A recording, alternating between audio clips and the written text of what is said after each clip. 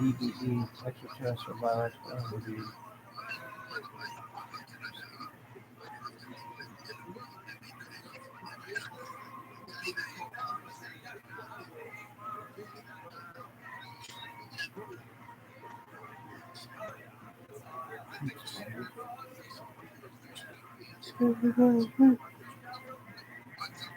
What's up?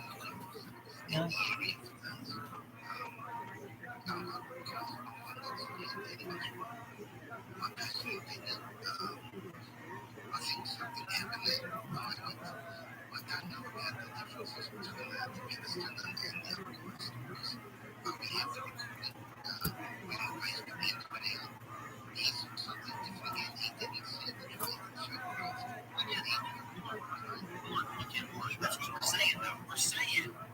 Those tights.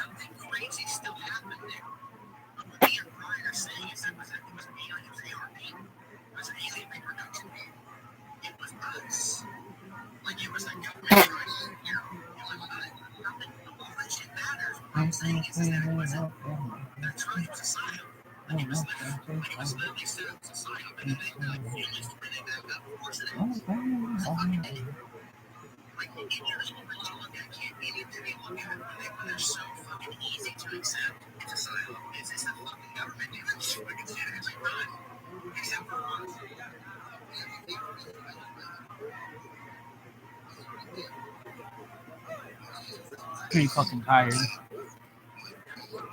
You feel like you worked today? Yeah.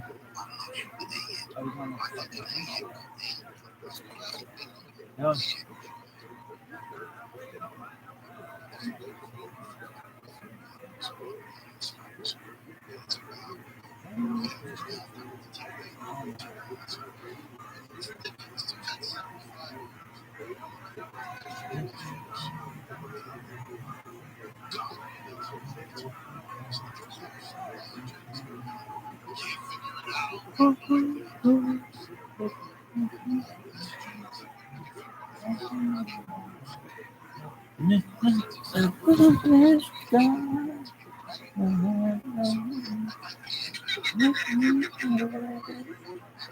What did someone say the other day that was really fucking funny? Arisa? Arisa? Arisa? Great dog.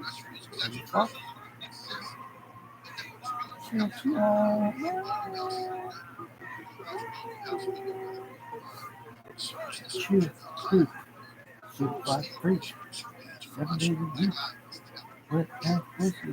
Make that talk can't read.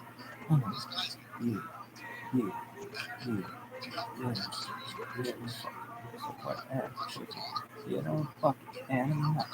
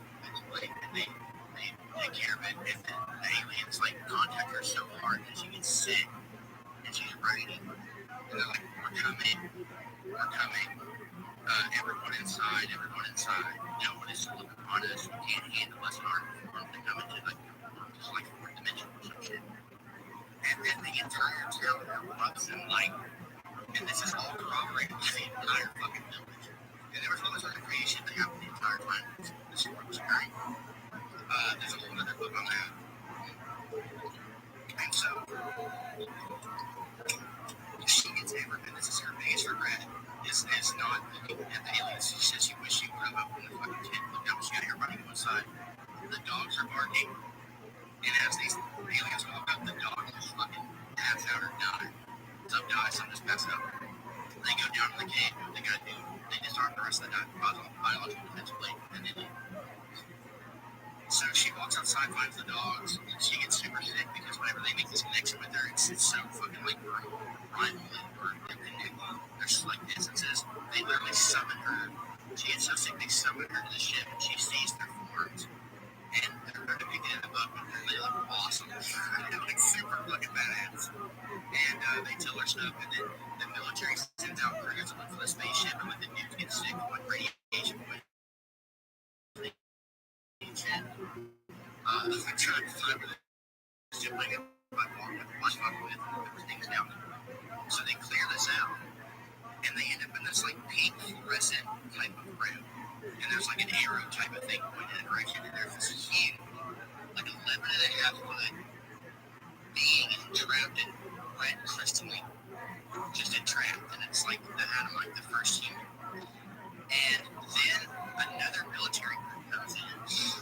It's a very exact second from the United States, of course. And they shut it all down, and they take this whatever the fuck it is out of the cave, and it's filled up with concrete, and there's a huge boulder. I have a picture of this, it's somewhere on my phone. It's a huge boulder, and it sits on top of this big fucking slab of concrete in the middle of the village, in the middle of nowhere, in Bulgaria. They also went to Baba Vanga, the blind prophet that Neely Brian spoke of several times during this case, and she told them, do not keep digging. What you will find there is beyond our comprehension. What they're telling me is that you should not mess with this. Do not continue. Like when she tells them about the biological defense place for anybody, she says if you touch that, everything will die. And then the aliens interject and they help them. So like Baba Vanga had her aliens, and they told her, don't fuck with this shit. Laganova had her aliens. They were all fucking in trying to get rid of this West, so it might not be, who knows, if it was really the United States government versus the aliens dressed up in black or something, or sleep, I don't know. But it's crazy. And then the other chick had her own aliens, and she took her own life because they drove her mad trying to get her back to the case. But there you go, that's Project Sunbeam, and it's in the CIA files.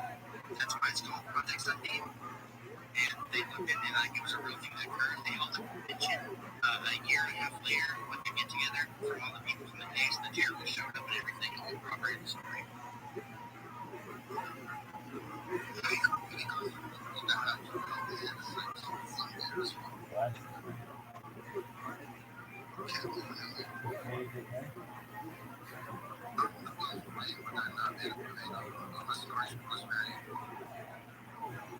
What do you think about Project Sunbeam, Brad? I think it's that's what it's really wild. I can't believe I looked at it, man, I had stuff with fucking translate Bulgarian for me, and so I can read some of the book, and it's fucking crazy. Her drawings, all of her channeling is in the book. I mean, everything she did, and all of her files, you see, she took a copy of everything she did to the government. She did a copy. She took them the fucking copies.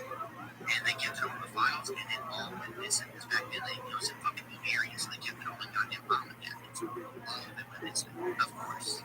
But she kept all of her channels, and they're in the book. It's crazy.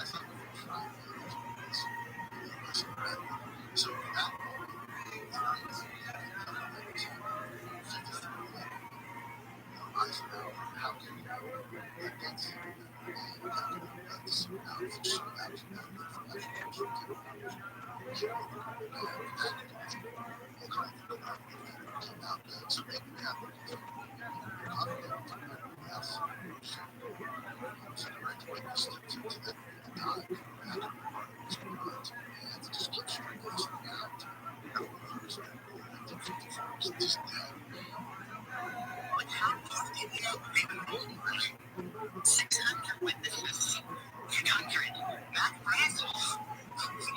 He couldn't get his sheep across the water, right? That's why Roswell was reported. That's why he went down, because he didn't know what the fuck happened. He needed somebody to clean that shit up because he was a hard country living man. Out there, you rely on your neighbors and yourself. That's it. Your neighbors are fucking miles away, right? And you trade charge and over railings. And he's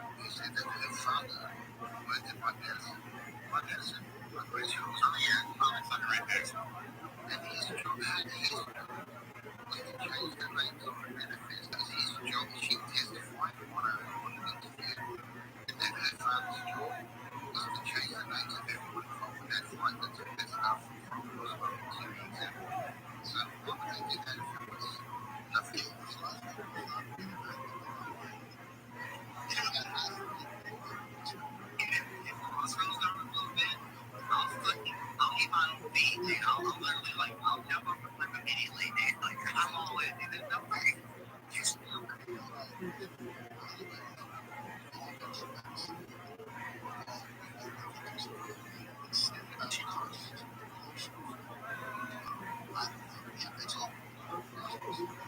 Mac Brown, when he came back, he held him at the base for fucking days, because it was just a fucking taped up fucking spinal right? They held him at the base for days, and he drove back to the town with a brand new fucking pickup truck.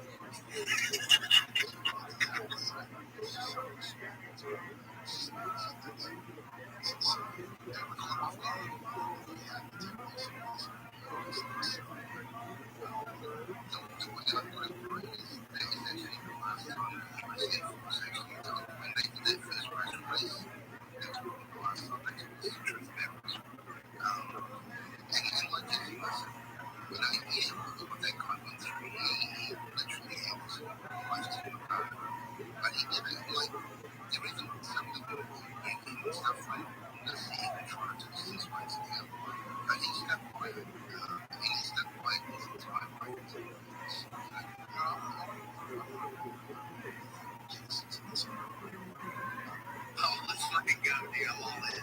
Let me go.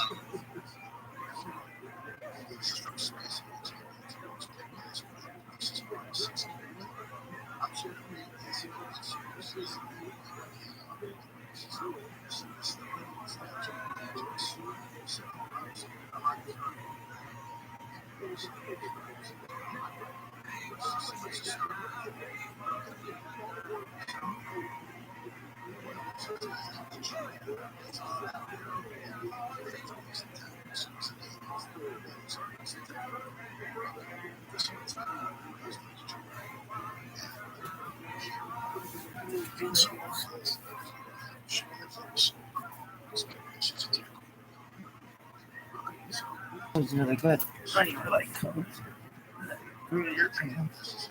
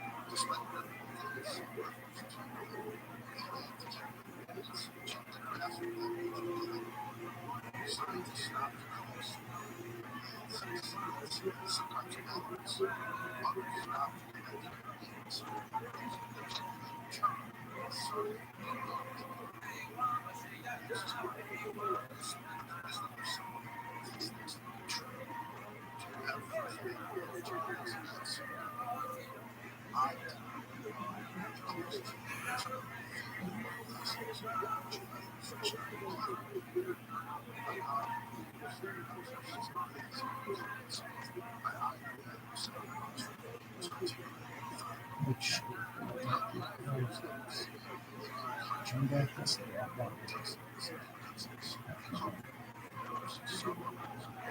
Why? These tulips need the one sound like that.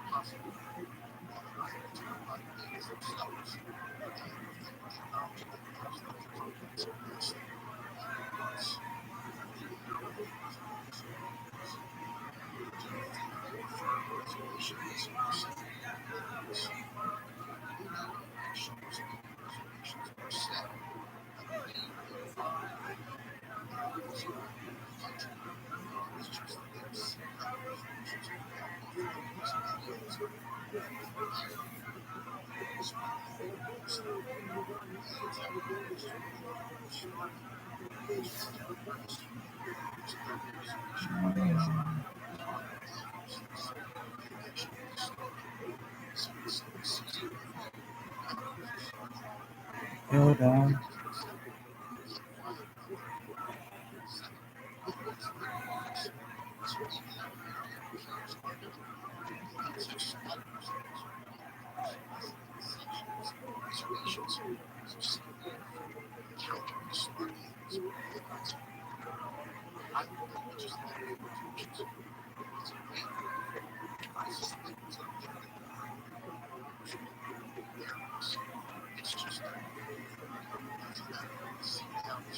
Yo, I got a rat thing in my hair.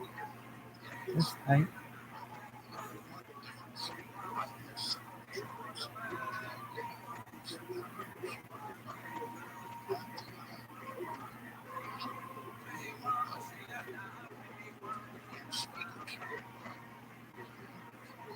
Yo, dog. Yo. It's time. Time for what? And you spank it, yank it. Alright, are you done?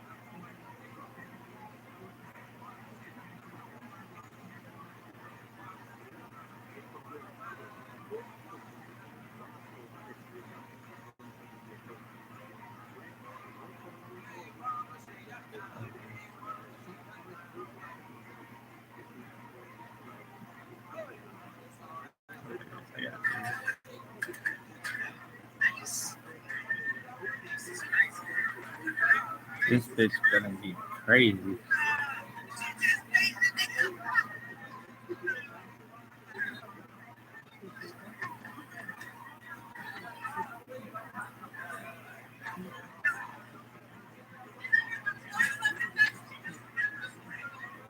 Don't take other people's stuff.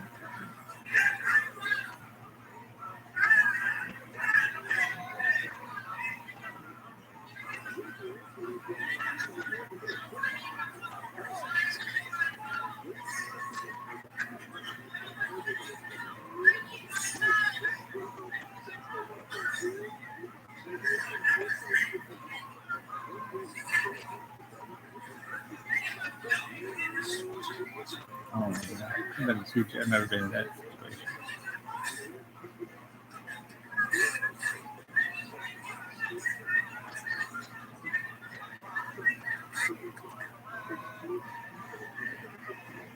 Urinating while sitting at a machine.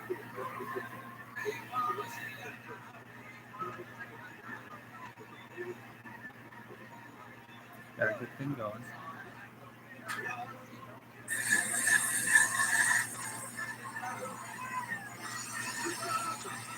Oh shit, now.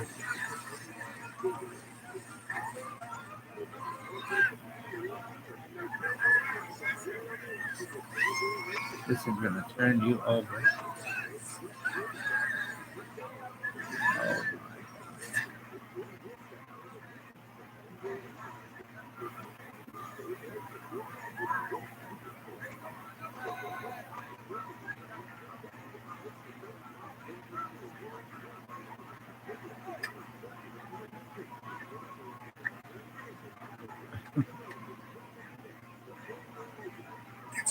Yo, dog.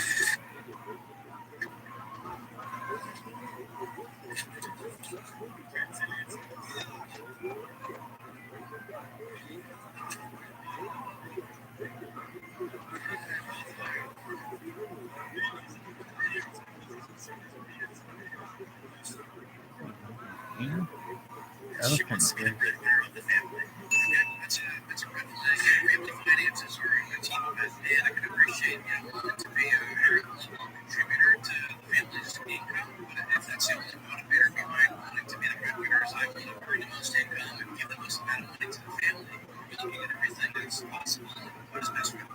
I'm sure that's great.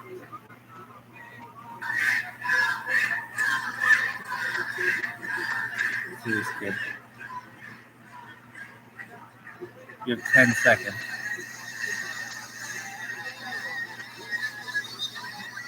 He's crashing out.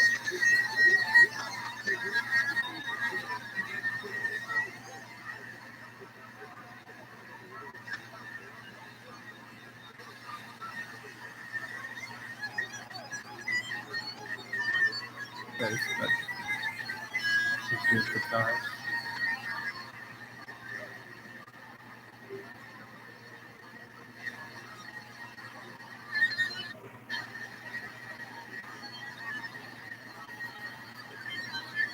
There's strength on it. Damn, there's gonna be a fucking huge depression.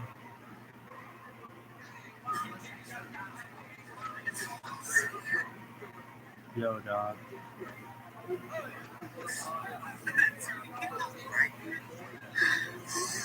Someone's doing so every night. I'm so bored. That means everything I want. To work hard. And I can't read thoughts because it work hard. Okay. Yo, dog.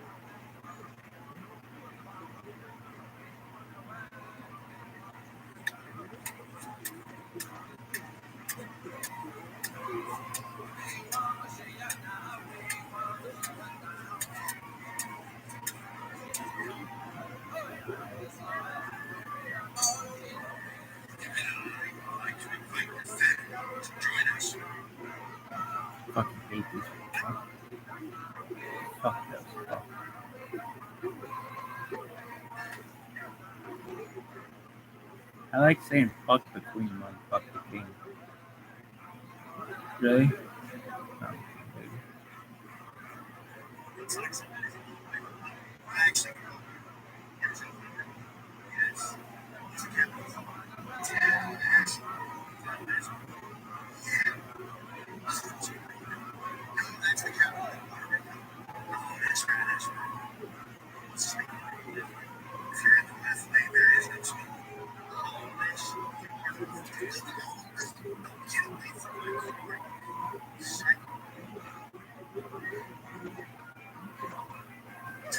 Florida, man. I've been to Florida. Man. My dad first of all, Monster would be aware. You know that his record was 0-8. I know I can tell 0-8. 0-8 this year. And he was really weird. He was a gangster in the streets. Right? That is okay. So my dad had like stab wounds in his body, all kinds of fucked up shit. That's why he was so violent. Because everybody fucked him. Yeah, he was so small. But if you talk to like the guys that he was would chew on like your back. It's like a professional boxing every night now, in the streets. In the country. You don't see a stab wounds all the time. My point is that he was the guy. When he was practicing it in your dad, my dad was like a thief, he was like a bad guy. But he's oh, I don't know.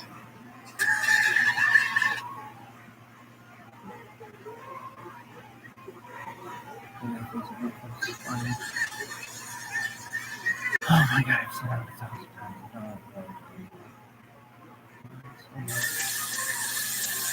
Hardly satisfying for my shit. Oh, man. Yo, this says, hold on. How about you tell me to slow down and not be all fucking stupid? Yo, dog. Where's that one lady?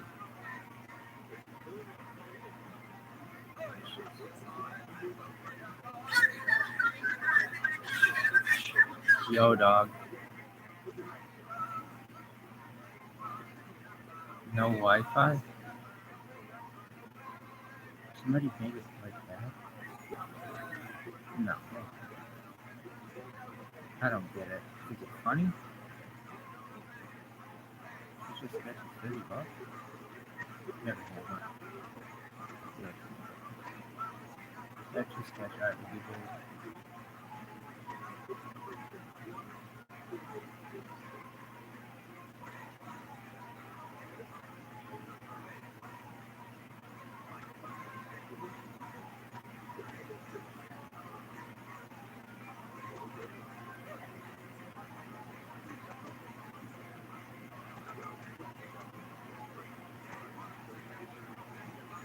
Oh, it's pretty cool.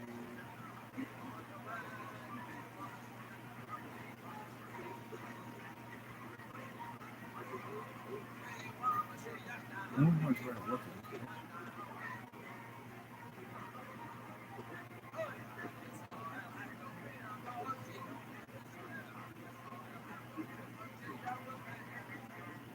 Tim Cook sucks. He's ugly. Because he sucks. Not he's beautiful. That's why he sucks! Tim Cook sucks!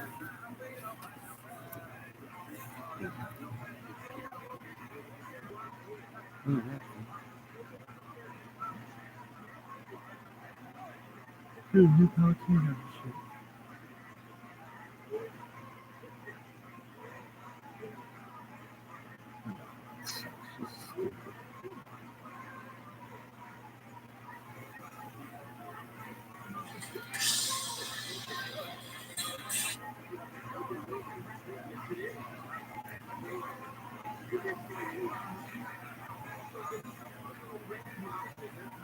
But this is probably like blue something.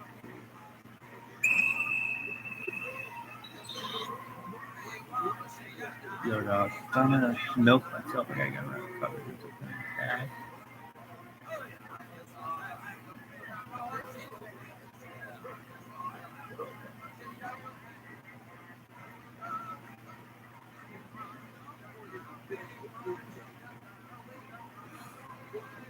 Damn.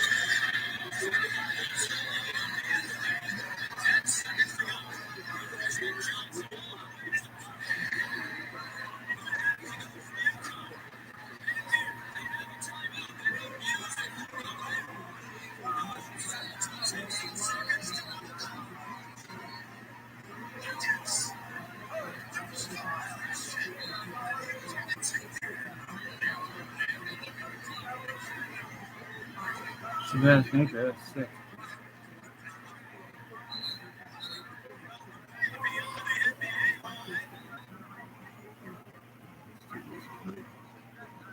That was tight though. That's cool.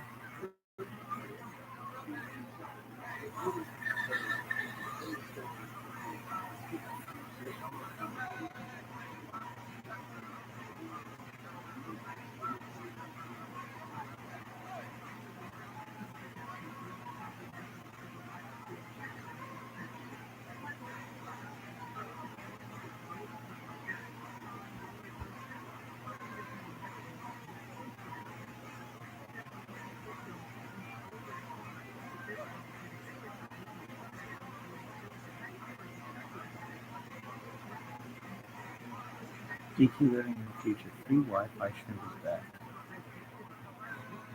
Oh, did it? It's a grill and chill. Free Wi-Fi shrimp is back. Yeah. Cum sauce. This should be before it gets in your pump up because also the skimmer razor. Replace them back with super vacuum. Oh my god. Cum sauce. I'm in those. Why are your socks all crusty? Come on. Really? Oh, for sure, huh?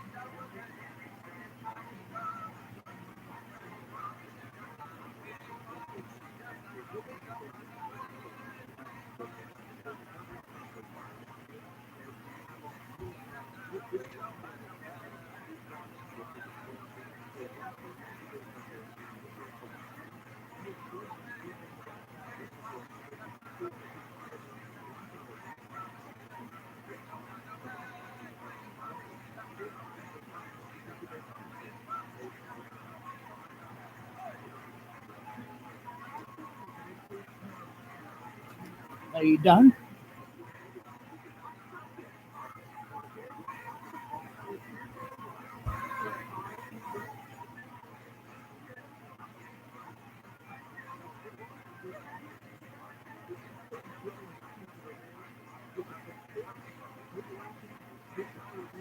The broad is difficult on this. But I don't know.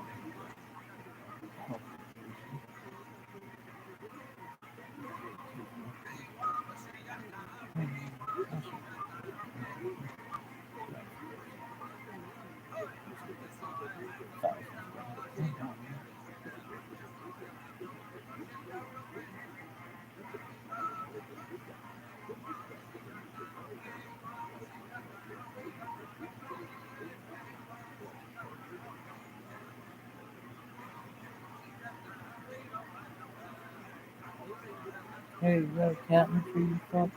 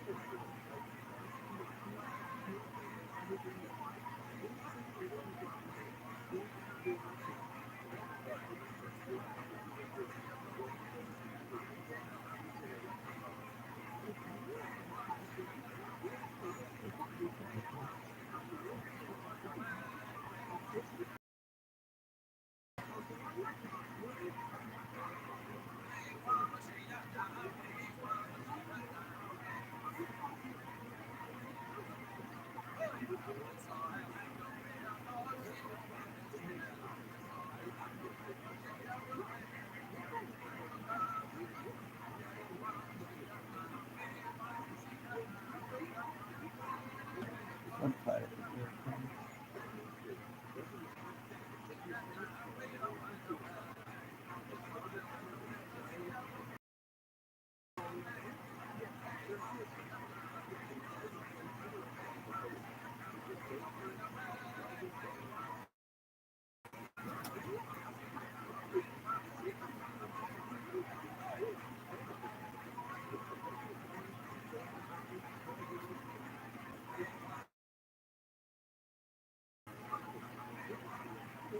I'm not tired of anything.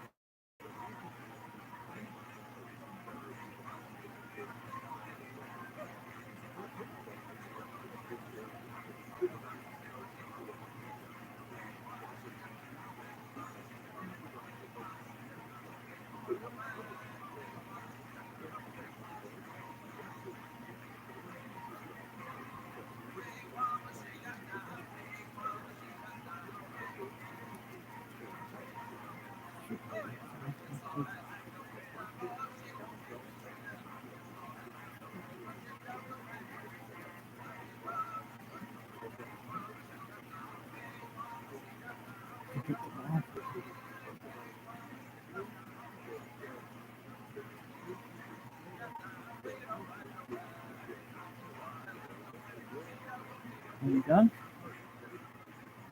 Allegedly. What? Could have been a deep fake. Hi, Smart. Absolutely dope. Da eliminate Pokemon Surgeon on Pokemon Cell now for this bag thing I could use that on there and there. Real Pokemon sign the universal Pokemon Child of Shield time. What was that crap? Are you done, dog?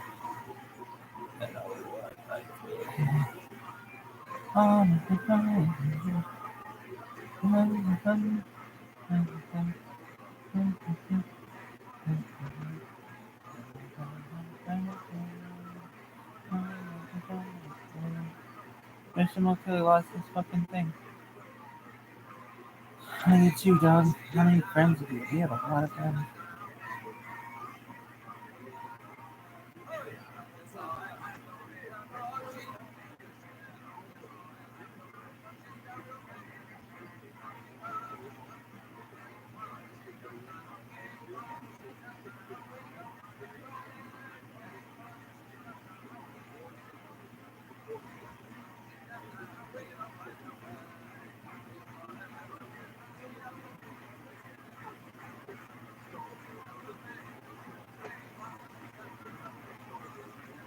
Alright, let's see this throw. Oh my god, it's terrible.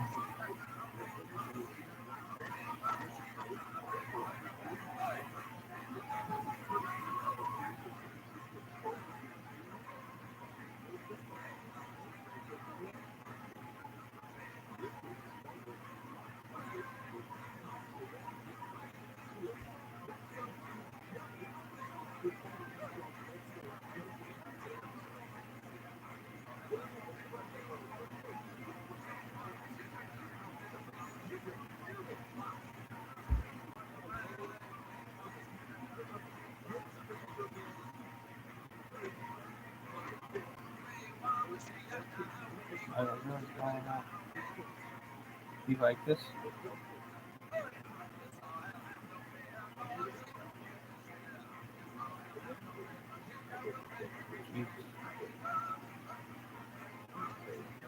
the three of us on church every day. He's like a picture or something. Ever, you know?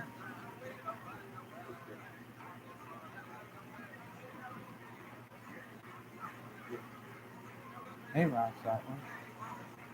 Remember when all your friends called you Ron Stoutler? Or such as... What's that one?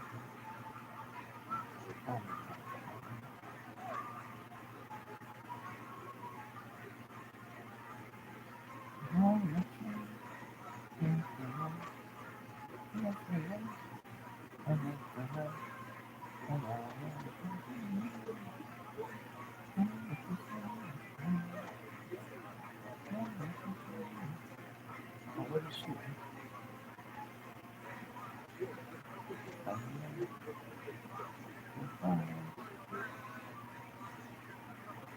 What's funny?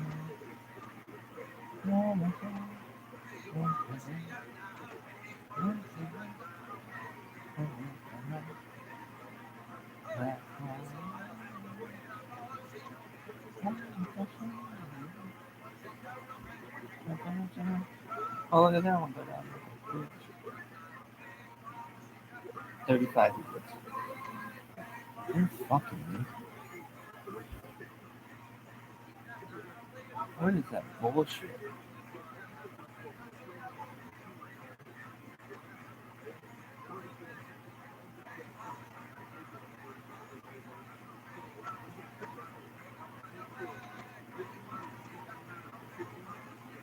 Bullshit, dog.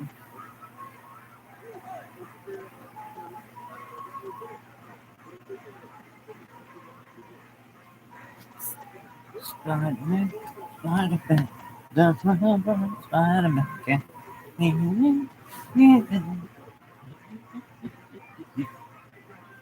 Yo, I'm at you. Yo, hey, I'm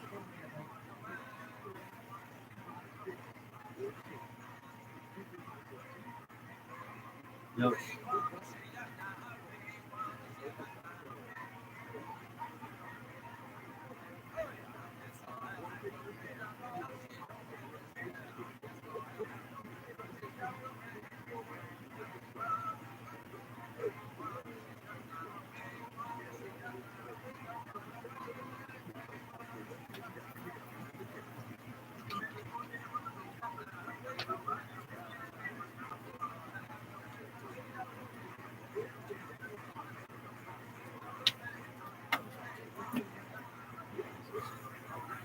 Darth Maul? Star Wars Phantom Menace. I had no fucking clue. I've never seen anything.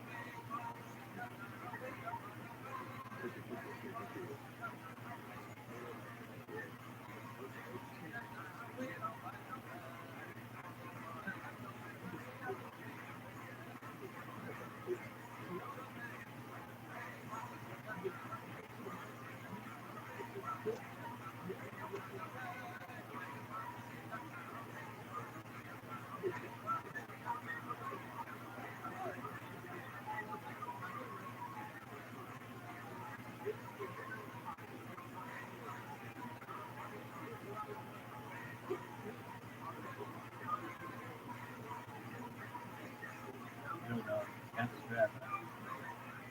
Phantom Menace. No,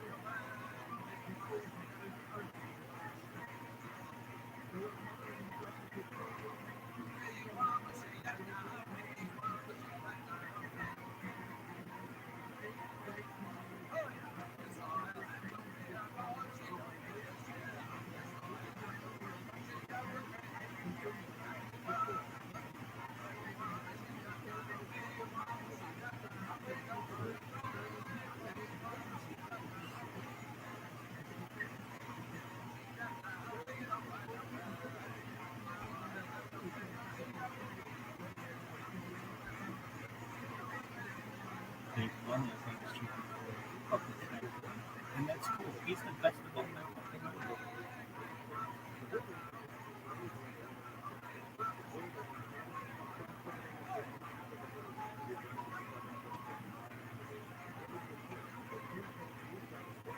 Yes, yeah.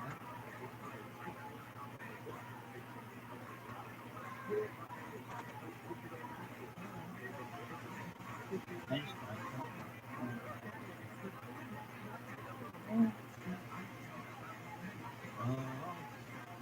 they did that one person one time.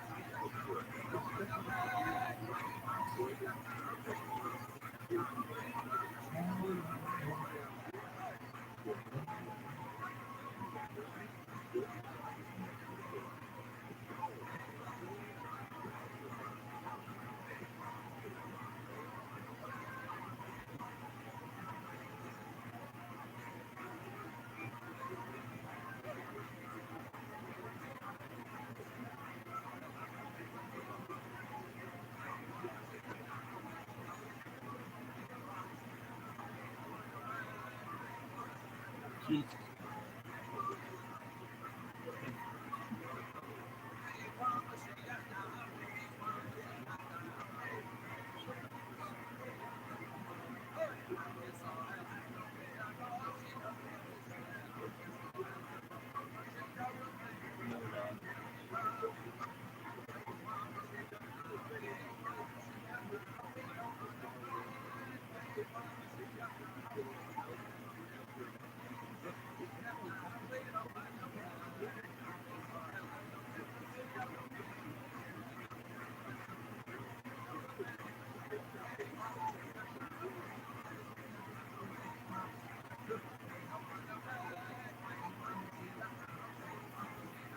No, dog. No, dog.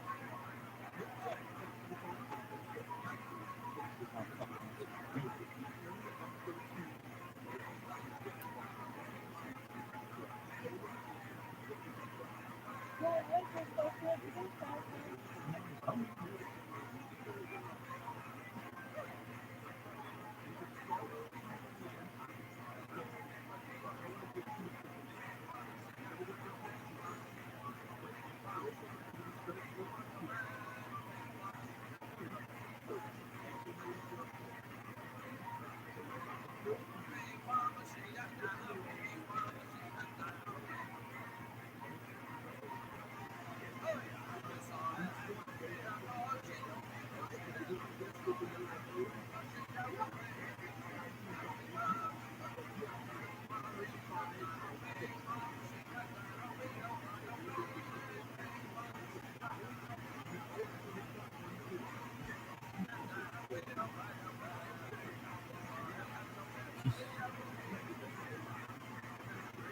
Shut up. Are you fucking serious?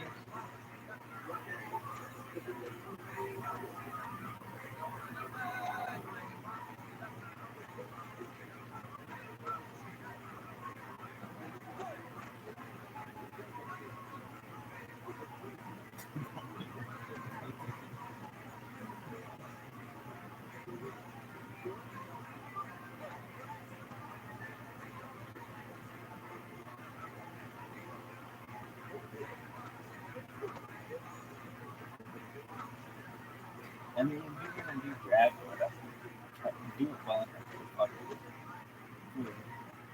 Some do, sometimes people. Oh, that's alright.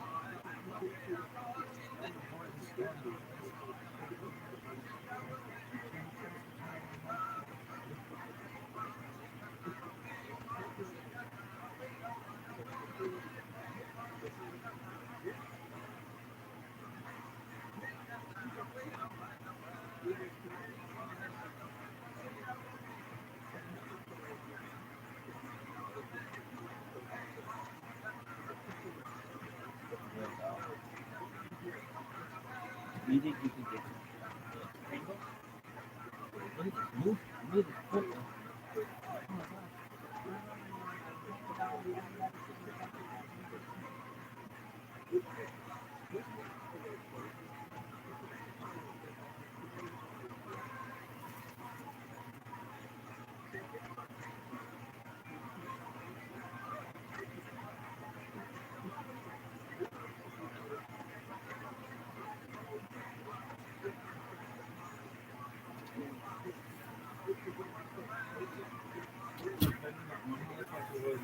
Nazis too? That fucker's downstairs. Was 7 hours ago. Alright, dog.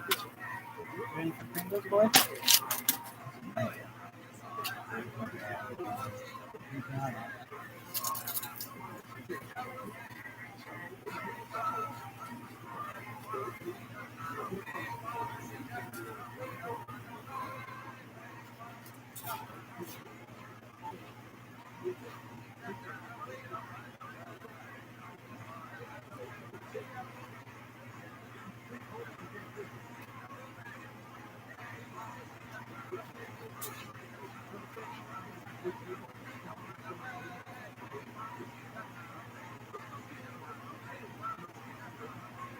I thought we still Stevie Wonder.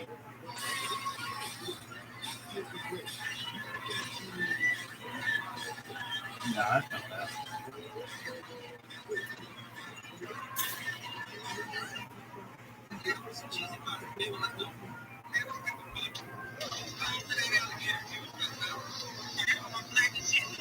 Wow.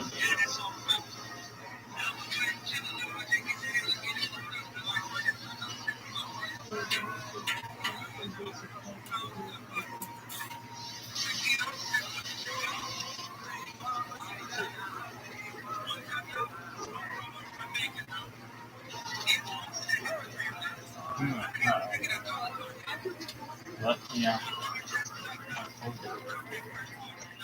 I don't know if the Tommy had it stuck to one.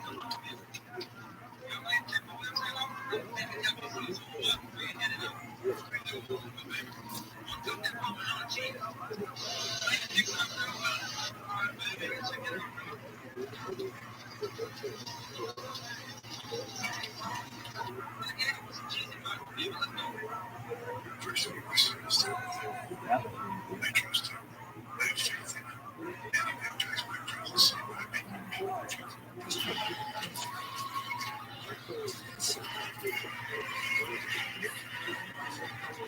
Yeah.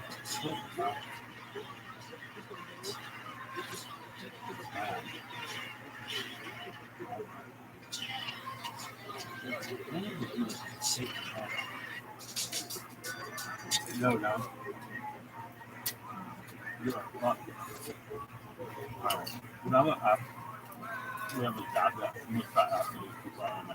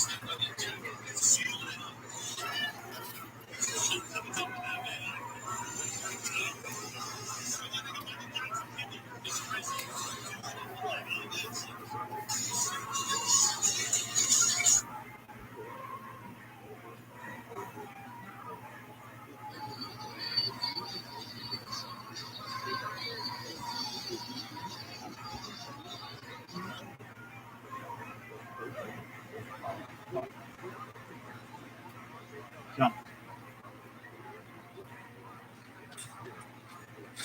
Oh shit. That cinnamon is fucked up. Hilarious.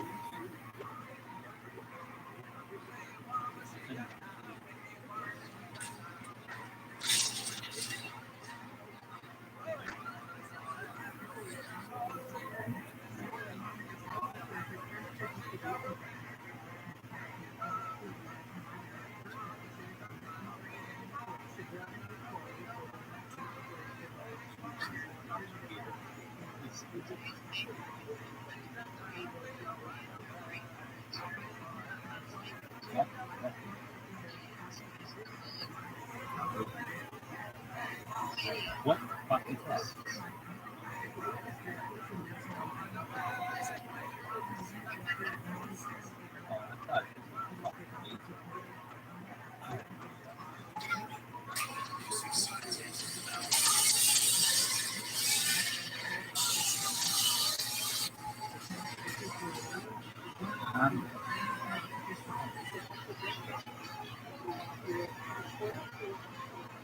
Oh, I thought it was fucking no, yeah.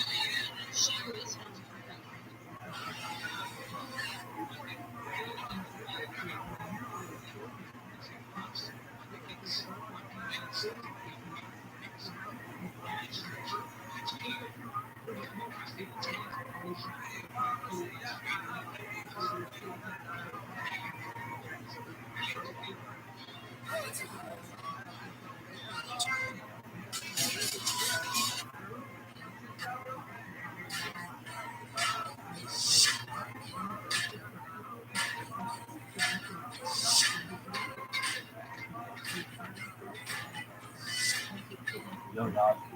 Remember when they were singing Ice Cold Michelle Fight for that? White gold.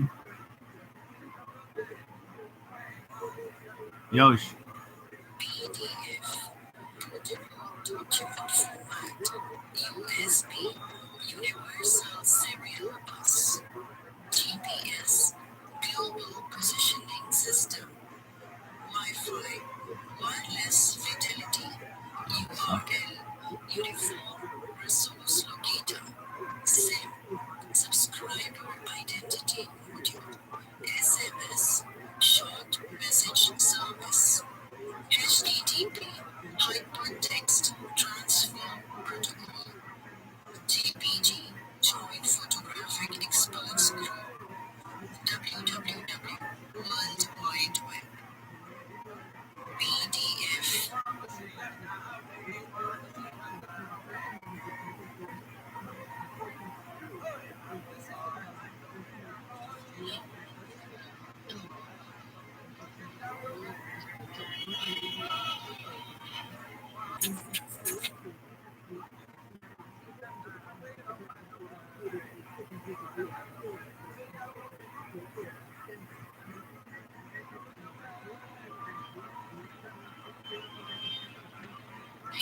yo,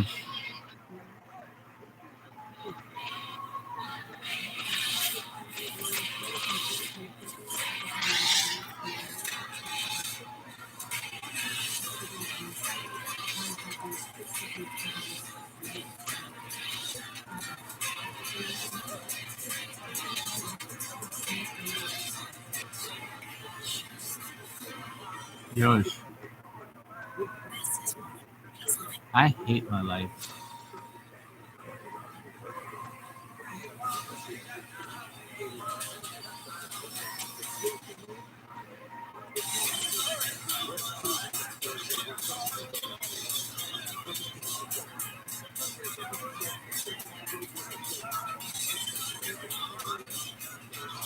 Oh, shit.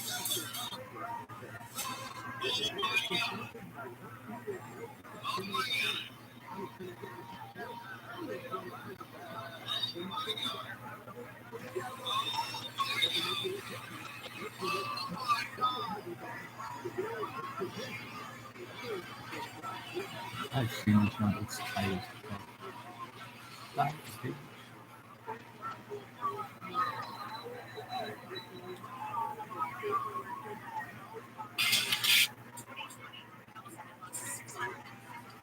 Yo, dog.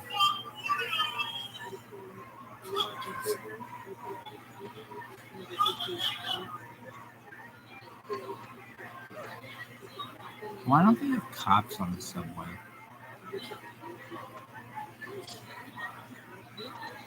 It seems like it's fucked up there. They have so many cops doing absolutely jack shit in New York. They should just put one on every fucking train. And they just go up and down the fucking train and be like, hey, dog, let's not be assholes here or I'm going to arrest you.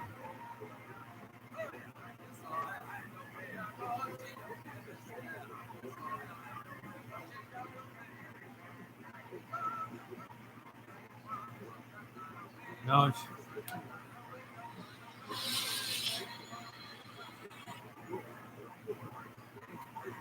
yo, dog.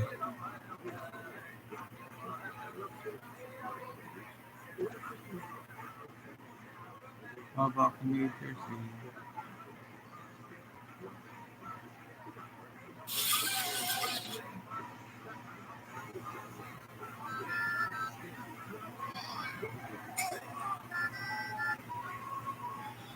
Man without ears having his first period. I don't get that. I mean, am I having a period right now? I don't fucking think so. Do I need like a heating pad or something? God damn it.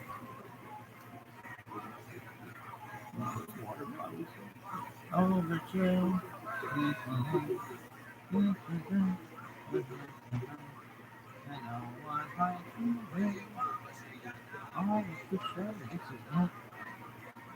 Yo, dog.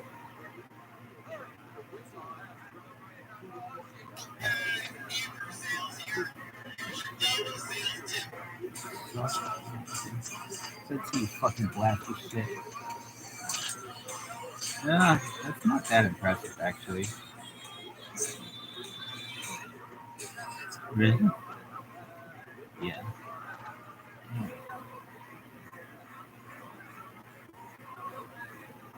Yo, Dad. Yo, dude. Honestly, I'm not impressed by your fucking swing. Really? Never flew. But honestly, I was expecting it to be better.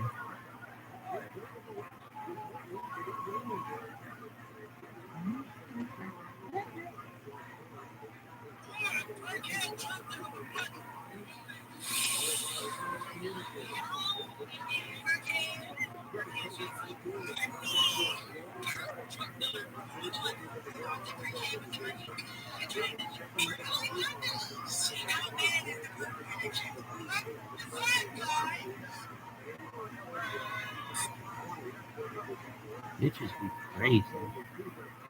Oh my god, is that scarier than fuck? I hate deep water. Oh my god. Oh my god, I can't stand deep water. It scares the shit out of me. So one time I was driving by fucking Valley Park and like the beach or some shit, and I was by really deep water and I was scared, and I just talked to myself like I was like 20 person, and it was cool. I swear to God, if I hear about this fucking kid's birthday one more time, I'm gonna shoot somebody.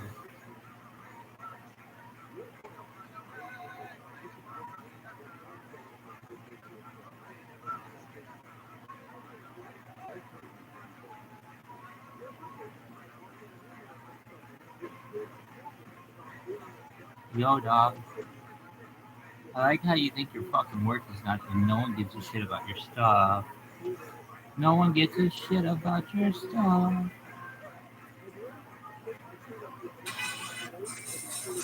Yo,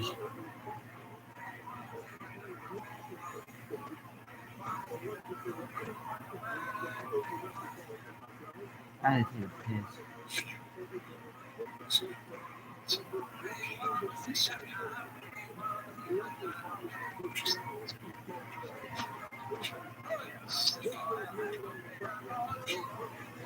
Yoshi.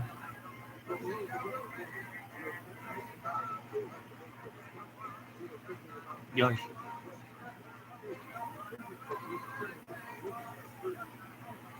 I don't know why fucking corporations don't use memes of like really famous people. And then they're just like, here, this is a public.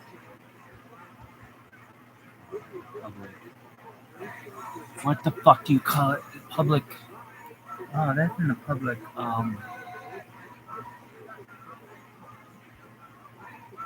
Market? Oh, that's in the public realm. That's public domain. Something. Creative Commons. No, more basic. That's public domain. That's public. Climate change for 2050. Fucking.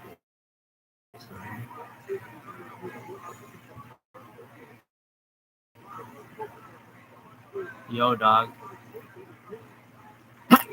Are you done?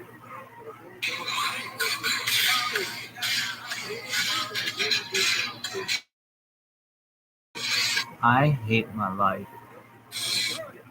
My life sucks. Oh, there you go. 36 minutes. Even though it was on for 7 fucking hours. Sujai Kuchai, you suck.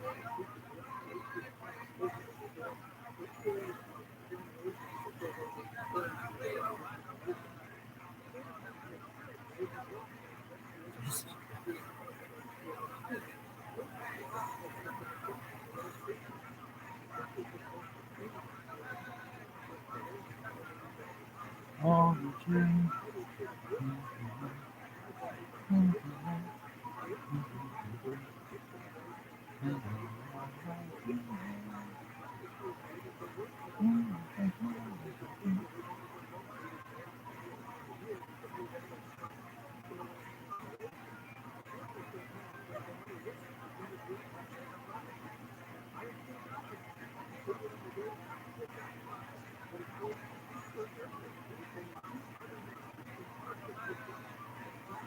Chocolate God. Hope everybody's doing great. Oh, that's great, man. Remember when people are your friends and new login, Ricola, Ricola. That big fucking horn. Jesus Christ, I hate that. And it's my own thing. It's like, God, what the fuck is this? Yo, dog, I like when I click that. And it's like, oh, son, you knew what you're doing. I'd be like, Elon Musk, this app is built so shittily. You'd be like, yeah, I got fucked up. $44 billion. This sucks. Anyway, I'm fucking tired. What's this shit? This is Yo, dog. I think you shut the fuck up. Hey, blockchain, that's your mouth.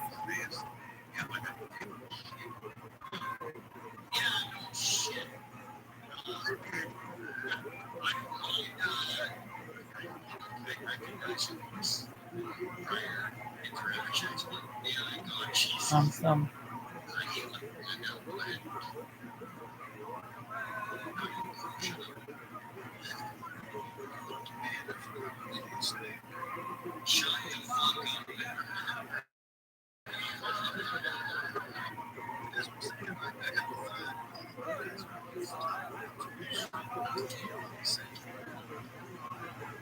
Dude, I don't want these. This is a fucking stupid thing.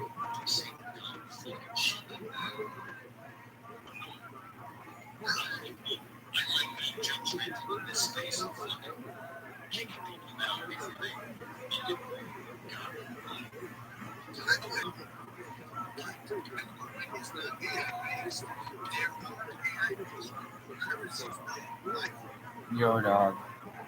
Yo, should be like, oh, you ran the one with Tom Thumb. Why didn't you on the one with Tom Thumb? You love these ones, but nobody's in them. Like, unless you take like a Fred Rogers and get a fucking nose out of this thing. Case the friend who was staying over, he was going to the Mulligan Park. He saw a meteor, or as he said, an alien spacecraft fly over his head. But of course, it was a meteor. It was 50 buck a meteor, and and then aliens showed up, but 50 buck was super.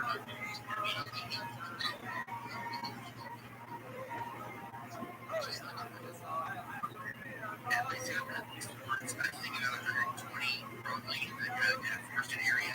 Hey, you're at home. Well, that was cool. And the answers were not very tricky. I've often thought of if a person walked in the woods and is getting talking about squirrels, it might just kind of Morning. Okay, cool, dog.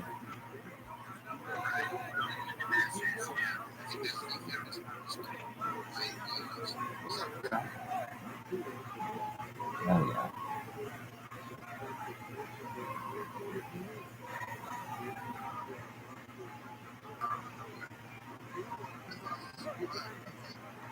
Hey everyone, I just wanted to say shout out to the discussion that I heard earlier about Phil Schneider. Heard some really interesting things in that. Shout out to you, UFO Sean, UFO Shane, pardon me. You're really well versed on that story. And Brian Johnson, thank you so much for hosting a space on such an esoteric topic. I really have a lot of respect for people in the UFO space, especially if you're a leader in it. And you definitely are, Brian Johnson. You are as well, UFO Shane. You really host some great UFO spaces. Just a question for the room: when it comes, oh no, definitely. I even heard that we think that he sounds like James Bond. So, Kent, shout out to you. Um, so my question for the room, absolutely.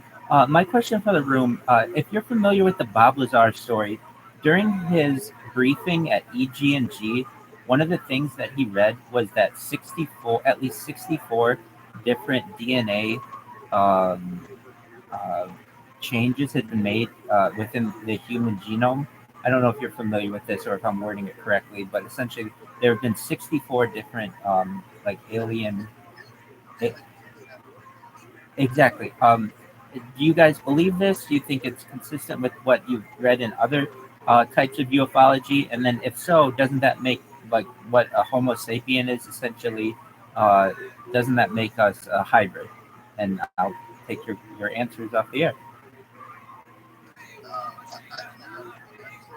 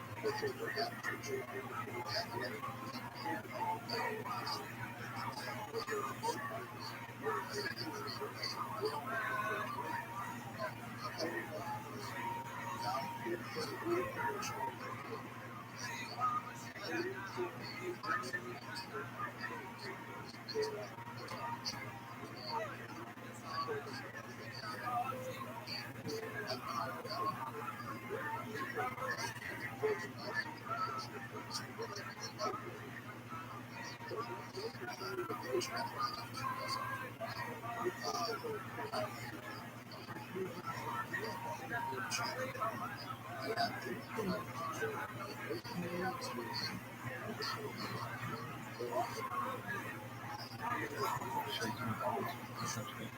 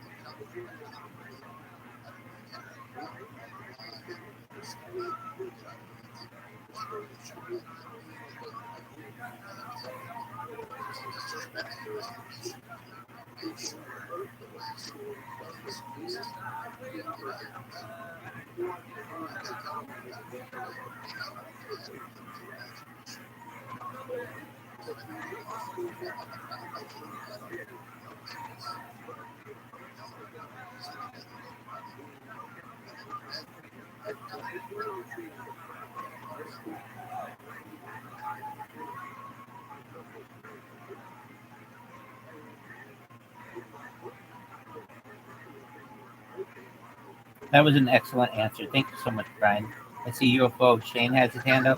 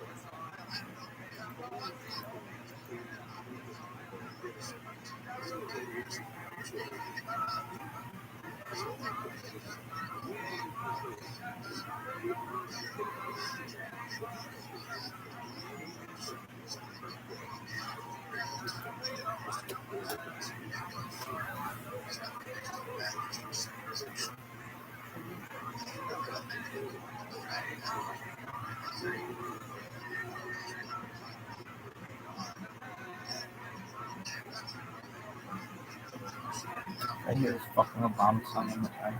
Putting my foot to the radio.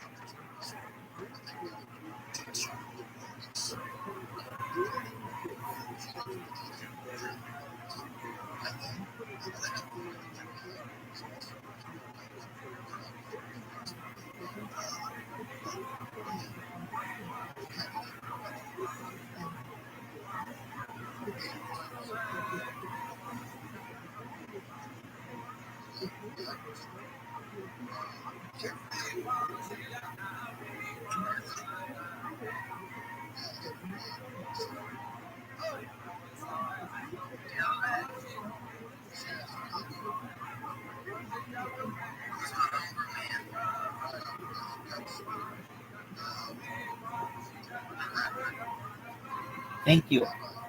Yes. So we talked a little bit about Bob Lazar and his little crew with George Knapp and Jeremy Corbell, but you got the man, the myth, the legend, John Lear, and some of his theories. And one of them you had mentioned essentially the containers. And if I understand it correctly, and I'm not saying John Lear is credible at all, to some extent on some topics. I think on other topics he certainly is, especially when it comes to aviation. But one of his theories, well, I'll cover two of them. The first is the container theory, that basically, like our bodies, and if I don't understand this correctly, please correct me if I'm wrong.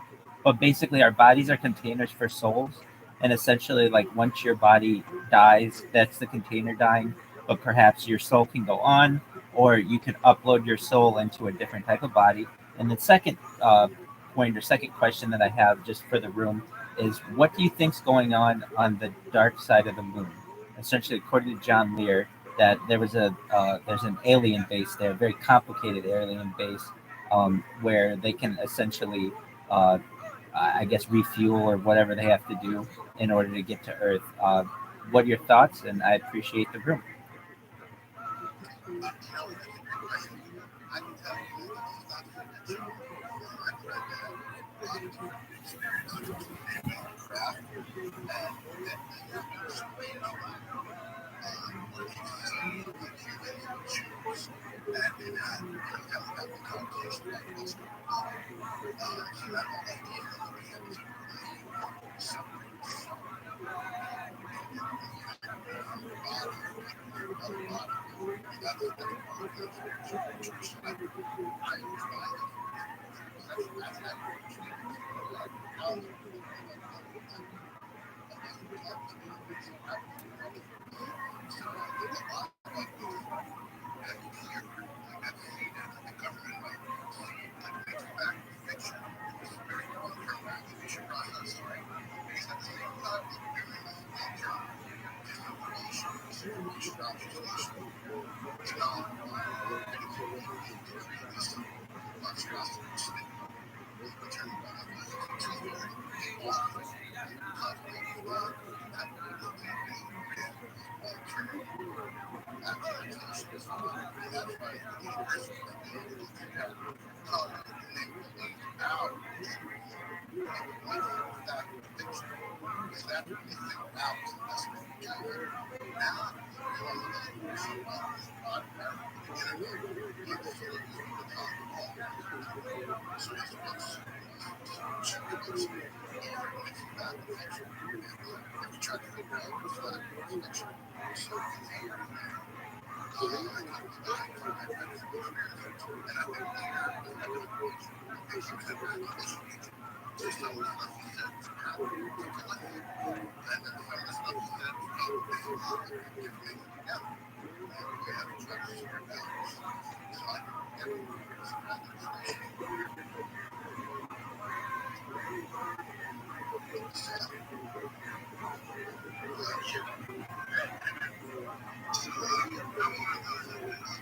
experiences. And I make contact with Channel 15. What I did is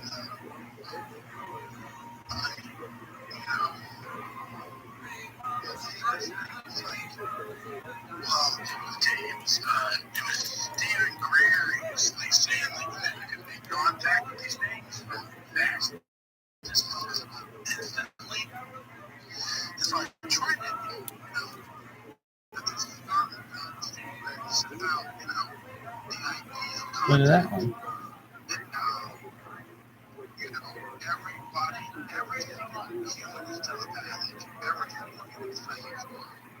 Look at that one. There's nothing special about it. And it's microwave. Oh, for sure, dog. For sure. Yeah, there's no doubt in my mind it's microwave. It works. Yeah, sorry.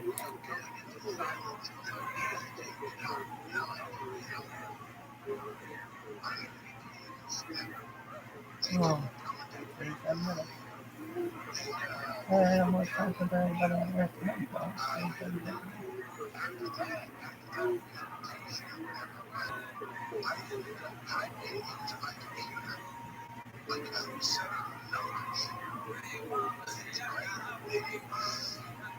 Don't worry, it's not clear now. It's super clear. Once it's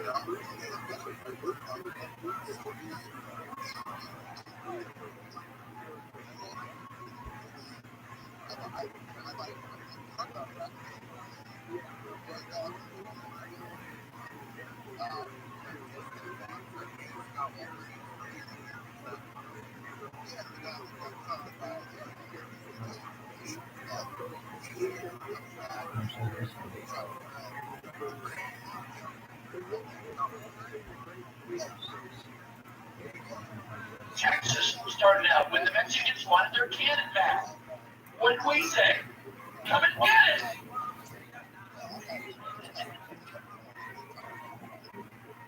Third Amendment. Don't let it in the House without the consent of the owner, nor in time of war, but in a manner to be prescribed by law. Well, unless they change the way our soldiers fight, you don't have to worry about that. But back then,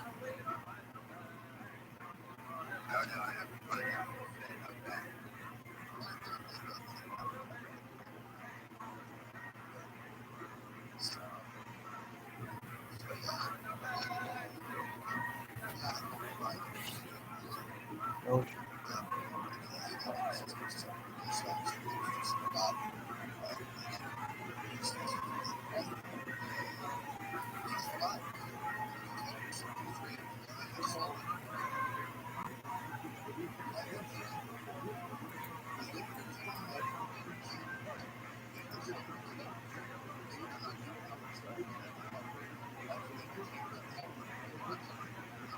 oh.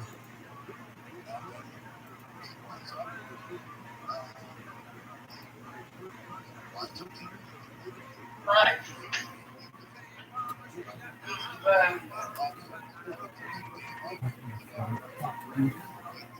managed to squeeze our way through the first three articles of the Constitution: legislative, judicial, or legislative, executive, judicial. Now we're going to go on to Article 4. Article 4 basically talks about how the states and federal government are going to interact.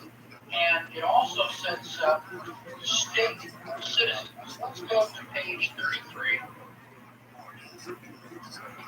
and read Article 4, Section 2. It says, the citizens of each state shall be entitled to all the privileges and immunities of citizens of the several states.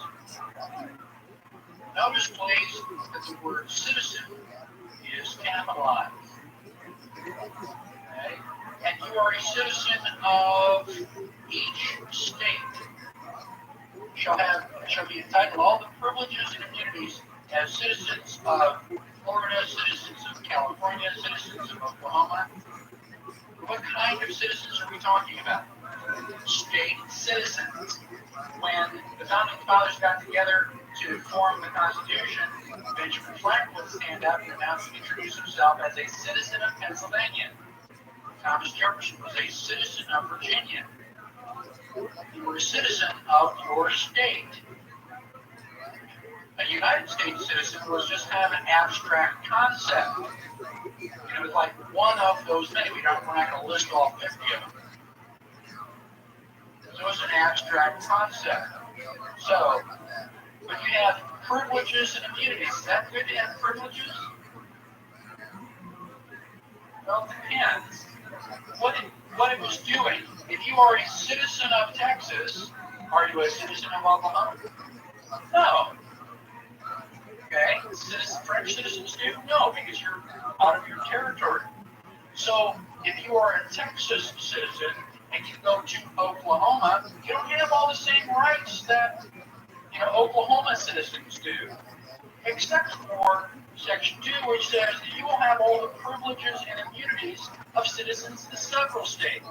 So legally, you don't have rights, but we're going to extend you those same privileges. So that basically, all 50 states are the same.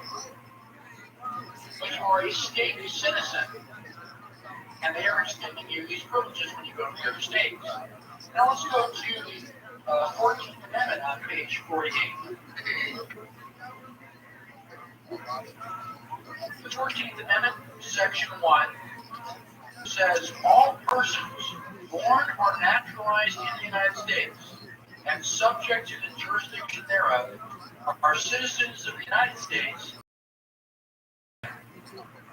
That doesn't sound terribly harsh, does it? That sounds pretty simple. Okay. But let's look at citizens of the United States. That's a lowercase c. And they left out the word citizen the second time, but you're a citizen of the United States and a citizen of the state wherein you reside. So what is that? That's dual citizenship, isn't it? You're a United States citizen and a state citizen. In that clause, which one takes precedence? United States citizen. Well, it still doesn't sound too bad, except when you go back and read the second line. It says, and subject to the jurisdiction thereof. What are the people in England called living under the king? Subject. Do they have any say-so? No, the king says you're going to do this or else. The subject has no rights. You want to be subject to anybody? I don't.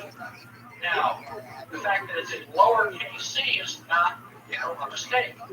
It also says all persons born or naturalized in the United States. What's a person? Oh, good. So if we look at page 20 in your handout, a person, and this is from Black's Law Dictionary, in general usage, a human being, i.e. a natural person. So when we are talking in conversation, we mean, more flesh and blood body. Though, by statute, the term may include labor organizations, partnerships, associations, cooperatives, or receivers. See 29 U.S.C. 152. That's Title 29 of the United States Code, Section 152. And the scope and delineation of the term is necessary for determining those to whom the 14th Amendment of the Constitution affords protection, since this amendment expressly applies to person. A corporation is a person within the meaning of the 14th Amendment Equal Protection and Due Process Clause.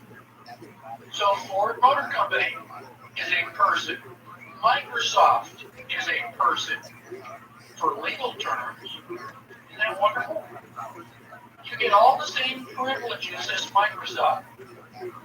Now, what is a juristic person? If I decide that we're all going to go into business together, we have to sign put an ad in the newspaper for several weeks in a row. It says our little group is doing business as Acme Fireworks.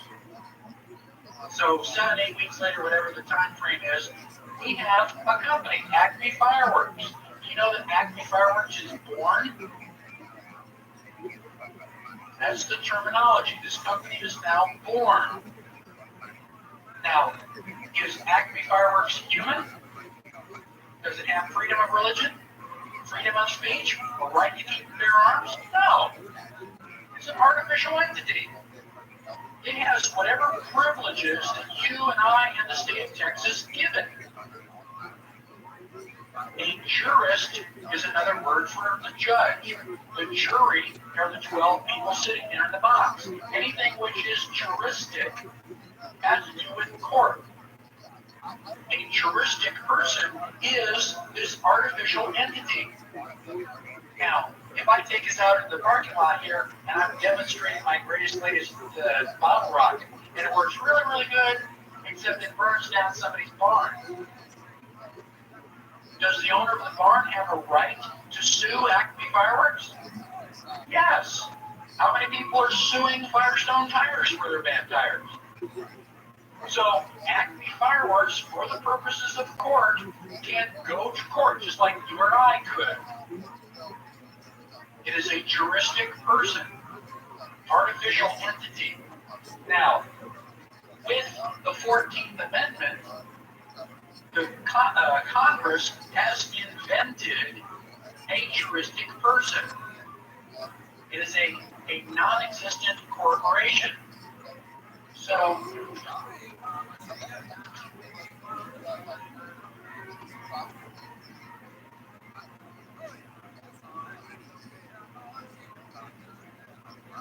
we the people ordain and establish the Constitution.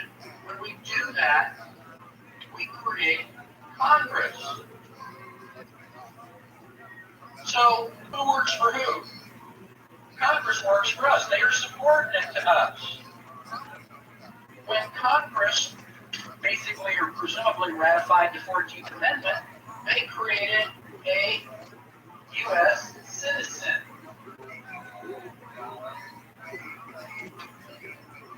Now, what status does a United States citizen have to Congress? All persons born or naturalized in the United States and subject to its jurisdiction. You are subordinate to Congress if you're a United States citizen. So this is a second class of citizen. It was generated just after the Civil War, basically to give blacks privileges. So we thought that the 13th Amendment freed the blacks and brought them up to our level, except the 14th Amendment basically lowered all the whites down to their level. You have privileges. You don't have rights. The moment that you are born and they lay you on your mother's chest, you are, we the people, sovereign citizen. Suddenly, somehow or other, we go magically down to becoming a United States citizen. How does that happen? Birth certificate, social security number, driver's license, voter's registration card. You ever look at your voter registration card? Are you a United States citizen? Yes or no? Oh yeah, I'm a United States citizen. Oh boy, you have no rights. We the people have a right to keep and bear arms. A United States citizen has to get a concealed carry permit. We the people have a right to travel. A United States citizen has to get a driver's license. We the people can get married to anybody we want. The United States citizen has to get a marriage license. Those are all prima facie evidence of your subordinate status in Congress. The trick is getting rid of all of that.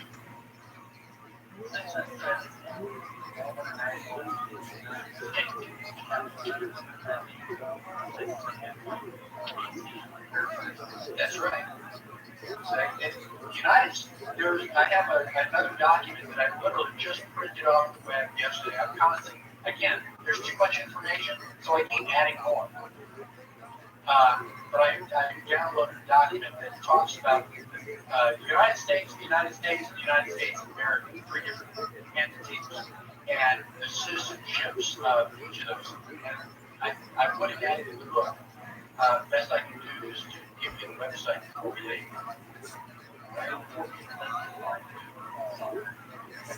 If you are a sovereign Texan, you are not a United States citizen.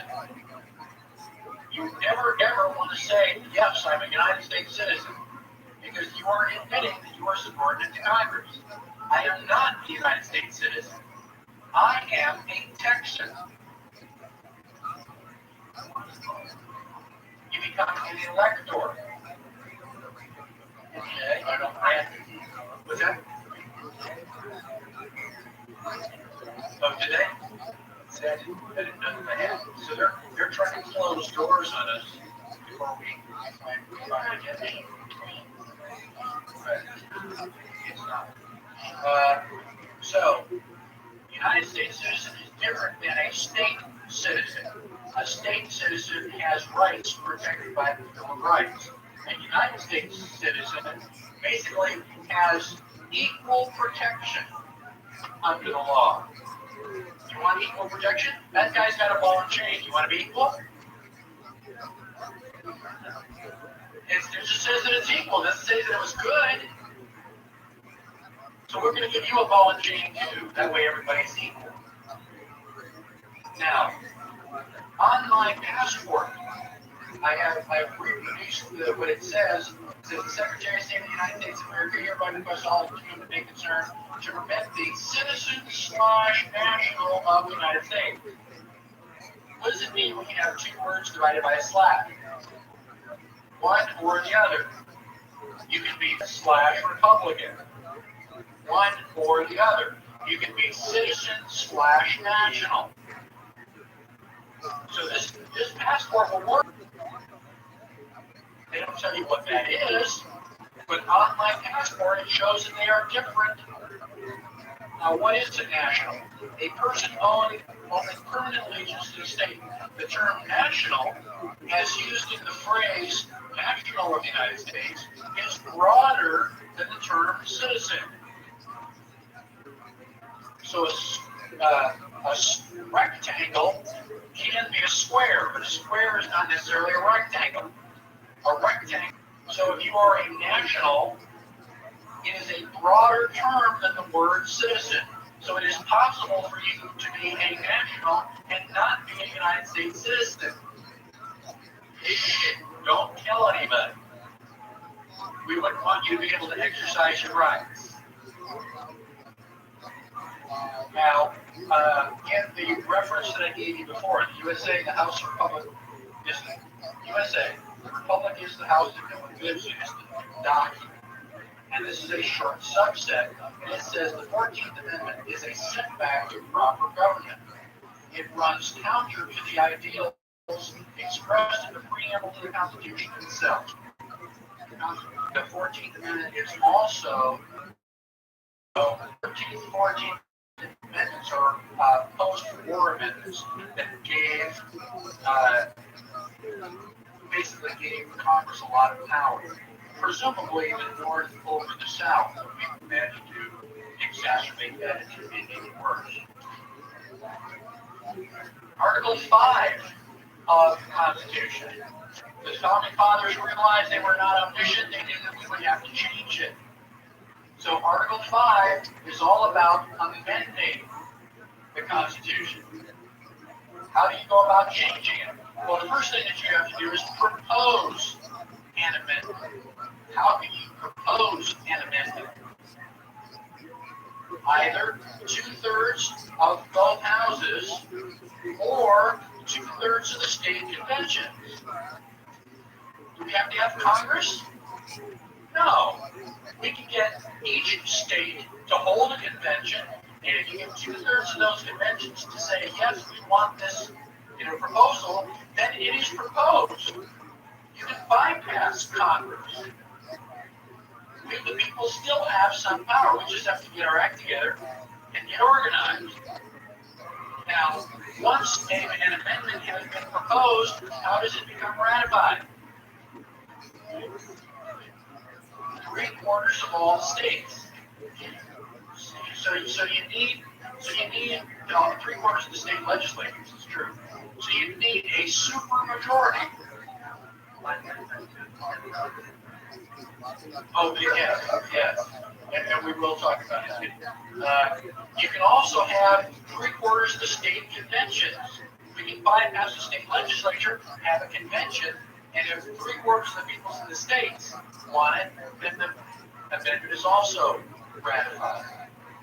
But it's 2/3 or 66% to propose it and 75% to ratify it.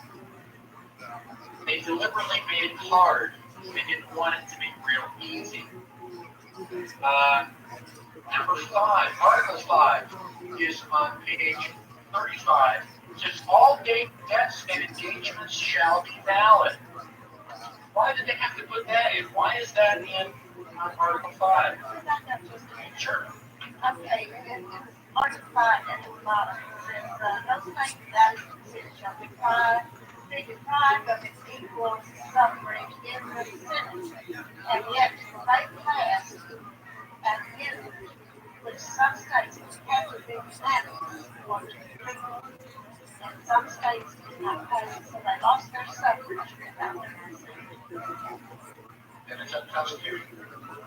Which act? I'm talking about, I always don't care what the senators are elected by the top. 17th Amendment. We're going to talk about the 17th Amendment. Article 6 says that all debts, contracted, and engagements entered into before the adoption of the Constitution shall be valid. So we were changing governments. We were under the Articles of Confederation, and we owed a bunch of money to France and Spain for, helping us out.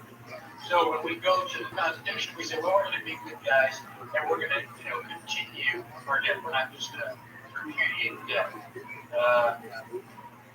But basically, in the Constitution, and all treaties made for which shall be the supreme law of the land. So the Constitution is the supreme law of the land, and any law notwithstanding is invalid. It's unconstitutional. So Texas can make any law that it wants, except a law that would legalize slavery, or otherwise violate your rights.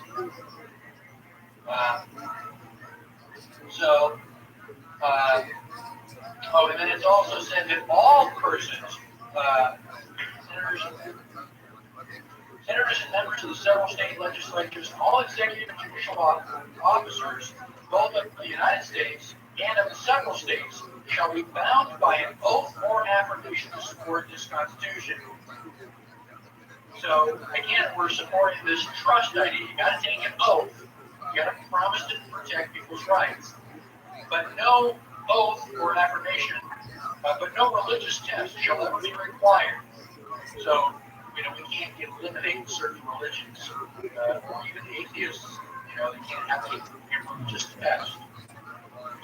Article 7 is basically just signed, sealed, delivered by yours. It just says the 17th day of September, 1787, blah, blah, blah, and this is, number 2. So the 7th Amendment is mostly signatures, and the 6th Amendment, or the 6th article is relatively short. So the 3 that are, typically important are 1, 2, and 3, legislative, executive, judicial. 4 establishes a relationship between the states and the federal. 5 is how do you amend it. 6 is we're going to keep our debts, and 7 is we're on your signature.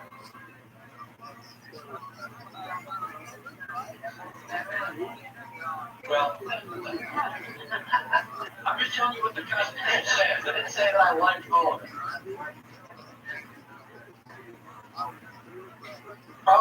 Yeah, that may be true. Yeah. Whatever the debts were prior, during the Articles of Confederation, those were all valid. So we were not going to be real scumbags and make the debts like really easy to pay. So, now, before it would be ratified, several of the states demanded that we have a Bill of Rights. It gives a whole lot of power to the federal government, and we're worried about that. And so we wanted to give it to, well, you got your rights. Alexander Hamilton said, don't worry about it. You don't need to move it on paper. Yeah, right. We want it in writing. So, most people know that the Constitution has a preamble. Most people do not know that the Bill of Rights also has a preamble. I was reading that in some book. It said the preamble of the Bill of Rights. They went, no, typo. They meant the Bill of Rights, preamble to the Constitution. And they started giving me something I had never read before, and I jumped up because I've got the Constitution and the Bill of Rights hanging in my hallway. And I went over and looked at it, and I went, how do you go to hell? Look at that. So, the preamble to the Bill of Rights. The conventions of a number of states, having at the time of their adopting the Constitution, expressed a desire, in order to prevent misconstruction or abuse of its powers, that further declaratory and restrictive clauses should be added, and as extending the ground in public confidence in the government will best ensure the beneficial ends of this institution. So what? So we wrote the Bill of Rights to prevent Congress, government. Okay? So we don't want them to get out of hand. So what are we going to do? We are going to add further declaratory and restrictive clauses. Does a declaratory clause ask for permission? No. I'm telling you that I've got freedom of speech. I'm telling you that I've got a right to keep and bear arms. I'm not asking. These are further restrictive clauses. We're putting restrictions on the power of government. What are the original restrictive clauses? The Constitution. So the Constitution are restrictions on Congress's power, and we're going to add further restrictions. The Bill of Rights cannot be repealed. You can't go ahead and say, well, we're just going to scratch out the Second Amendment. We don't need that anymore. Wait a minute. You didn't give it to us in the first place. You can't take it back. We gave it to you. We are telling you that we have freedom of religion. Not asking. So,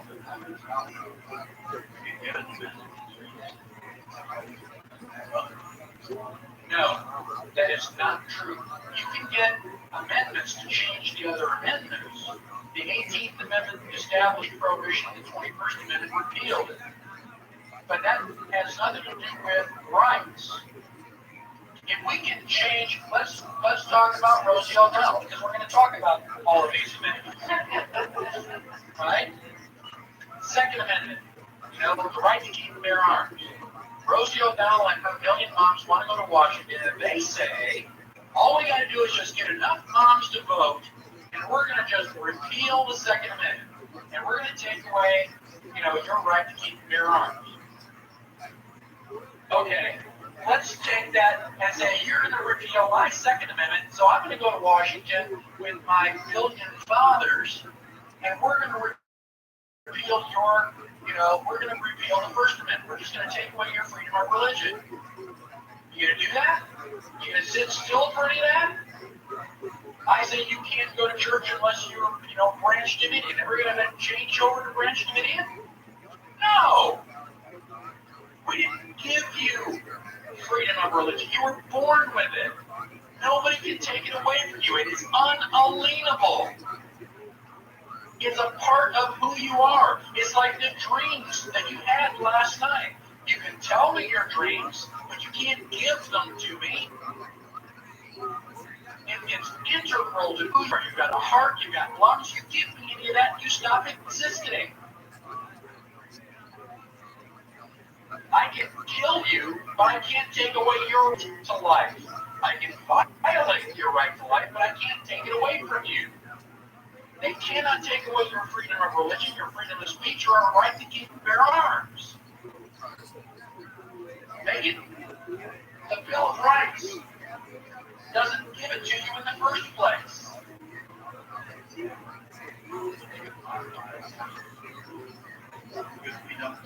They can burn it, they can shred it, they can get rid of the Declaration of Independence. It doesn't make your rights go away. So let them make any changes they want. They can shred the Bill of Rights. They're ignoring it so much anyway. The Constitution is only a national monument, under nitrogen gas in Washington, D.C. It's a novelty. It's something to look at. Here, kids. What's it say, Dad? I don't know. It's a Bill of Rights. Do you think I know what the heck the Bill of Rights says? I went to a government-controlled school. I have no idea what my rights are. I don't have a concealed carry permit. Won't get one, don't want one, don't need one. Don't need permission from anybody. People say, well, the interpretation of the Supreme Court is the only one that counts when we're talking about the Second Amendment. Oh, really? Well, then you come and stand in front of my front door when the government comes to collect my guns. You're going to find out that my interpretation of the Second Amendment is the only one you need to be worried about. Make sure you got your insurance paid up and kiss your kids goodbye. I'm not giving up my guns any more than I wanted to give up my freedom of speech. Shred it. I don't care. It's a piece of paper. I am willing to stand up and defend my rights, whether anybody else does or not. And again, I ask you, how bad does it have to be before you are willing to stand up and fight for your rights? You got to know what they are. It's not a privilege. Nobody gave it to you.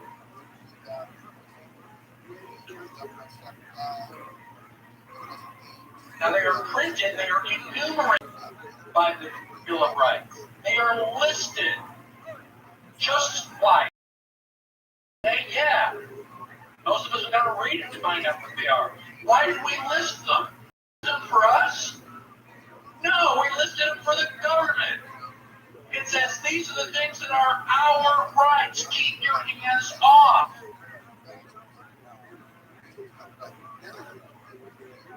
So let's go through them rather quickly and briefly.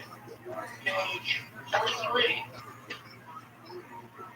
And if you're going to continue your study, I hope you will. One of the things that I would recommend that you start with is to memorize the Bill of Rights.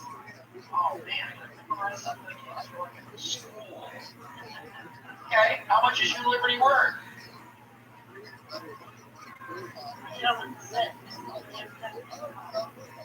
Okay. Crystal has shirts with, the Bill of Rights, and there's all printed upside down. So when you want to find out what one of them is, you just gotta bend over and look at your belly. Oh, there it is. Marie has one on. There it is. We have one right there. Yeah. So, First Amendment says Congress shall make no law. They should have put a period. End of story. Congress shall make no law. I'm happy. Congress shall make no law respecting an establishment of religion or prohibiting the free exercise thereof. Say anything about separation? No. There's nothing in the Constitution that says separation of church and state. That's the wild figment of somebody's imagination. I have no problem with people having the Ten Commandments in school. What bothers me even more is there's a school in Georgia that is prohibiting the display of the Declaration of Independence. If you can't have the Declaration of Independence in school, what can you have?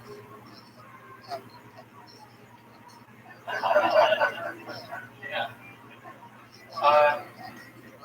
Or abridging the freedom of speech, or of the press, or of the right of the people peaceably to assemble and to petition the government for redress of grievances.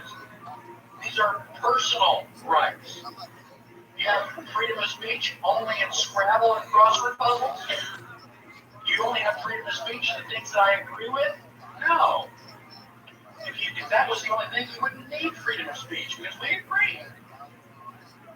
You have freedom of speech even when somebody else Oh my gosh, I'm going to toss and turn all night. What you say just drives me crazy. I won't be able to sleep tonight. Too bad. It's a personal problem. That's what freedom of speech is.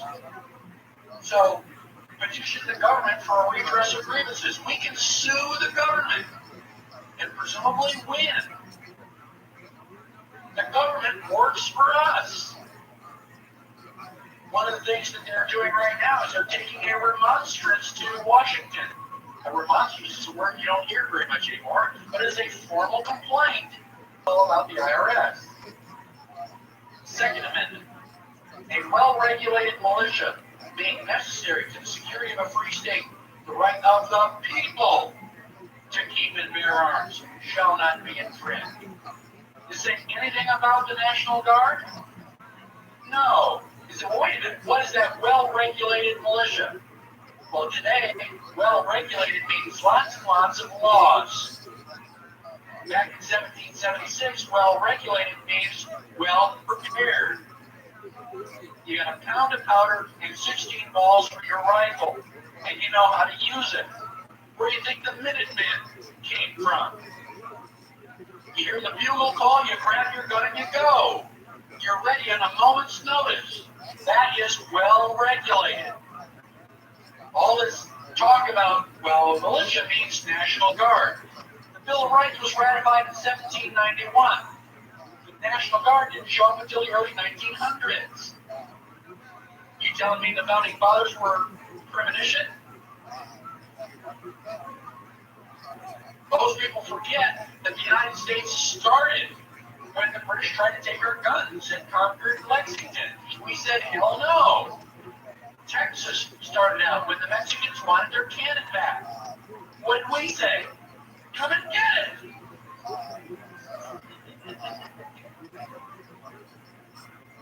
Third Amendment. Probably never hear of the Third Amendment being put to use. It says, no soldier shall, in time of peace, be quartered in any house without the consent of the owner, nor in time of war, but in a manner to be prescribed by law. Well, unless they change the way our soldiers fight, you don't have to worry about that. But back then, the Army traveled on its stomach. They'd stop in town, stop marching, they'd say, okay, dismissed. And the soldiers would go knock on the door and say, okay, I'm sleeping in your bed, you're sleeping on the floor. Oh, really? Yeah, I got the gun. So, what's that? Yeah, well, armies, any army, you know, if you were a civilian, you were basically just, stores.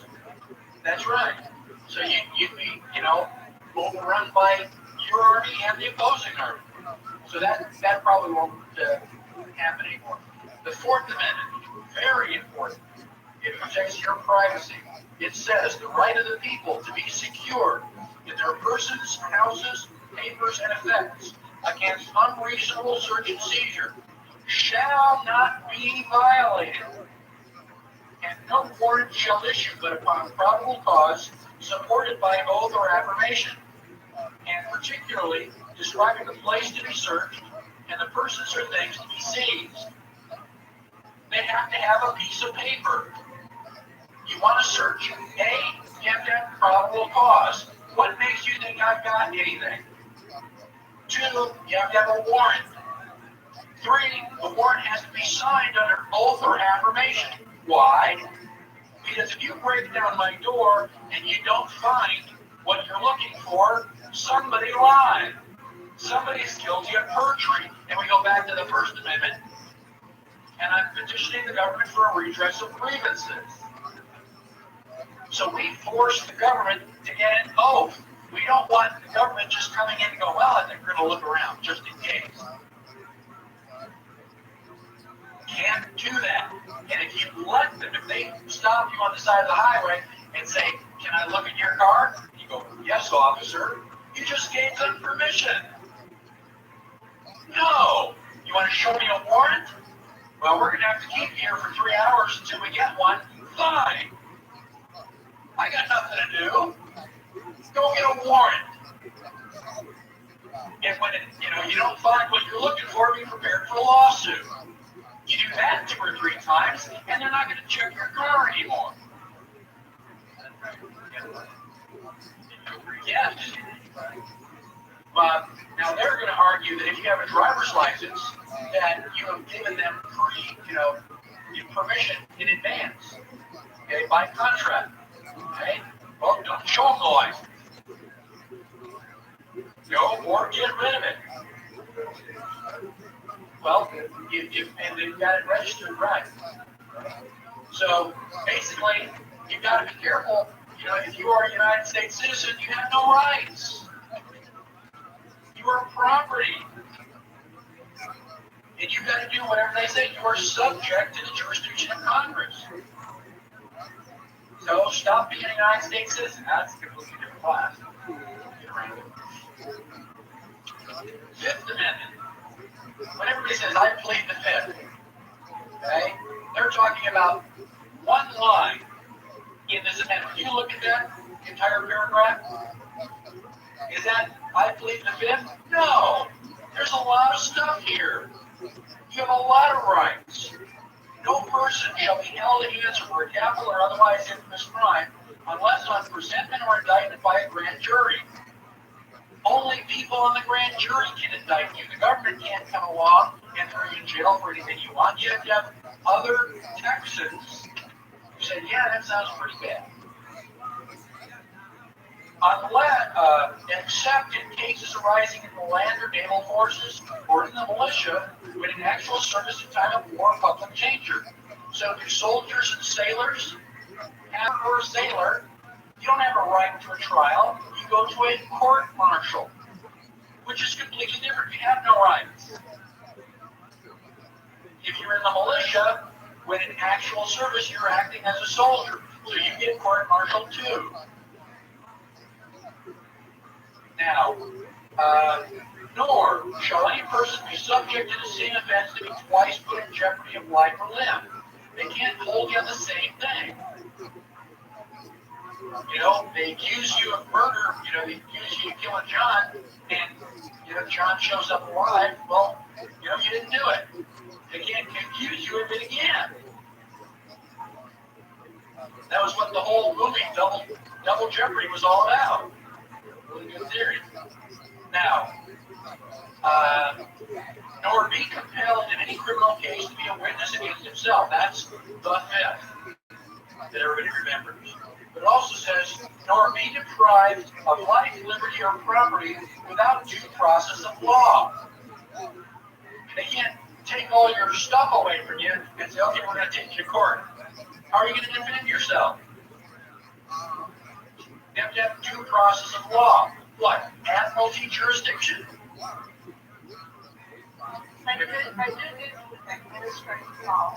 That's right. It's all administrative law. Statutes, nothing to UCC. It has nothing to do with the Constitution. A lot of people go into court and they say, Your Honor, I've got my constitutional rights. The judge says, don't let me hear you talk about the Constitution again. What's the matter? I thought this was the United States. No, not the United States that you're thinking of.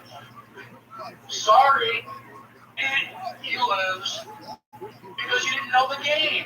You're standing on a baseball diamond going touchdown. They go, we don't know what you're talking about. They pull the fast switch on you. You've got to learn the law. You've got to know your rights. You've got to know where you stand. And your citizenship is a lot to do with where you stand. Finally,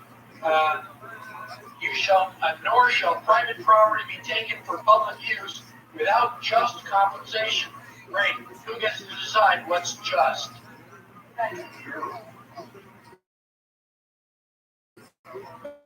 Maybe a jury. That might help. Farm.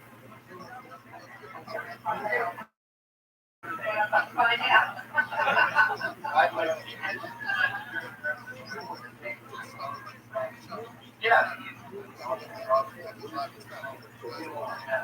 Right. Right. Okay. It's all based on property. Private property. What's that? Well, the Constitution doesn't specify. So it's kind of like a little loophole. Wait till we get to the 8th Amendment. The 6th Amendment. In all criminal prosecutions, the accused shall enjoy the right to a speedy and public trial. Why is the public trial important? Yeah, we don't want to drag you off into a dark thing. Oh, he ended up dead. He was guilty. Really? What happened? What did? Oh, it was this secret. You don't want to see that.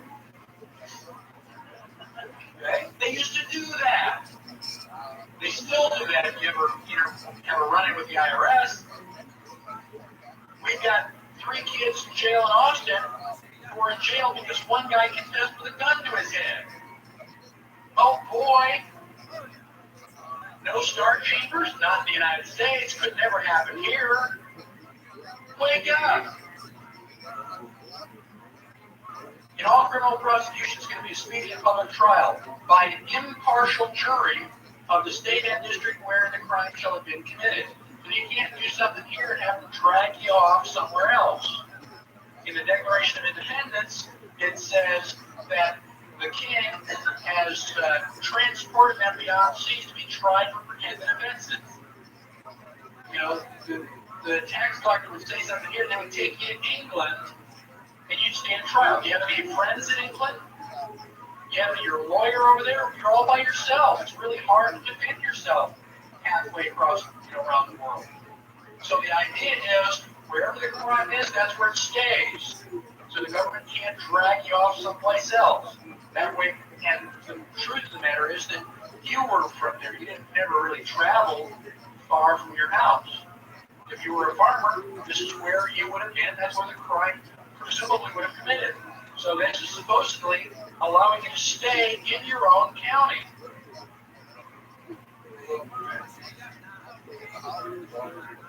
Yeah.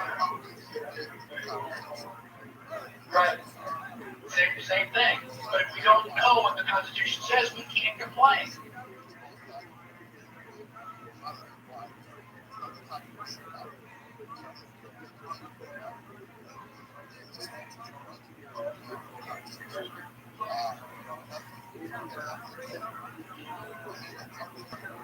Now, I think one of the things that happens is they accuse you of a federal crime. Well, if it's a federal crime, it's basically in the United States. So anywhere in the United States is appropriate as far as they're concerned. But it's certainly not in the spirit of the 6th Amendment, is it?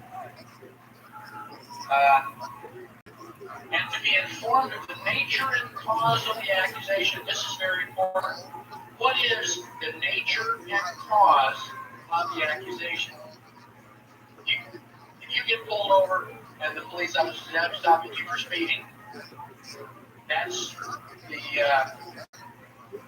the cause. If you go to court, and I'm learning this very quickly, they have cause numbers.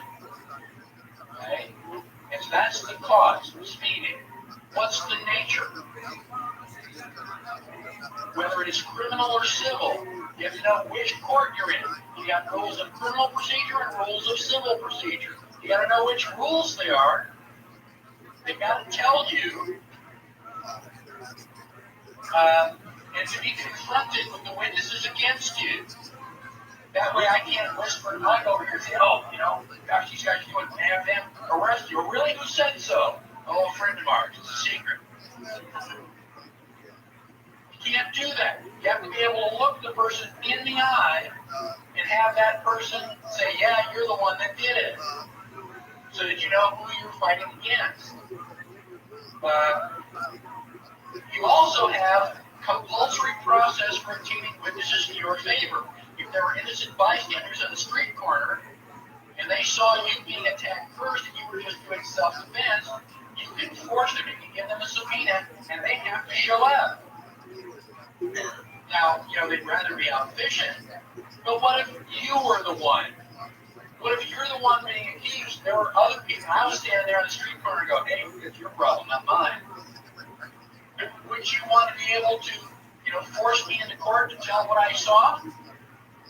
So you have a compulsory process for getting witnesses. If somebody saw it, they've got to be there in court. And it also says, and they have assistance of counsel for his defense. And Anybody see the word lawyer in there anywhere? If a judge tells you, you must have a lawyer, and I was fully expecting this. When you go into court, they say you cannot represent yourself. You must have a lawyer. You ask the judge, excuse me, Your Honor, did you take an oath of office to protect and defend the Constitution? Are you violating my Sixth Amendment right? Certainly you wouldn't want to be guilty of perjury and treason. You have to be able to stand up for your rights. Nobody's going to give them to you. Nobody can give them to you. You need to draw that line in the sand. It's scary. It's not easy. But you've got to have the guts to do it, or you don't have your freedom. End of story. Your choice. Seventh Amendment. In suits at common law, where the value in controversy shall exceed $20, the right of trial by jury shall be preserved, and no fact tried by jury shall be otherwise re-examined in any court of the United States than according to the rules of common law. How many people here have ever been to a common law proceeding? Anybody here have any idea where you would go for a common law proceeding? How are you supposed to have due process of law if there are no common law courts? Does this disturb anybody? I mean, we may not know what the answer is, but there sure as heck is something wrong. And it says, in suits at common law where the value in controversy shall exceed $20. That's the price of the class. If, for some reason or other, you decide you want to file a lawsuit against me because you're not happy with the course, you got ripped off, all right? You paid $20 and considerable, valuable consideration. Your time is worth something. That puts it more than $20. You want to take me to court? It's going to be common law. And you have to prove that I violated your rights. Show me the property that I damaged. And frankly, I think I know the Constitution pretty well, so you're going to be in for a fight. Eighth Amendment says excessive bail shall not be required, nor excessive fines imposed, nor cruel and unusual punishments inflicted. Define excessive. I had a $400 fine. I put down an $800 bond plus another $2,500 bond. That's $3,300 for a $400 fine. Is that a little excessive? 10 times the amount of the fine? Can I go with the Eighth Amendment? Well, I don't know. He doesn't really say. Who's going to judge? So it's a nice sentiment, but I don't know that the Eighth Amendment has ever actually been used. The Ninth Amendment. Let's talk about the Ninth and 10th Amendments together, because they are legal bookends. The Founding Fathers understood that as good as the Constitution is, there are probably some loopholes in it. The Ninth and 10th Amendments attempt to close those loopholes. The Ninth Amendment says the enumeration, we just list your rights, we're not granting them. The enumeration in the Constitution of certain rights shall not be construed to deny or disparage other rights retained by the people. Does the Bill of Rights say anything about a right to have children? No. It doesn't say anything, but you have a right to have children? Yes. You have the Fourth Amendment doesn't say privacy, but you have a right to be secure in your person's house and papers. That's privacy. But since privacy is a right, it is protected. Well, it's protected by the Fourth Amendment too. But travel, is travel mentioned anywhere? No. Do you have a right to travel? Yes. So the Ninth Amendment basically says out loud, even though we didn't list everything, it doesn't list the fact that you got a right to have a nose. We didn't bother to put that in there. But we listed some of them. There are other rights that we did not list. So just because it's not written doesn't mean that the people can't do it. The 10th Amendment basically is just the opposite. It says the powers not delegated to the United States by the Constitution, nor prohibited by it to the states, are reserved to the states respectively or to the people. That says if it's not written down, the government can't do it. They can't assume powers. Oh, that's what they meant. You know, it's not written there in the Constitution anywhere, but I'm sure that the Founding Fathers intended that. No! You want to give the government more power, you've got to amend the Constitution. Anything that is not explicitly listed that the government is doing is, by definition, unconstitutional. And we, the people, it's about time we read it, understood it, and started writing to our congressmen going, look, you can't do that. How many people are familiar with the space program? How many people have heard of John Glenn? Right? Everybody kind of like John Glenn? Somebody was trying to pass a law that said any law that Congress has passed, they have to reference the article and clause from the Constitution that gave them that authority. And John Glenn said, we can't do that. You know, we wouldn't be able to pass half the laws that we do. Oh, really? What does that mean? It means that, you know, the Constitution is going to put chains on Congress. Gosh, we don't want to do that. We wouldn't be able to do half of the things that we're doing to the public. So we've got the chains, we just don't have a lock. You take your bicycle and wrap a chain around it, you don't lock the two ends together. Is your bike still going to be there when you come back? Maybe not. Any questions on the Bill of Rights? Memorize them. They are very important. One short anecdote about how important it is. I mentioned a little bit in lunch. I got pulled over by the police. They said that they were going to call a tow truck. They were going to impound my car. I said, oh, really? I said, and you're telling me that you're going to violate my Fifth Amendment rights? Oh, no, sir, we're not going to violate your Fifth Amendment rights. I said, well, it sounds like to me, Fifth Amendment says you can't deprive me of life, liberty, or property without due process of law. If you take my car, you're depriving me of property. You're not allowing me to travel to the airport, so you're depriving me of liberty. And unless you have to be the judge, jury, and executioner, our little roadside chat here doesn't constitute due process of law. Now does it? I asked him if he had taken an oath of office to protect and defend the Constitution. He started to stutter. The next thing you know, he runs off to talk to his buddies, comes back, hands me my passport, and everybody jumps into their cars, they slam the doors, and the police come. If you don't know your rights, you don't have any. If you're not willing to stand up for your rights, it doesn't matter whether you know them. You have to stand up for yourself. No one is going to do it for you. Take a break.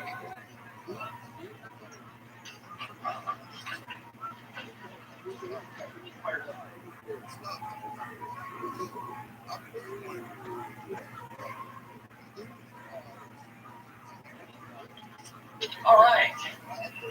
We are doing pretty well. We are only an hour behind schedule, so I think that's doing pretty well, considering the amount of information that we covered and have covered. I'm going to try to keep up my pace so that we can formally finish at 6 o'clock, because there will probably people who've got to leave. But once we get to 6 o'clock, we'll take a break, and then we will just continue and go into. If you have questions that you want to talk about something more in depth, let me know, and I will certainly do that. Page 22. I figured by this time the seriousness factor is a little bit high, and so I decided to interject a little bit of humor for comic relief. I have inserted something called a Bill of No Rights. which I've downloaded off the internet. You got a website there. I am not responsible for it. I only wish that I were. But the preamble to this Bill of No Rights says, "We, the sensible of the United States, in an attempt to help everyone get along, restore some semblance of justice, avoid any more riots, keep our nation safe, promote positive behavior, and secure the blessings of debt-free liberty to ourselves and our great-great-great-great-grandchildren.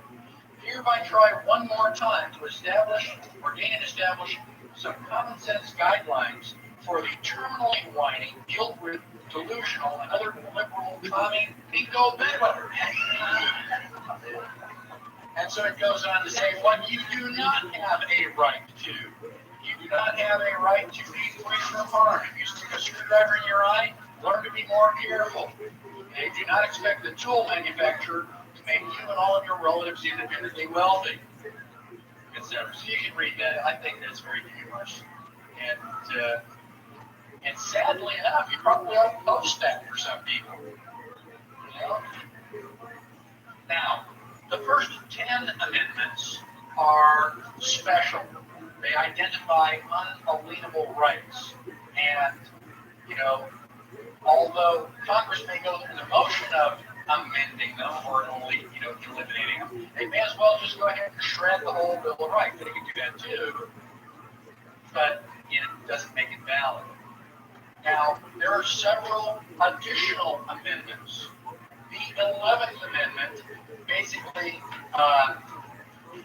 the U.S. judicial power is denied in cases against the state, so that states have a little bit more difficulty suing each other.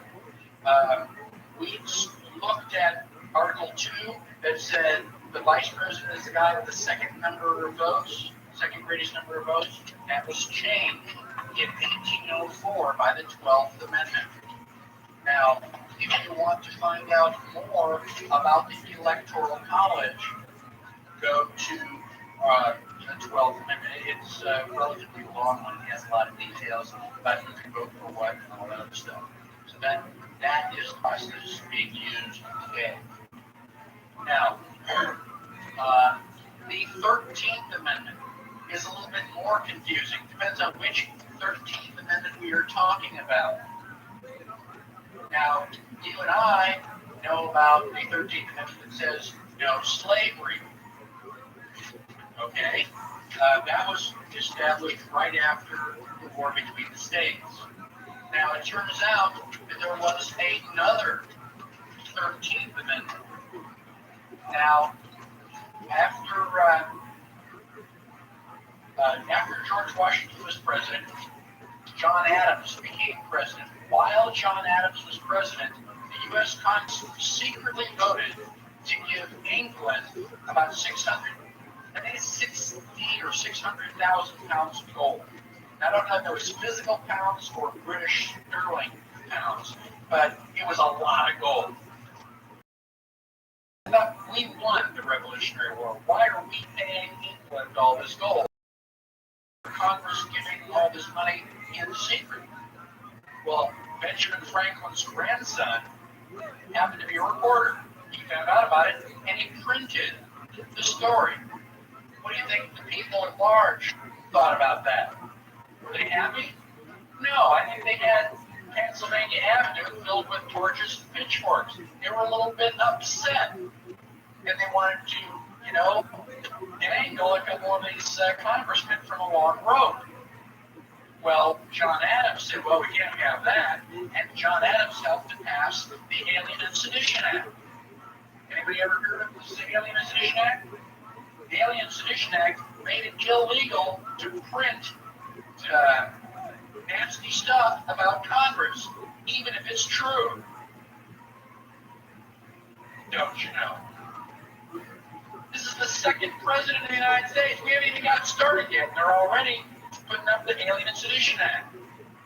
Well, Thomas Jefferson was our third president. Thomas Jefferson's first formal action was to eliminate the Alien and Sedition Act. You can't have freedom of speech and the Alien and Sedition Act. It's one or the other. And so he got rid of the Alien and Sedition Act. Now, they were starting to realize that Congress was being infiltrated by a bunch of lawyers. What does BAR stand for? When you take the BAR exam, what does BAR stand for? British Accreditation Registry. British Accreditation Registry. So these are the king's men.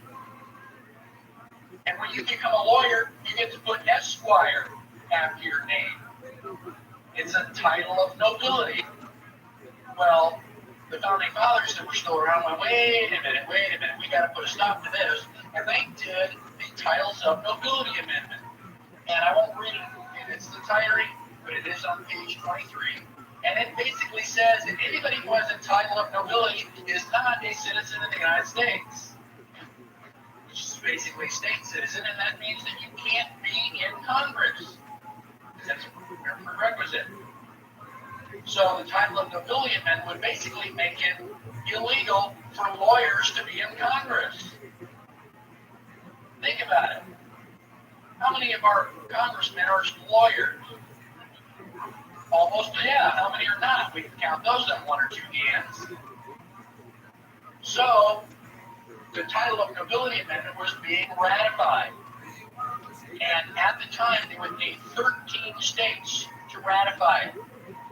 10 of the states ratified. They wrote in and said, yes, we vote for that. Then the War of 1812 broke out. Who were we fighting in the War of 1812? England. You know, the Revolutionary War wasn't good enough. They got to come back. Well, what happened during the War of 1812? They burned down the White House where all of the records are kept. Son of a gun. There's a lot of strong evidence that leads to imply that the War of 1812 was specifically to prevent this 13th Amendment from being ratified. So now the War of 1812 is over. Congress gets back. Okay, where were we before we were so rudely interrupted? Oh yeah, we had this amendment, and 3 states didn't show up. You know, we didn't get their answer. Let's go get it now. So they write a letter to the president, say, go out and find out what those 3 states said. There is documented proof that the president of the United States wrote and said, what was your answer? Now, there is no evidence that the states wrote back. However, because the states were now subordinate to the supreme law land, every time the state would print the state laws, it seemed like a good idea to print the Constitution in the front page. That was the supreme law. All the state laws follow it. Now, you have 2 guys out in Maine, and they just do this research. They're looking through all these old books. If you like that kind of stuff, fine. Now, when they take a coffee break, imagine them going, I wonder what the oldest book in the library is. And so they go, running through all the shelves, and they find this old book, and they slide it off the shelf, it's got all the dust, they blow it off, and here's the Constitution. You got the Bill of Rights, 11th, 12th, 13th Amendment. That doesn't look like no slavery. It looks like no titles of nobility. We've never heard of that before. So they started doing research, and they found out that the title of nobility amendment was printed no less than 47 times between 1820 and 1860. Why would they print the title of nobility amendment if it hadn't been ratified? Now, all of a sudden, we get to 1860. What happened in 1860? Civil War. Son of a gun. And all of a sudden, title of nobility amendment is no longer printed. They just, erased it? How do you get rid of an amendment with another amendment? Do you know of an amendment that gets rid of the titles of nobility amendment?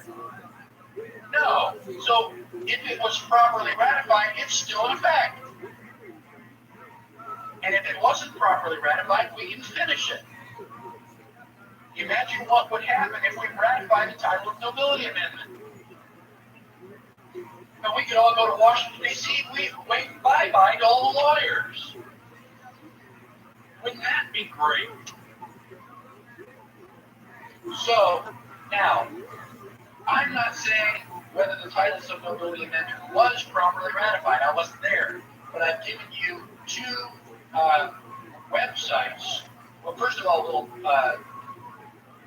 paragraph that says, yes, the titles of nobility amendment was properly ratified, and another paragraph that suggests, well, maybe it wasn't. I'm trying to be open-minded here. And then in back, I've got several websites that will determine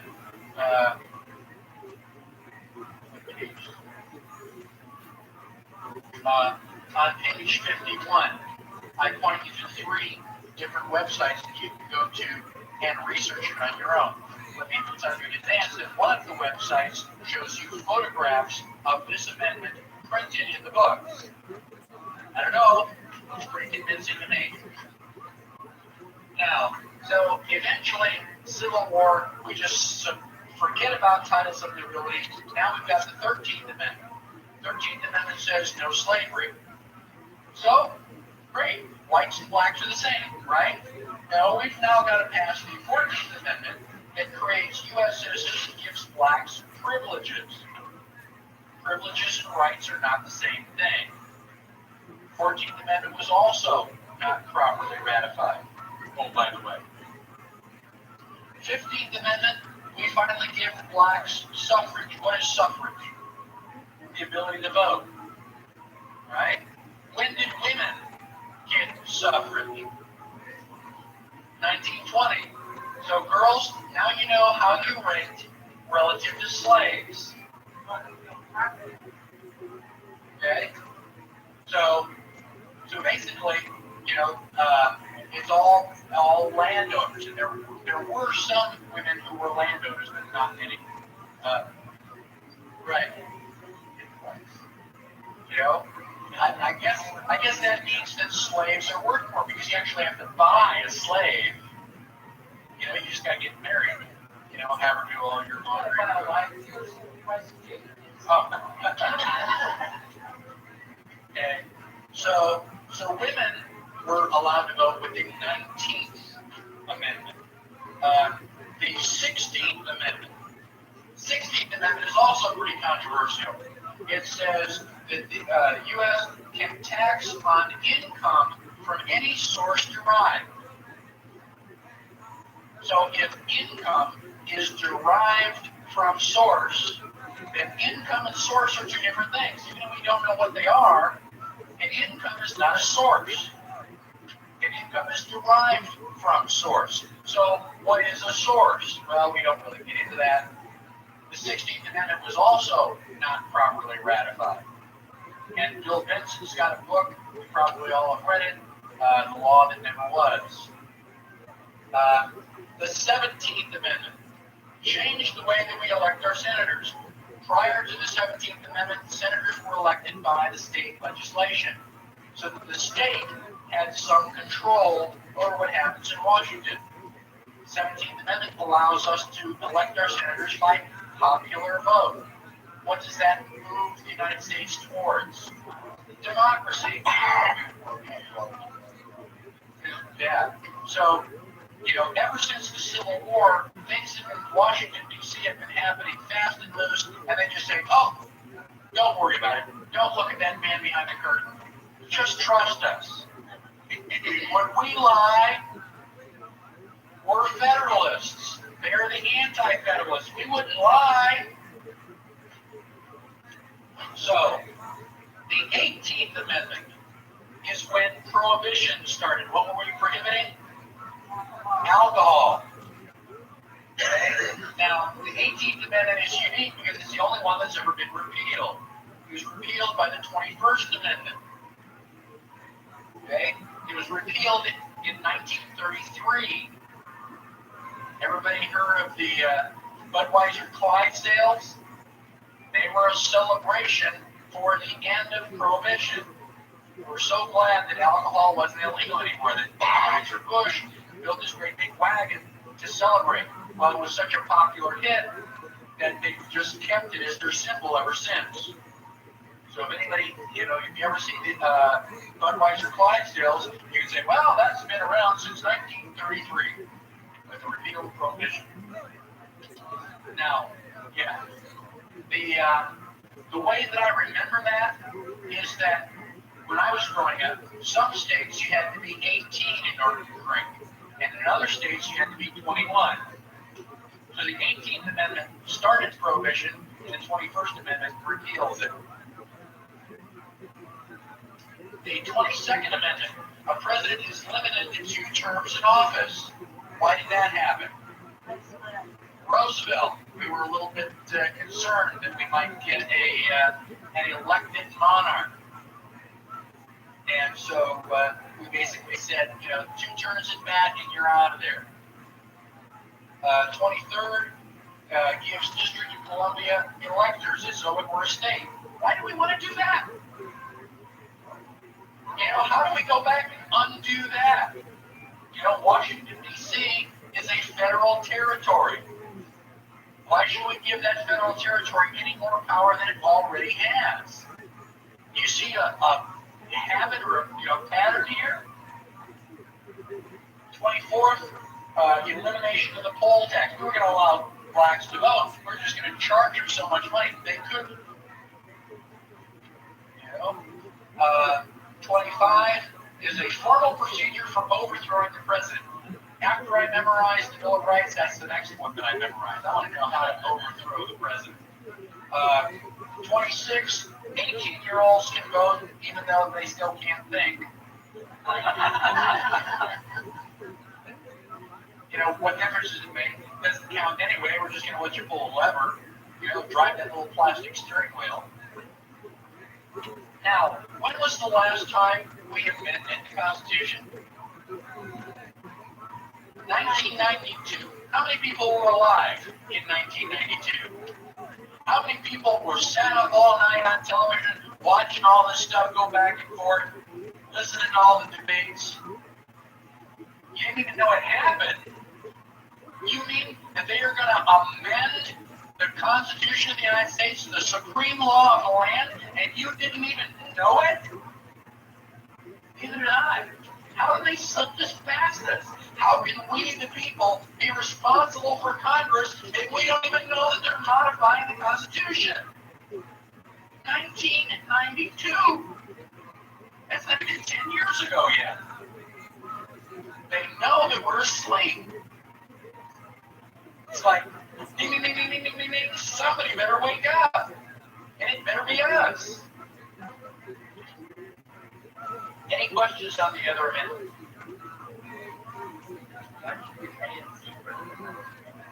Because there was another 13th Amendment.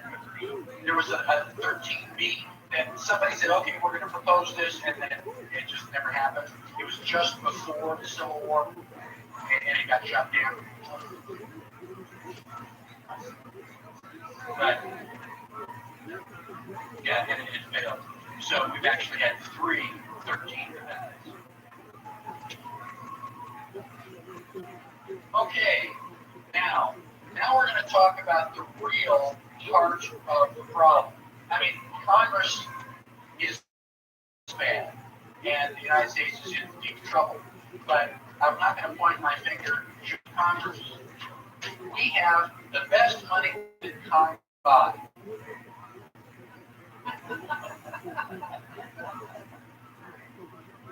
Sigh. We're going to talk about legal tender and lawful money and what is the difference. The real problem is the economy. That's how the Constitution got started. They sent our guys to Philadelphia because the economy was bad. They were suffering from inflation. Some things, just never change. Now, let's talk about gold and silver. Why are gold and silver used as money? Around the world, not just in the United States. They are valuable. They have an intrinsic value. If you don't like coins, you can melt this down and make silverware. That's where the term came from. Now, not everybody had silverware because silver is kind of hard to come by. But, if you don't like it in this form, you can melt it and change it to something else. It has intrinsic value. Right? Why else do we use silver and gold? Well, it was put into the Constitution.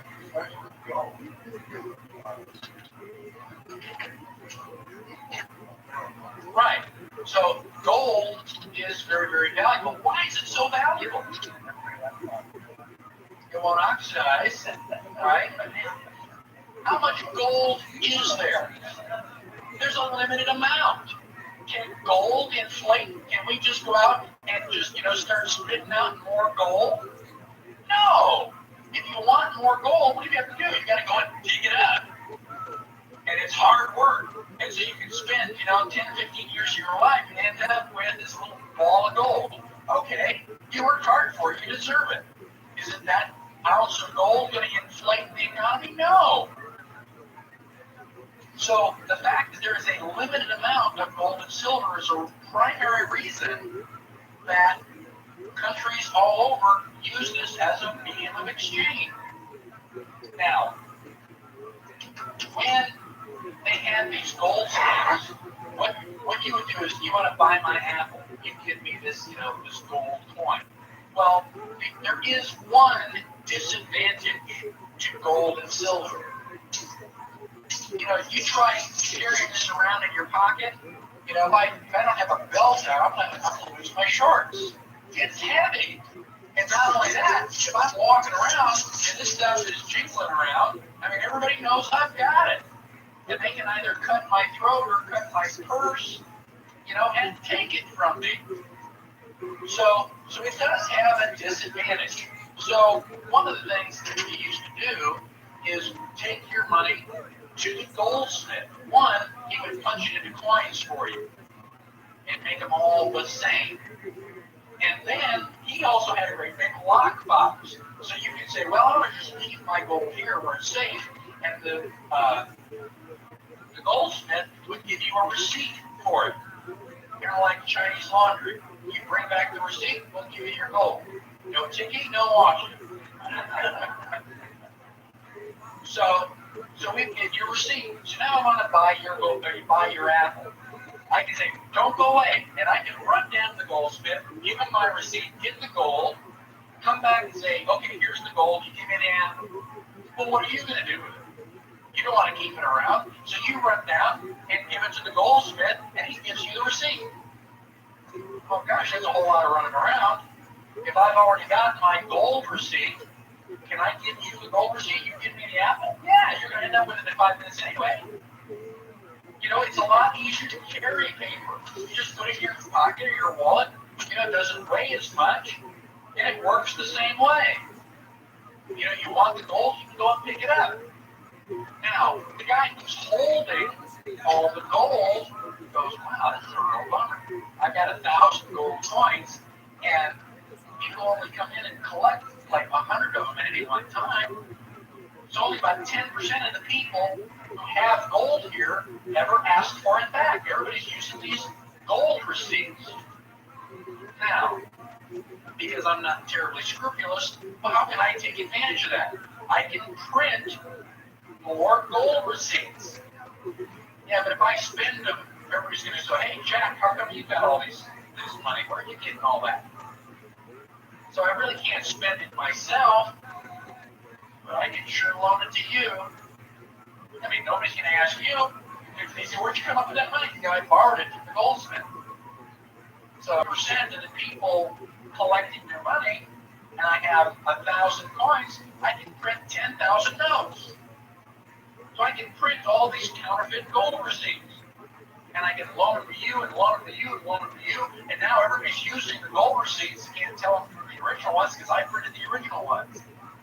And now 10% of those people, 10% of the $10,000 are going to come in and collect their gold. And I've got the 1,000 pieces of gold that I need. That's how fractional reserve banking got started. I'm basically counterfeiting money legally. So now, and this is a really great setup. I can counterfeit this money, I can loan it to you, and now when you borrow money from me, you got to pay me back the interest. And I'm going to offer the interest in gold.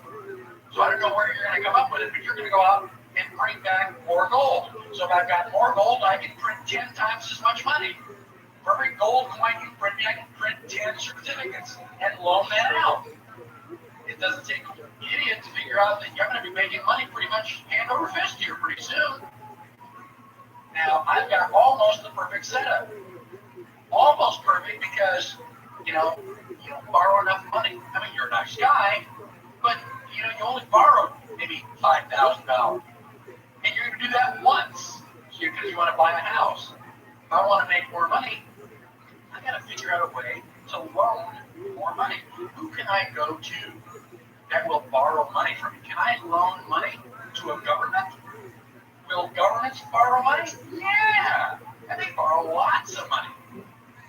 Especially if somebody's about to attack. If your country is going to war, don't you want to borrow money so you can buy guns and defend yourself?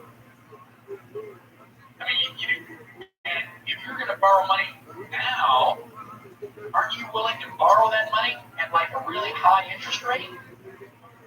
The goldsmith says, yeah, you know, I can loan you the money, but it's going to be 25 or 30%. The bad guys are coming. You know, I need the guns today. I can't afford it. If you don't give me the money, you know, I'm not going to have anything to defend. So, yeah, I'll borrow the money. I'll give you your 30%. I got the perfect solution. Except, you know, you're battling this guy over here. So I loaned you money. I'll go over here. You want to borrow money? I mean, you're fighting against this lady over here. You know, you don't want her to win. I can loan you money too. So now I'm playing both ends against the middle. I'm loaning you money at 30%. I'm loaning you money at 35% because I'm not giving you very many chances. You know, and I've got the two of you fighting. You're both borrowing lots of money. I'm making money hand over fist. This is good. What's the only bad news that I could ever get? The two of you shook hands and decided not to be at war anymore. Oh my gosh, you have that. You know, if you stop the war, you're going to stop borrowing money. This sounds like wild, crazy, you know, that's exactly what's going on. When Napoleon was exiled, they put him off in Elba, hoping he'll never come back. What do you think the bankers did? Hey, Napoleon, you want to come back and kick some butt? Why do you think we had the Louisiana Purchase?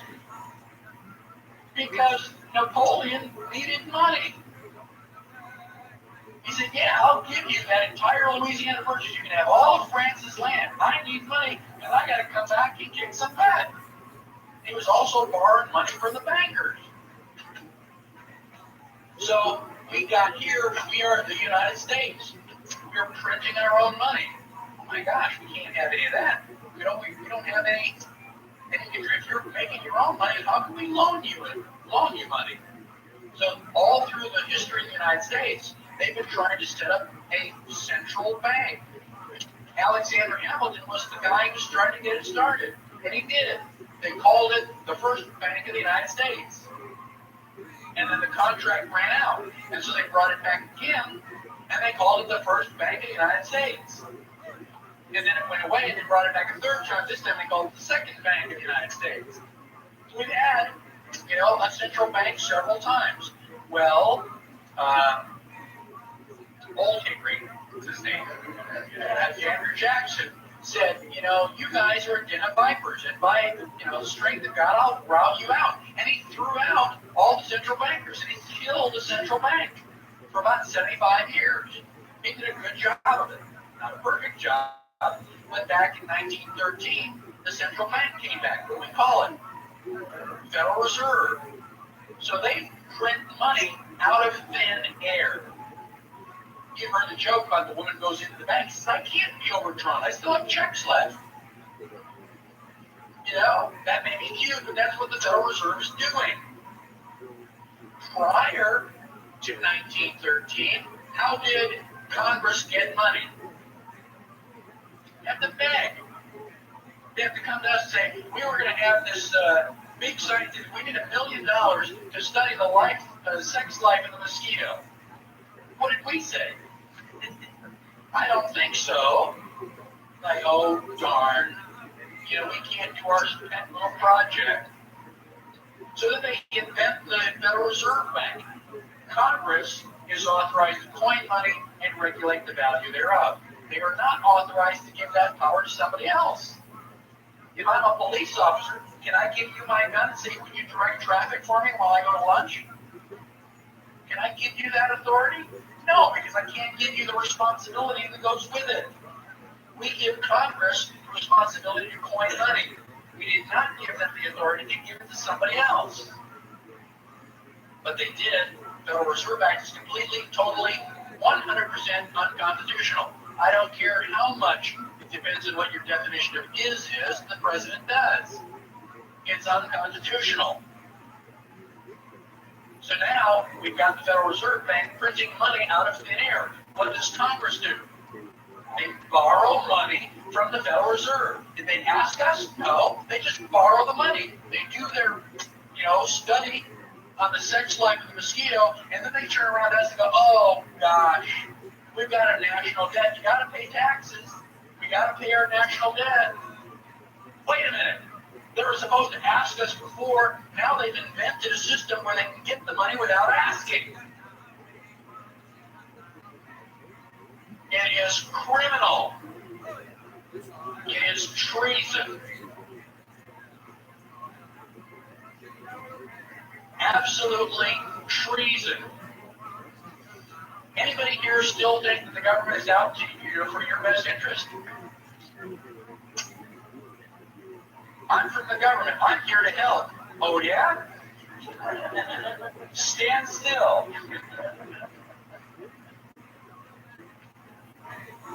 Now, one of my favorite quotes is from Ludwig von Mises. Ludwig von Mises says on page 24, the government is the only institution that can take a valuable commodity like paper and make it absolutely worthless by printing on it. Think about it. If you'd given me scrap paper, I could use it for something, but now that you turn it into money, it has no value. Now, money is defined by Black's Law Dictionary. A usual and an ordinary acceptation. It means coins and paper currency used as a circulating medium of exchange and does not embrace notes or IOUs, evidence of debt or other personal real estate. A note is an instrument containing an express and absolute promise of signer to pay a specified person or order.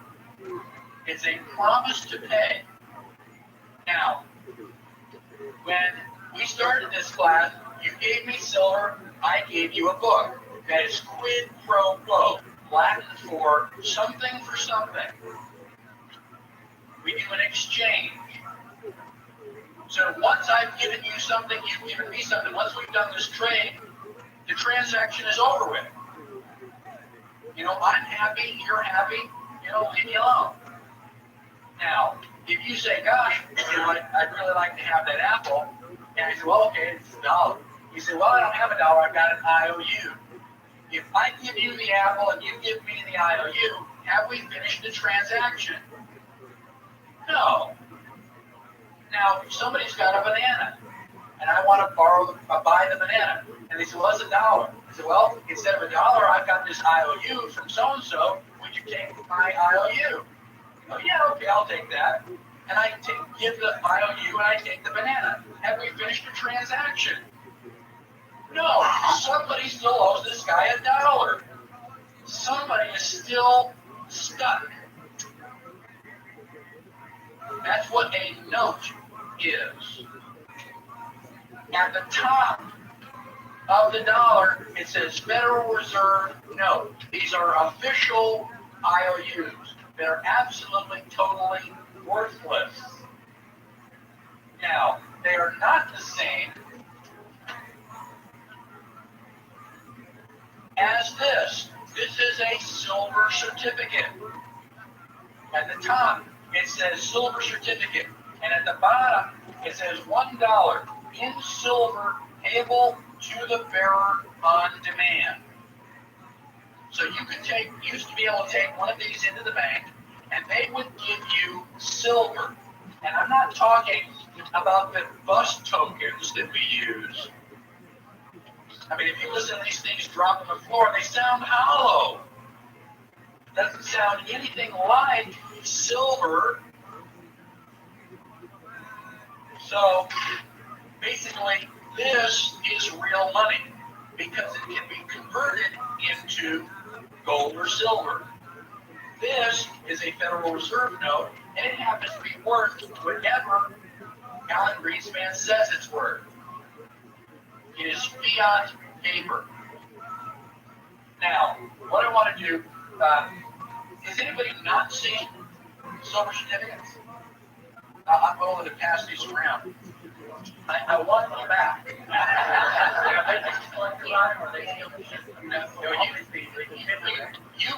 You can spend that. You can spend it like it's $1, but it's worth a whole lot more. I mean, I've got those in plastic. I won't spend it. I'll give you dollars, but I want that one back. I mean, legally. Yes, legally you can spend it. Now, you're not going to find those in circulation because there are a couple 100,000 of us that know the difference, and we'll snatch those out of circulation faster. What's that? Right. I'm to check I have a $2 note. I haven't checked that. Right. Okay. Now,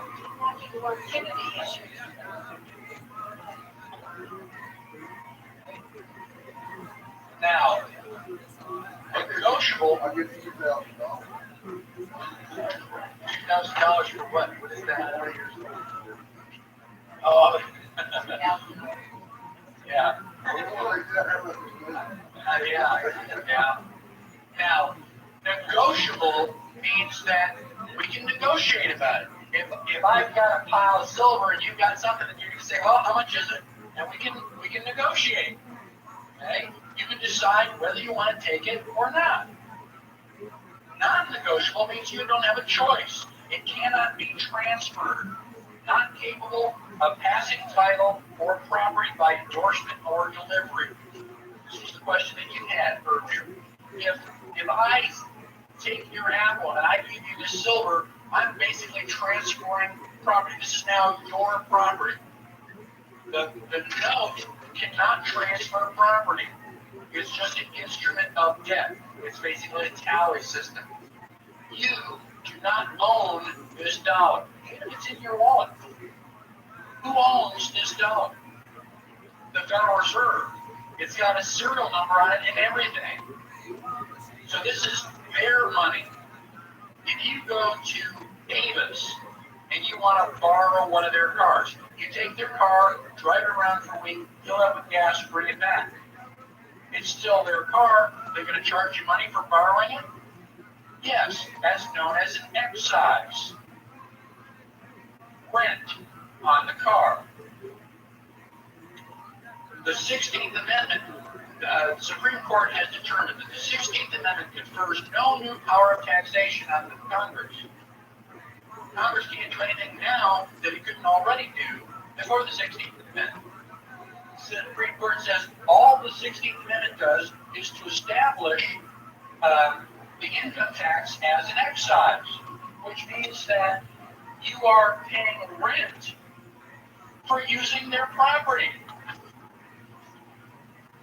It's like going to Avis. Did you transact business using these? Yes. We got to pay rent and all the paper dollars that you handle. Why do people use the Federal Reserve notes? There's no other choice. It's like Henry Ford. You can have your car any color you want as long as it's black. If you have a choice of one, is it a choice? No. So, what do we need?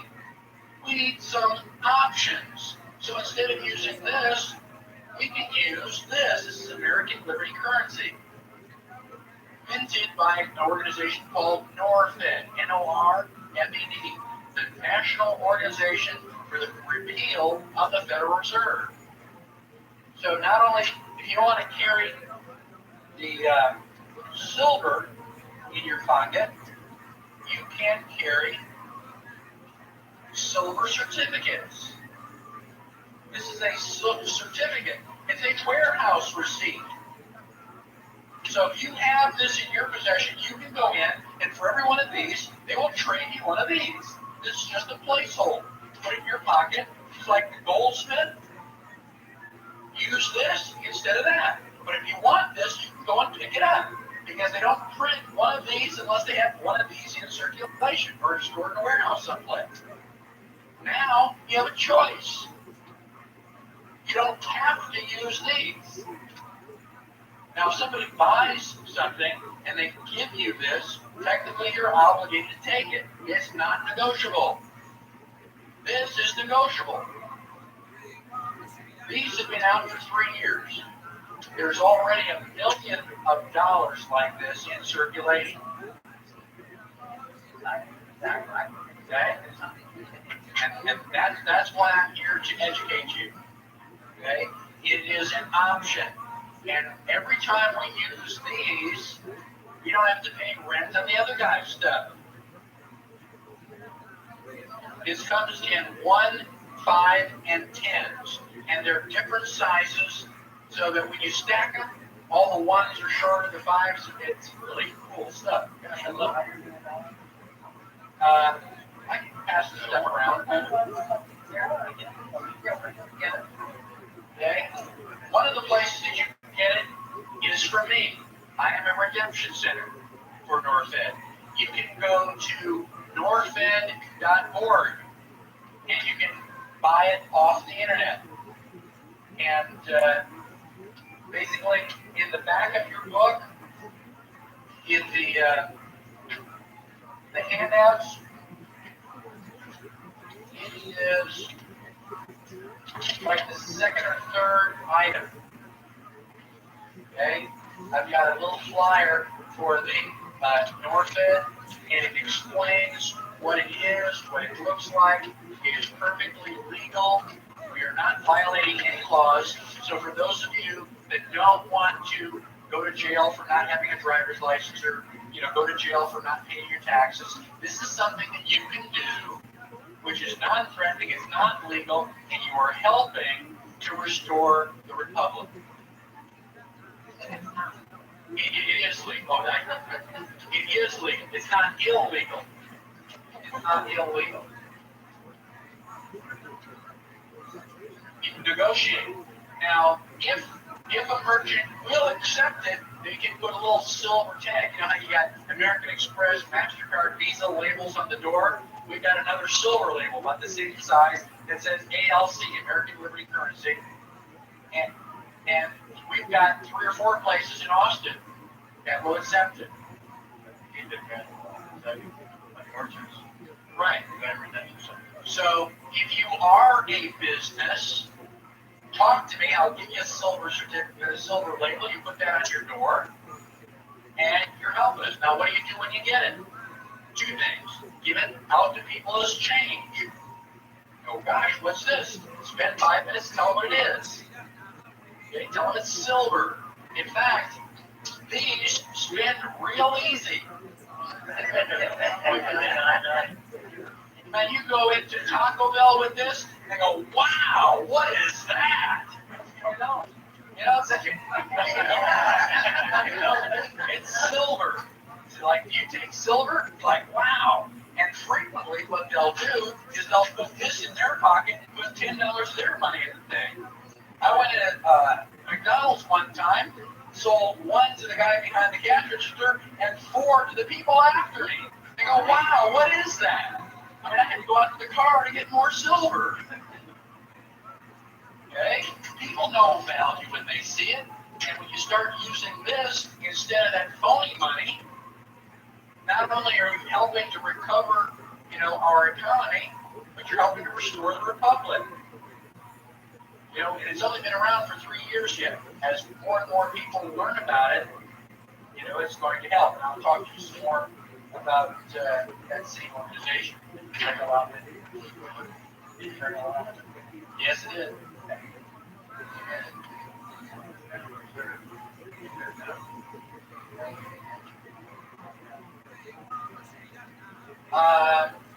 No, that is not true. But it is a completed transaction.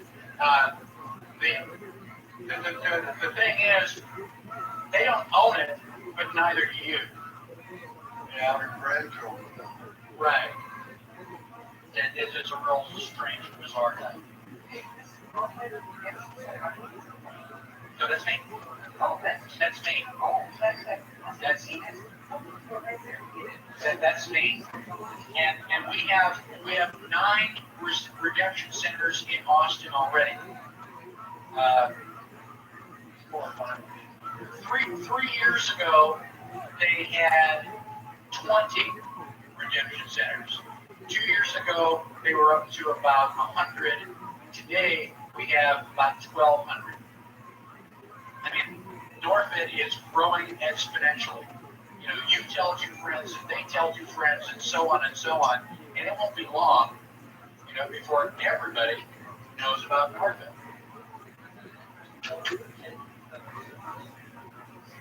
Well, that's cool. You know, you give me worthless Federal Reserve notes, and I'll give you valuable silver. Yeah? Why would you do that? What are you going to do with the Federal Reserve notes? Give it back and buy more silver. It's like great, you know? It's like, you know, it still works. The more silver we get into circulation like that, the better we're off. Yes. Yes. No. Okay.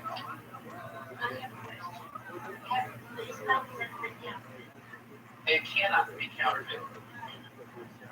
They literally cannot be counterfeited. They have so much, I mean, they've got all sorts of fine print. I can barely see the line. And you look right at the top, it has a line on it. That is the Pledge of Allegiance, the Bill of Rights, the preamble of the Constitution.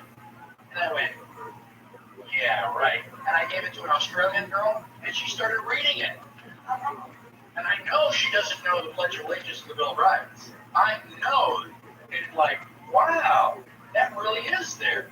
And it also has a DNA coding. So when you have one of these, we can check it against that DNA coding to find out if it is really, you know, what COAT. Well, both. Now, the Federal Reserve Bank started in 1913, the same year that the 16th Amendment was purportedly ratified, and the same year that the IRS came into existence. What a coincidence. You know, I've always been so amazed that all of the famous people were born on holidays. What are the chances of that? So, now, let's talk a little bit about economy. All you need to know about economy is the law of supply and demand. If there's a lot of it, the price is going to be really cheap. How much are you going to spend for cow patties? Probably not a whole lot. If I want some, I'll just go out back, back 40 and pick some up. Gold, how much is that worth? Well, a lot, because there isn't very much around. Now, the same thing is true about peaches. If I'm a peach farmer, I got 1 million peaches, and I sell my 1 million peaches this year. Let's say I sell them at 25 cents a piece. Next year, I try to grow some peaches, and I've got rain and frost, all sorts of weather problems, and I only have 500,000 peaches. How much are peaches? Then the price is going to go up. So you've got 10 years. You know, this is called market flow. And if people decide they don't want the peaches anymore, then the price is going to go down. This is a normal, healthy economy. It's a free market economy. The people set the price based on what they're willing to pay. It says, hey, this bad years, good years, bad years, good years, that's got to stop. We want to have just like a smooth, steady, flow. So we're going to set up the Federal Reserve so that we can eliminate inflation and deflation. Oh, really? Okay. So what happened in 1929? Stock market crash. I thought the Federal Reserve was supposed to. Okay. So let's talk about money. We talk about money. Frequently we refer to it as the blood of the economy. Excellent, excellent metaphor. Because it circulates. You know, if I buy something for $1, he buys something, he buys something, he buys something, then they buy it for me, that $1 bill has gone around through all of us, and basically it's just an exchange, just a placeholder. What happens if you have too much blood? Your blood pressure goes up. Is that good for you? No. What happens if you accidentally slice your wrist and you start to lose blood? Is that good for you? No, there's a certain range. Too much is not good, not enough is not good. There's a certain limit in the middle where you need to have, in order to have a healthy body. Same thing is true of money. Too much or too little, and your economy is going to be in trouble. I'm going to oversimplify this, just so that, nobody can miss it. Let us pretend for the next 10 minutes that the only thing to buy or sell in the United States are bales of hay. Everything else you just kind of grow yourself. The only thing we're going to buy or sell are bales of hay. There are exactly 1 million bales of hay. There are also exactly 1 million paper dollars. How much is a bale of hay? $1. The dollar is worthless. It's just a representation of the bale of hay. So I've got my 100 bales of hay, but I've only got 1 cow. There's no way that my cow can eat all that hay before it goes, rotten. And plus, I got a little tiny apartment. I don't have a place to store 100 bales of hay. Where would I sleep? So what I'm going to do is I'm going to sell my 100 bales of hay, and I'm going to end up with $100. Isn't that great? So now, $100, I can put that in my pocket, I can carry it, or I can go home, open up the safe, put the money in the safe, take out my trusty rifle, lock the safe, turn on the security alarm, and sit on the couch all night. And I will lie awake because I've been drinking coffee. I have just one wired so-and-so. And I'm going to protect my $100.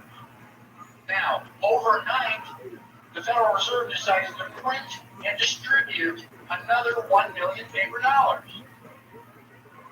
So I wake up, the sun comes up, it's breakfast. Now there are 2 million paper dollars and still 1 million bales of hay. How much is a bale of hay? Bale of hay is worth $2. Bale of hay is worth $2. I go into the safe and I bring out my $100. How many bales of hay can I buy? 50.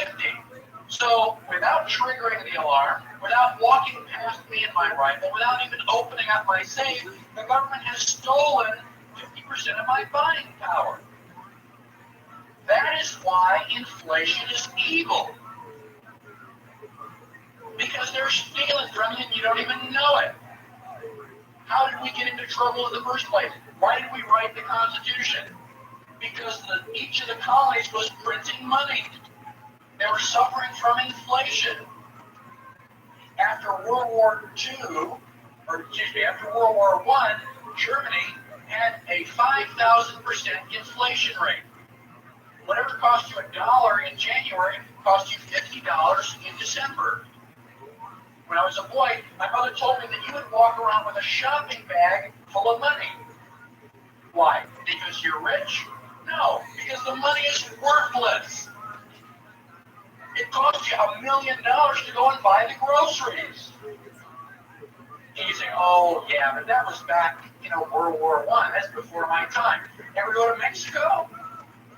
You go down and buy a hamburger and fries in Mexico, it's going to cost you 77,000 pesos. Oh my gosh, you get your calculator out and go, oh, that's $8. Why are pesos worthless? Because Mexico has been inflating their money. If you walk around and you see a peso on the ground, you don't even pick it up. It's not worth the time to bend over. Oh, well, wait a minute, there's a washer on the ground. I'll pick that up because I may be able to use that. So it can't happen here. Ever since 1913, the Federal Reserve has been printing money, printing money, printing money. Where did it go? How come we're not knee deep in dollar bills? Because they're putting it in on one end and taking it out every April 15th. What does it cost them to put it in? Nothing. They print the money out of thin air and they put it into circulation. How do you get it? You work your butt off. You work hard. You go, okay, I've got it. And the IRS comes along and says, okay, we're going to take 40%. Thank you very much. The IRS does not pay for roads, hospitals, and national events. It's a lie. They're just a vacuum cleaner to suck out all the paper so you don't realize that your money is any more worthwhile than Mexico's. And they've been doing it since 1913. If I have a bucket and I take a hose and I start pouring water into the bucket, what's going to happen about 1 or 2 minutes from now? It's going to overflow. Well, I punch a hole in the side of the bucket and I'm standing here pumping water in and talking and just holding the hose, filling up the bucket, how long is it going to be before you go, wait a minute, how much are you going to fill up that bucket? How are you doing that? Doesn't it occur to anybody that that bucket should overflow sooner or later? How much money does the Federal Reserve have to pump in? How much money does the IRS have to take out before you go? We have to regain control of our economy. If we don't regain control of our economy, we are sunk.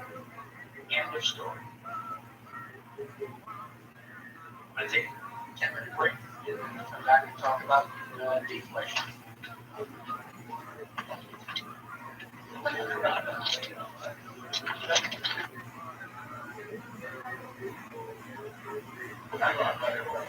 Dim lights.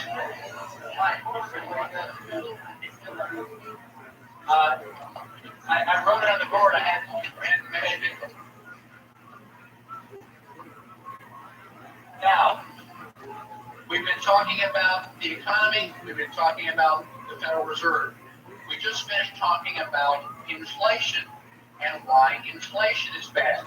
Because you're putting money into circulation. You basically have no substance behind it. And there's nothing to back up the money. Now, if you add money, and inflate the economy, the money that's in circulation becomes worth less. And if you add enough money, the money that's in circulation becomes worthless. So inflation is bad. Now, Alan Greenspan tells us that we need the economy to be inflated about 5%. Now, wait a minute. Why would that be true? If inflation is bad, why would 5% inflation be good? Well, if you woke up tomorrow morning and everything cost you twice as much, wouldn't you be a little bit concerned? I mean, wouldn't you, call your congressman and say, wait a minute, how did you guys do that to us? Well, if they inflate the economy 5 cents a year, and so bread starts out as $1 a loaf, and in December now it's $1.05. Are you going to write to your congressman and say, wait a minute, bread went up a nickel? No, probably not. It's not worth enough to worry about. Well, then the next year is up to $1.10 and then $1.16 and so on. Inflation is bad. The reason that they inflated it 5% is because it's not so bad that we're going to notice or complain. How many people know the story about how to cook a frog? Right? Well, basically that's what they're doing. They're doing it in little increments so that we don't get irritated. Well, let's get irritated anyway. Now, inflation is bad. Let's talk about deflation. October 1929, stock market crash. Oh, terrible, terrible stuff. Accident, right? No. The stock market crash was deliberately caused. You can read books on that. They deliberately caused the crash of the stock market. Now, if that was the only thing that happened, the stock market would have, been recovered in about, 3 months. Okay, no problem. Is the stock market crash caused the Great Depression? No. What caused the Great Depression? Anybody have any idea? They took the money out of circulation. They contracted the money supply.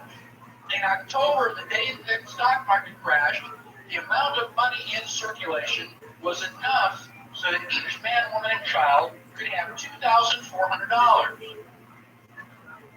If you spread it all out, everybody had $2,400. A year later, guess how much money was in circulation? $14.50 per person.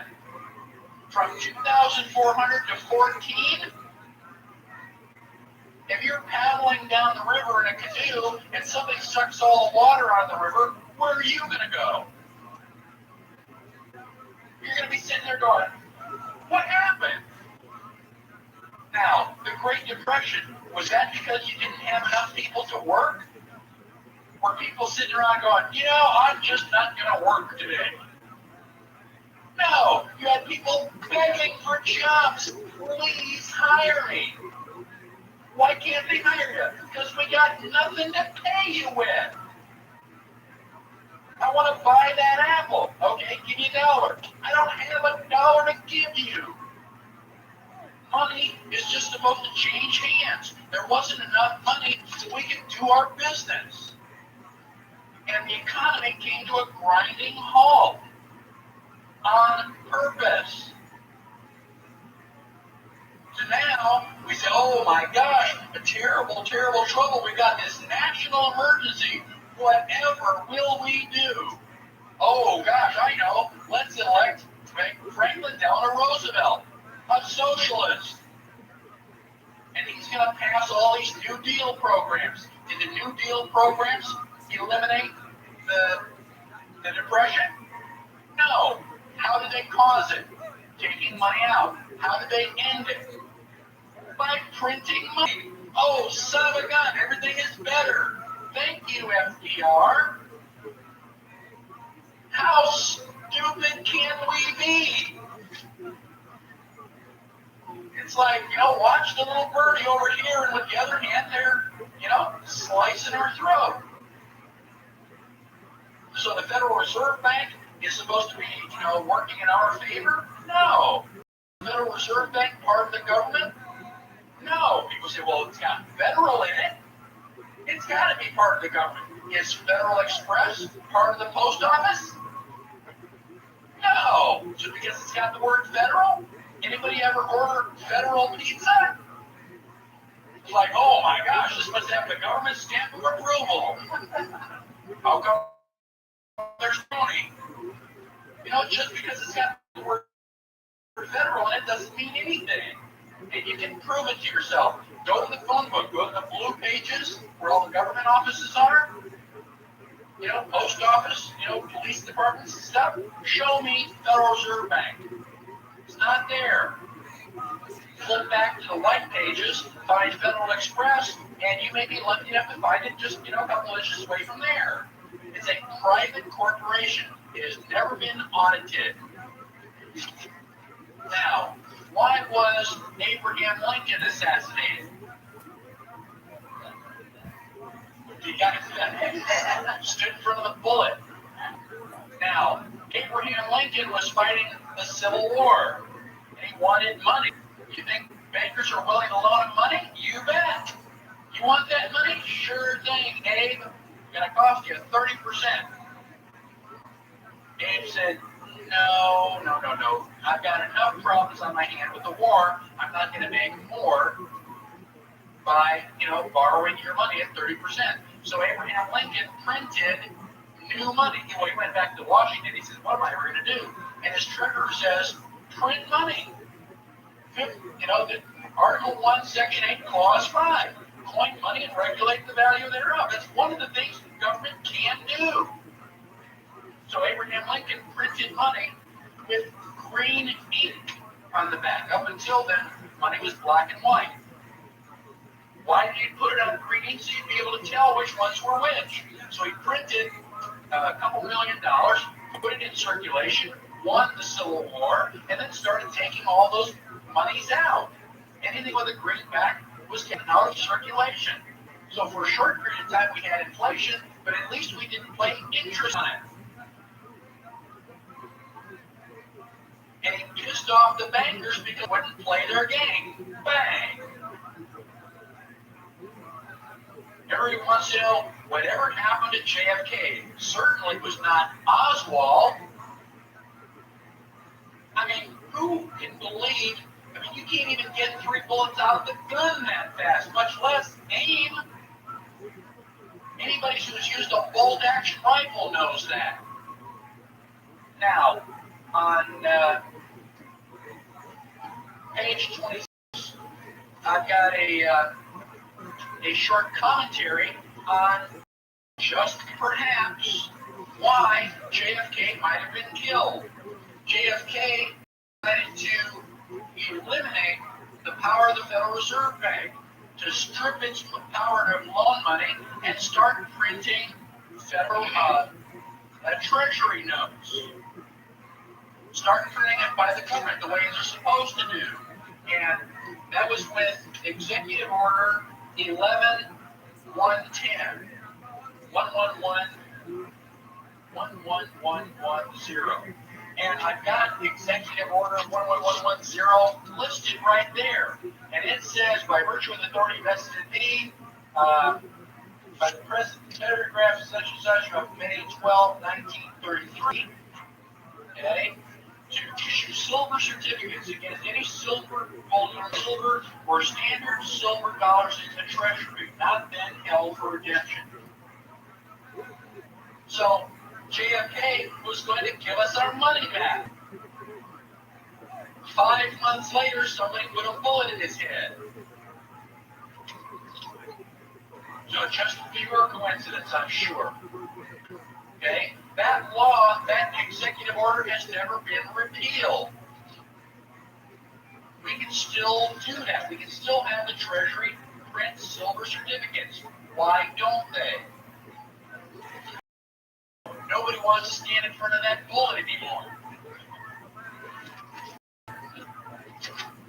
Yeah, there's quite a bit of silver. Silver is actually better for us right now than gold because there is so much of it. There's too much of it. I mean, we had cornered the market on it, and they couldn't do it. There's just too much. So, then on page 27, I have a series of quotes that are all dealing with the Federal Reserve. 100% of what is collected is absorbed solely by interest on the federal debt. All individual income tax revenues are gone before 1 nickel is spent on services taxpayers expect from the government. This was the Grace Commission that was authorized by Reagan. They did a study. They said, your tax money does not go for hospitals, roads, and national defense. Not a single penny. It's a lie. How many people have ever heard of the Grace Commission? Well, they kind of swept it under the rug. I'm still trying to get a copy of it. Daniel Webster said, of all contrivances for cheating the laboring classes of mankind, none has been more effective than that which dilutes them with paper money.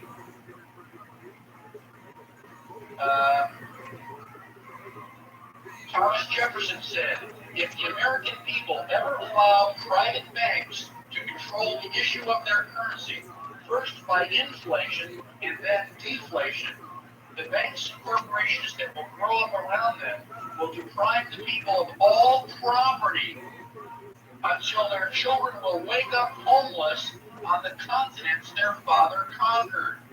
You're going to end up with spit. I'll let you go through those other quotes. Here's the President Andrew Jackson. You are a den of vipers and thieves. I intend to rout you out. And by the grace of eternal God, I will rout you out. And he did the best job of getting rid of the thing. Page 28 has other quotes. In the middle, Representative Louis McFadden said, the Federal Reserve banks are the most corrupt institutions the world has ever seen. There is not a man within the sound of my voice who does not know that this nation is run by the international bankers who are sneaking in Congress. Congress knows exactly what's going on. Congress is not working out for your best interest. Now, how did all this happen? In 1913, the Federal Reserve Act was written, and the Federal Reserve started printing money. They were loaning money to the United States. We were obligated to pay our debts, our interest, in gold. We'll give you this paper, you have to pay us in gold. That happened for 20 years. In 1933, the United States went bankrupt. Now, I met somebody who actually heard Franklin Delano Roosevelt say that live. This is not some history book. This is a person who heard it for himself.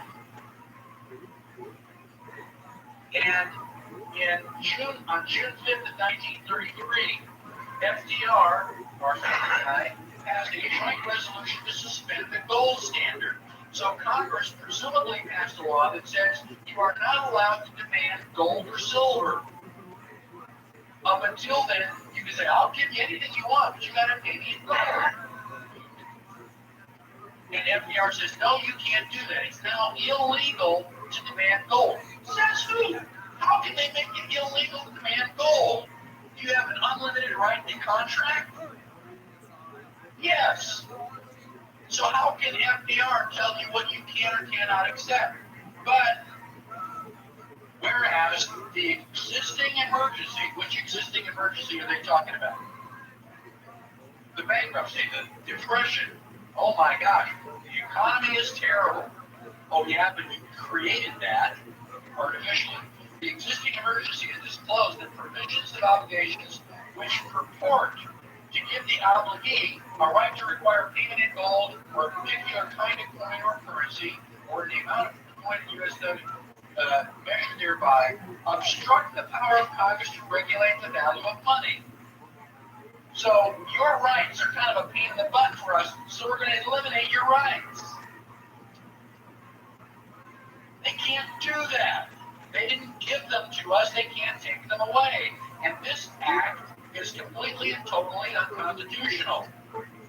And down below, they say the term coin or currency means coin or currency in the United States, including Federal Reserve notes. So suddenly, worthless paper is now going to be traded the same as gold and silver.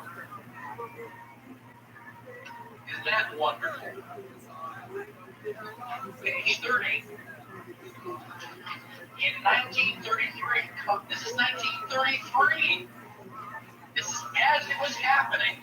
There were people awake, but nobody was listening. Congressman Beck, speaking from the congressional record. What does that mean? It means on the floor, on the congressional record means that you can go to the archives and look it up. Don't take my word for it. Read the man's words yourself. I think of all the damnable heresies that have ever been suggested in connection with the Constitution, the doctrine of emergency is the worst. It means that when Congress declares an emergency, there is no Constitution. It means it's dead. It's the very doctrine that the German Chancellor is invoking today. Which German Chancellor? Hitler. So FDR did exactly the same thing that Hitler did. We bombed Hitler. We call him the worst, most evil man in history. But we're going to build a monument to FDR? Where's the logic in that? I have promised myself that before I die, I am going to go to Hyde Park, New York, and I am going to piss on his grave.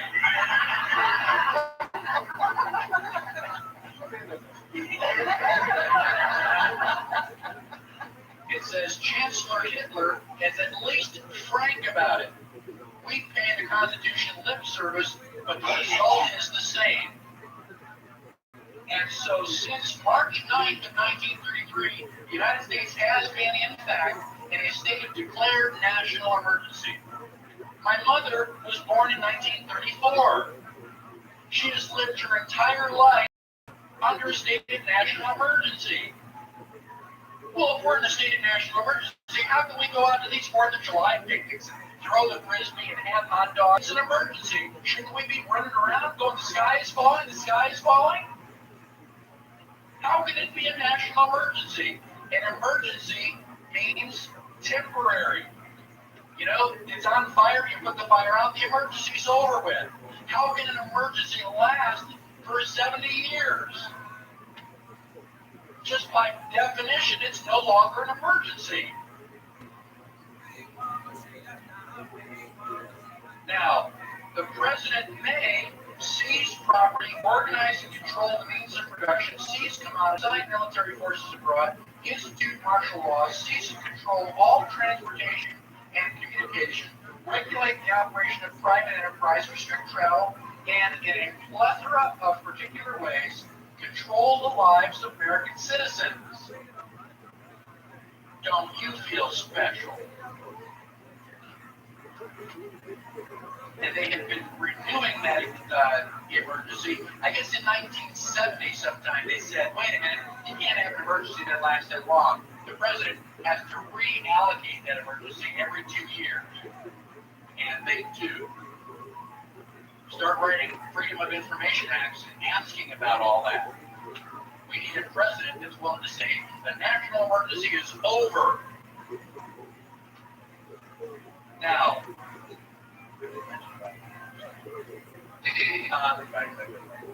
right. And that's true. I'm trying to kind of, what he's asking about is confiscation of gold. Basically, Roosevelt tried to make claimed to make owning gold illegal. It's now illegal because you're hoarding it. You are an enemy of the state. You've got to turn in all your gold. And people did. It's like, why? You know, you got to jump off that cliff. No, I don't think I do. And what do? They put all of our gold in Fort Knox to keep it safe. Has anybody seen that gold? We've tried to get audits. Can you get anywhere close to Fort Knox? No, the gold's not there. All we want to do is we want to go into the video camera. Just want to see our gold. They don't let you in because it ain't there. They lied to us again. How bad does it have to get before we do something?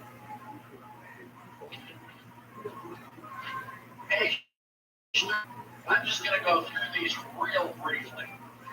We've got so much corruption in the United States, it's not even funny. World War I was deliberately started. I mean, everybody was all, happy. They were shaking hands, and somebody assassinated Archduke Ferdinand. Oops, there we go.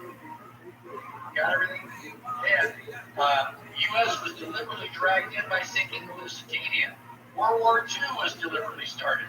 And FDR got us into World War II. How did he do that? Well, he was blockading Japan, but he also created the Pearl Harbor travesty. I'm going to make each of you admiral. You have a navy. One of the good things about a navy is that you got lots of boats, and boats can move around in zigzag. A moving target is hard to hit. Anybody disagree with that? Not only is your boat hard to hit because it's moving, it's hard to find. You can hide it in the ocean. Anybody fly across the ocean? I mean, if you have a boat out there, the boat's probably the only people who know where it is. Finding a needle in a haystack is easy compared to finding a boat in the. So now, as the admiral, your first act is to decide whether this is a good idea or not. We're going to take all of our boats and we're going to put them in this little tiny harbor called Pearl Harbor, and we're going to line them up in a straight line. How many admirals in the room want to do that? Not one. Why did we have our boats there in the first place? Because before he became president, FDR was also Secretary of the Navy. When he got elected president, he gave his admiral the order. He says, put all of your boats in Pearl Harbor. The admiral says, I will not. I'm an admiral. Well, what kind of admiral am I going to be if I put all my boats in Pearl Harbor? No. FDR fired him. Put somebody else in. Said, put all your boats in the harbor. He said, well, gosh, look what happened to my predecessor. I don't want to lose all these shiny medals. FDR deliberately caused Pearl Harbor to get us involved in World War II. That is treason. If he were alive today, I would assassinate that SOB myself. Anybody want to know my real feelings?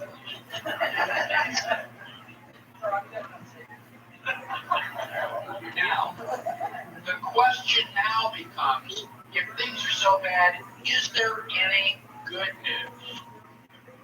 Is there any light at the end of the tunnel? And the answer is yes. Don't give up. We are just about to turn this thing around. If you don't do anything, we're definitely going down the tubes. So if we are going to turn it around, we've got to get up off of our fannies and do something. Now, our law. The third article of the Constitution is the smallest and it provides us with the least amount of protection. That's where we need to focus. So, join the Fully Informed Jury Association. One of the things that juries can do is they can overturn the law. It's called jury nullification. Now, judges will lie to you. They say, you get to decide the facts, I will decide the law. Not the way it really happens. So if I get arrested for having black hair, according to their rules, you get to say, well, does Mike have black hair? Yeah, looks like it. Guilty. You go, well, yeah, but wait a minute. The way things really work is you go, yes, he does have black hair, and we really don't care if the law says it. It's a stupid law. We're going to override that. We refuse to find him guilty. That's what happened. That's where juries came from. When they were trying to accuse William Penn of heresy because he wasn't teaching the proper religion. The jurors were put in jail. They were starved and beaten, and they refused to find him guilty. The judge finally had to let him go. So that's one of the places that I would focus. Now, instant runoff voting. One of the things that we can do, as we're working for, is to get this, check mark. When I say, I want you to vote for the Libertarian, people say, well, I don't want to waste my vote. If I vote for the Libertarian, the bad guy is going to win, and I'm going to feel really terrible. Because I didn't vote to prevent the bad guy from winning. Now, I don't care which guy you think is the bad guy, you're not wasting your vote. If I give you a choice, a 45% chance at lethal injection, a 50% chance of the electric chair, and 5% for escape, what are you going to vote for? The electric chair because you're likely to win? What are you going to vote for? Escape. But it's only 5%. I don't care. It's the right thing to do. Now, with instant runoff voting, you get to itemize. This is my first choice. This is my second choice. This is my third choice. Now, you can vote for the guy you really want to vote for. And if he doesn't win, they will take your second choice and go for the guys that, the bad one doesn't win. And now, when we start getting 20, 25, and 30% for the libertarians, guess what? Things are going to change.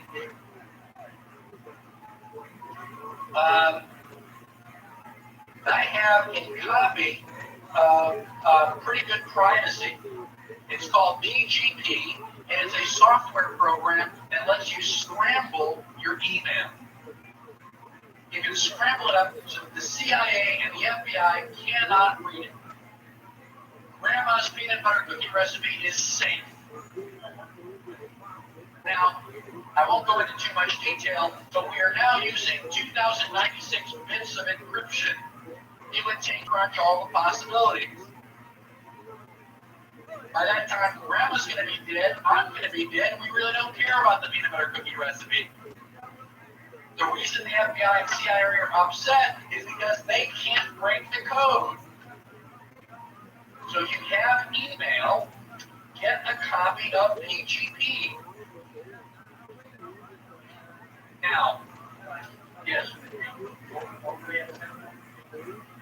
What was that again? Oh, the FBI? The FBI and the CIA are upset because PGP works. You can scramble your email messages so well that they can't read it. And it just pisses them off. Well, why should they read it anyway? I thought I had a right to privacy. If you thought, do you write your love letters in the back of a postcard? No, not generally, because it's not for public consumption. It's only for honey bun. So you put it in an envelope so nobody else can read it. Well, if you're sending email, every computer that email stops on can make a copy of it. Anything that you print in email which is not encrypted, you better be ready for that to show up on the front page of the New York Times. So buy a copy of PGP. You can get a copy for free off the internet. They can give you test copies. It works really well, and I highly recommend it. PGP.com. I can go into more detail about how it works. I'm a computer guy. How it works is irrelevant. The fact that it does work is what you really need to be concerned with. Now, there's a project TOTO to expose and end the illegal operation of the income tax system. In a couple of weeks, we are going to go to Washington, and we're going to be dragging the IRS over hot coals, asking them difficult questions. Now, the government never gives us anything that they still want. If they have agreed to go to Washington and answer our questions, I am convinced the IRS is out. They don't care anymore. They don't want the IRS, and they're going to say, okay, you guys win. Except that they've got something better in the background, which I think is national sales tax. So we've got to be careful that we don't let them slip in something worse than the IRS. NordFed. We've already talked about NordFed. We can take back our currency. The economy is what's all screwed up. Silver doesn't inflate. This is real value. They can't stop you from using that. All you have to do to take back some of your liberty is use liberty currency instead. Where can you use it? All of your friends. If you and I exchange something, let's use liberty currency instead. Digital money is going to be the solution to all this. The reason that the Federal Reserve has all power is because we are forced to use their money. Very, very soon, we won't have to. How many people here would have a Swiss bank account if they could? Okay? Why would you want a Swiss bank account? For privacy? The fact that you are the only person in the world who knows how much money you've got in the bank? Well, that's not true with a Swiss bank account. There are two people, you and the Swiss banker. You now have an opportunity to do something better than a Swiss bank account. It is called 3pgold.com.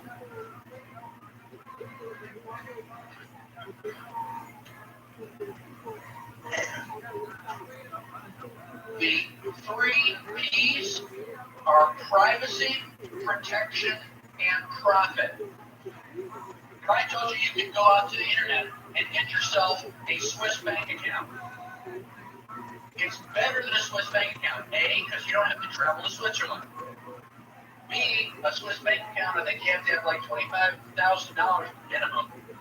This only requires $1,000 minimum. And 3, there's only one person in the world who knows that you've got the account. You. The computer knows, but the computer's not telling. Now, how does this work? You want to sell me a book. You tell your account, I'm about to get money. Somebody's about to give me $100. The computer will send you one of these encryption scrambles. You look at it, which looks like nonsense. And you give that to me. Well, I can't read it, but I give it to my account, and I say, I want to send $100 to this scramble, whatever that is. So the money disappears from my account and shows up in yours. I have no idea where it went. You send me the book. Now, if I'm calling myself George, you don't know who you sold the book to. All you care about is that you did sell the book. Now, how many people in the world know that a transaction took place? 2, me and you, and I ain't telling.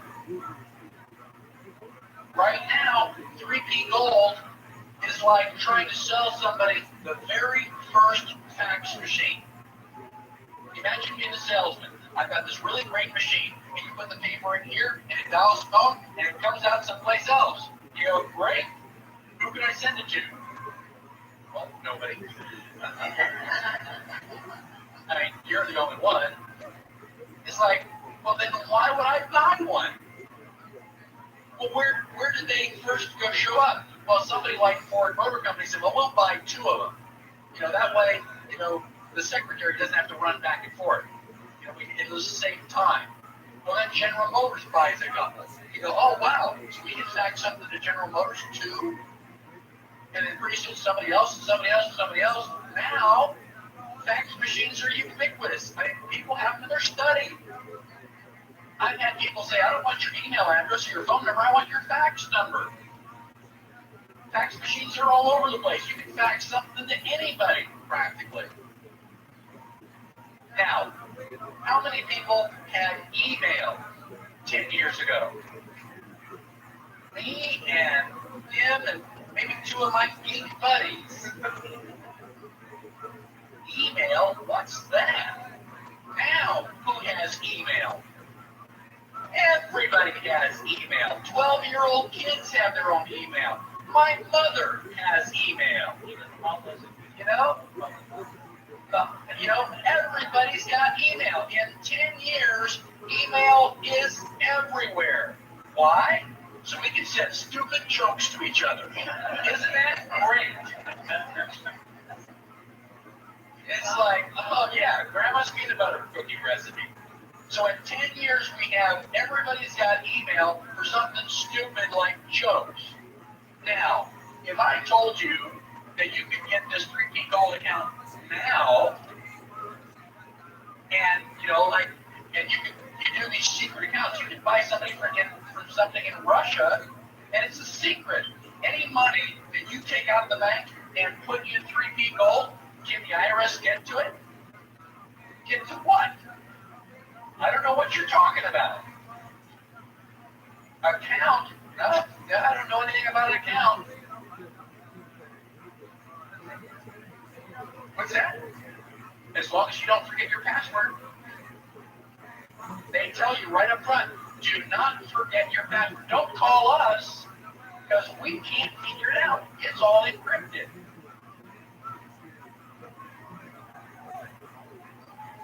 eventually, not yet, that's the three P goal: protection, privacy, and profit.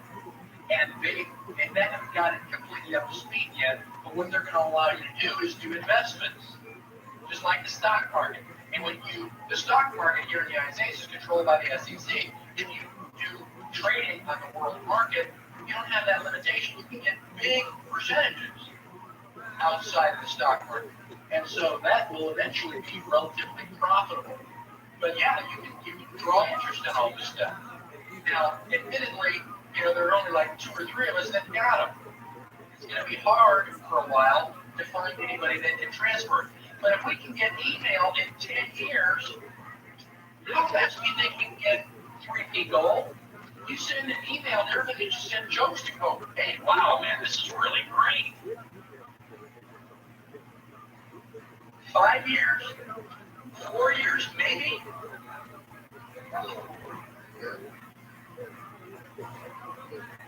E-gold is similar in concept. Unfortunately, e-gold is here local. They don't do any auditing, and it is a good idea. I don't think but they have been rated by the IRS already. I don't think that they've taken anything, but they've been hassled. 3D gold is offshore. It is not in U.S. jurisdiction. So what's the IRS going to do? Nothing. What's that? Yeah, well, so it gets offshore. I know the man who's helping to organize this personally, and he's either really telling the truth or I am a terrible judge of character. If I had more money, I would put it in 3 gold. I've got it now. But, it doesn't do anything right now. It's that, one and only, federal fax machine. I think so. I wasn't even concerned about that. I think that's. But you can go to 3D gold and check. So as this becomes more and more prevalent and more powerful, then who's going to use Federal Reserve notes? Why would you? About the kid that used to take his ball and go home, well, it's his ball, we can all just leave the field. You don't have to use these anymore. So the Federal Reserve may be there, but it's not going to have the authority. There's nobody playing. Bye, leave. Thank you very much. There you go. I'd love to do that. I'd be willing to transfer money back and forth. Go out and get a 3P gold account. We use it instead of email. Okay? So, right? That eventually I'm going to be doing that. So digital cash is something that is just around the corner. There's nothing that the government can do about it. This is absolutely wonderful. When the printing press came out, the government's and churches in charge. We're real happy about that because up until then, I'm telling you what the Bible says. Well, really, now we can print the Bible and you can read it for yourself. You go, hey, you've been pulling a fast one on me. That's not what it says. So they didn't like the printing press. What did they do? They went out and they started burning the books. Were they successful? Have we eliminated books? No, because we were printing them faster than they could burn them. There's not a damn thing they can do about it. And there's not a damn thing they can do about 3D gold. It's going to happen whether they like it or not. And the faster we make it happen, the better off we all are going to be.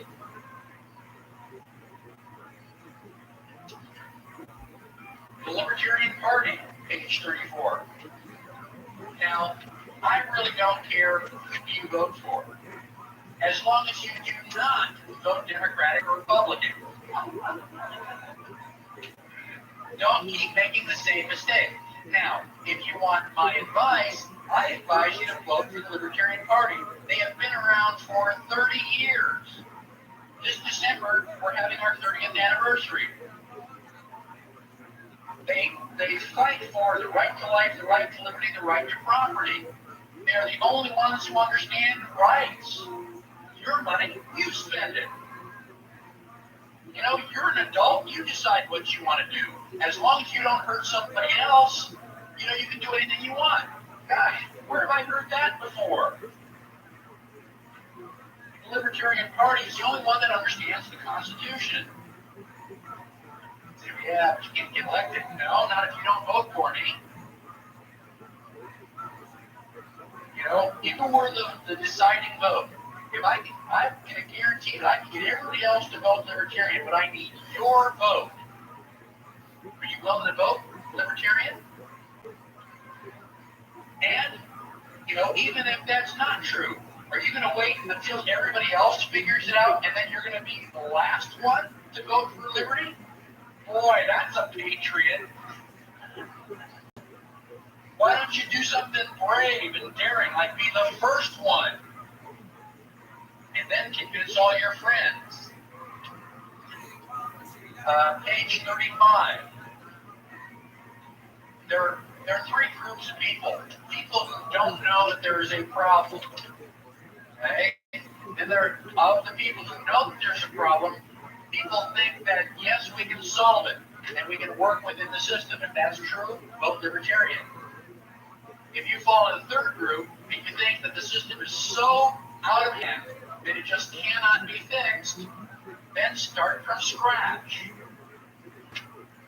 This is Texas Constitution 2000.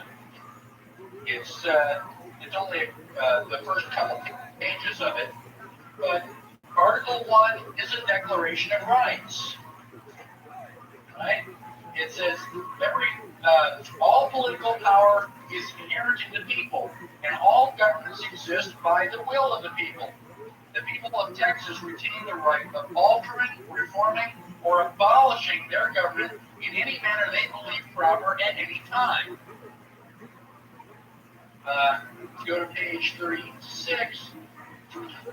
I'll read two of my favorite clauses. Section 5. Every individual has the inherent right of defending the life, liberty, or property of any other individual using whatever force is necessary through whatever means available, including the use of deadly force. Does that sound a whole lot better than the Second Amendment? And just in case there's a Rosie O'Donnell out there who doesn't understand, let me clarify with Section 6. Every individual has the inherent right of owning, using, and carrying arms of any description. Any questions? Article 2 is limits of the government. Government has no inherent rights or powers, neither implicit or explicit. That pretty much sums it up. And you go through. Government shall never, government shall never, government shall never, government shall never. They can't own property. They can't control the free flow of ideas. Government can't do anything unless it's explicitly listed. Now, this is a constitution with teeth. Now, the Constitution has been written. It has not been ratified. How did we get this Constitution ratified? Well, we had 9 out of 13 states ratified. Well, this is a Texas state constitution. We've got 254 counties. If we get 176 counties to ratify it, it becomes the law. And Texas becomes a nation. They're not existent. There is a transition. We don't expect it to happen overnight. There's a whole program of how we're going to go from the mess that we're in now to the new government. And I give you the website for that, TCRF, Texas Constitution Ratification Fund, and you can read, I think it's about 22 pages. The first time I read it, it made me weep.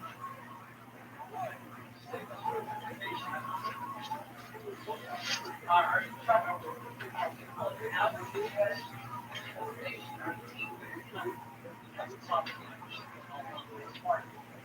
It will be separate from 49. Yes.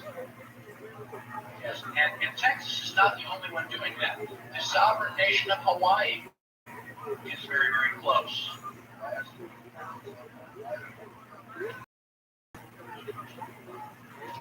Last night, I understand, and there's a lot of debate as to whether or not that would happen. I personally don't think it would go that far. But I mean, if it did, send me to the Alamo, lock and load. That's right. Now, those are some of the things that I think that you should know about. I think that you should, improve your outlook. Now, starting on page 39, I have a list of reference material. Obviously, we haven't covered anything as much as we would like to. Hopefully, you'll start doing your own research. And I've tried to leave breadcrumbs for you and say, gosh, go here, you don't have to search the entire library. Now, I've got a list of books, a list of videotapes, audio tapes, and websites. Now, every book, audio, and video on this list I have read, watched, or listened to. It's not just because it's got a snappy name. I've been studying the Constitution for 18 years. Now, the websites, I don't have as much. I didn't go through every single website, every single page. So there may be things on the websites that, I don't agree with completely. But they are all, for the most part, as far as I know, very strongly, pro-liberty. And I've tried to arrange the websites in the same order that we've covered topics in the class. Now, you can go to my website. Instead of typing all these things in by hand, you can go to my website, go to the Introduction to the Constitution, which is what this class is, and I have a list of references. So you go to a page, and that same page is right there. You just point and click with the mouse. That'll save you a lot of time and effort. No. Now my website is listed on the first, page 47. Okay, and it shows where my references are. And so all of these are listed there, and you can then point and click. Now I'd like to go through some of these books and tell you which ones are some of my favorites.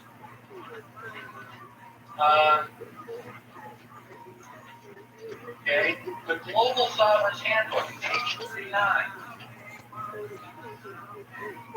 This book is $105, but it is worth it. Instead of going to the library and checking out, 15 or 30 books and getting a little bit here, a little bit there, this has basically got everything between two covers. You can't sit down and read it from cover to cover because your brain will explode. You got to read a chapter and then just going to sit there in a daze and absorb the information for a while. Okay? This is a very, very good book, and I haven't found anything in here which is that not the Global Sovereign's Handbook. Oh, okay. Yeah, okay. But I basically tell you where to get it, and you can look through this at the end.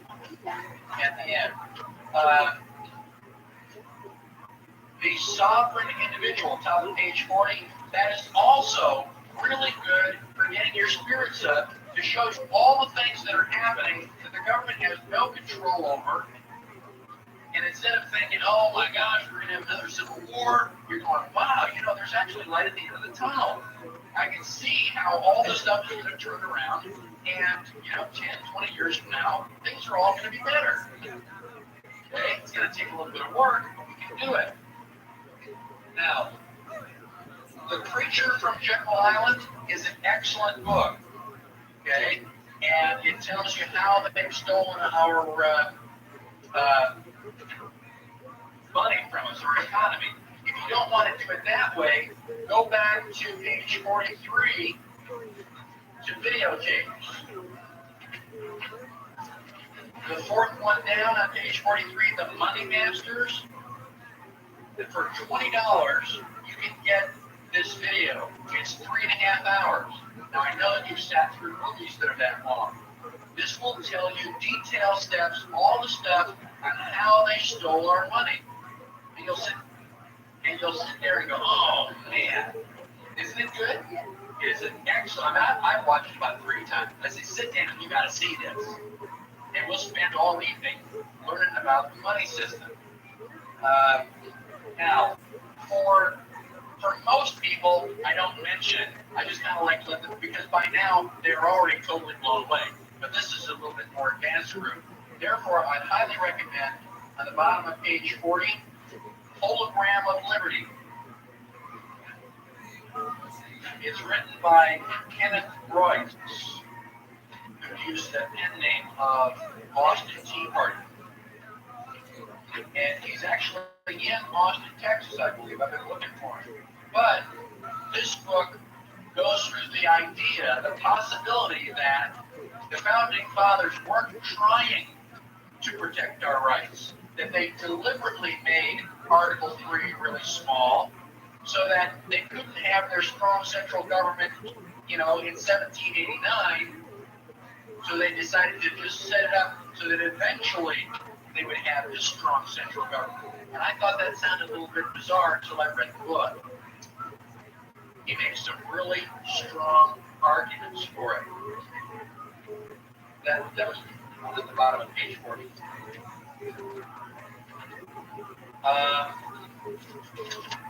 Okay. Lost Rights on the top of page 41 is excellent by James Bovard, and he's already come out with another one, Feeling Your Pain. Those are both good. Reading the Communist Manifesto, you have to know what the enemy is doing. And I also have a book here. I don't know why it's not on my list, but it's the ABCs of Socialism. Real thin book, but basically you got to figure out how they're screwing you over before you can fix the problem. Okay, that's the last of the books. The videotapes. The very first videotape, 1776, is excellent. It is a musical, and it seems a little bit strange to have Benjamin Franklin and Thomas Jefferson dancing, but okay, you get over that a little bit. And it talks about how all the stuff they had to go through to get the Declaration of Independence signed. Well, you realize how close we came to not even being the United States. It really is an excellent thing, and to the best of my knowledge, it's historically accurate. I didn't see anything in there that I knew for a fact was false. The singing and dancing, yes. Money Masters, Waco Rules of Engagement. I have a video on the 10 flags that you've already seen that. Now, audio tapes, we're on page 45. If you want to start learning about the Constitution, go to Barnes & Noble and get this series. It is by Knowledge Products, and it is narrated by Walter Cronkite, the most trusted man. And basically, it is really excellent. Walter Cronkite talks about what was happening. George Washington is coming into town. They're getting ready to write the Constitution. And then they have actors and actresses doing the voices of Thomas Jefferson, George Washington. And it's really, really good. I get goosebumps. It makes you feel like you're really there. And I have listened to this series wall to wall, the entire set, 4 times at least. When you're driving in the car, it's a really excellent thing to just pop in and listen to that. Another excellent series is audio archives from Reality Zone.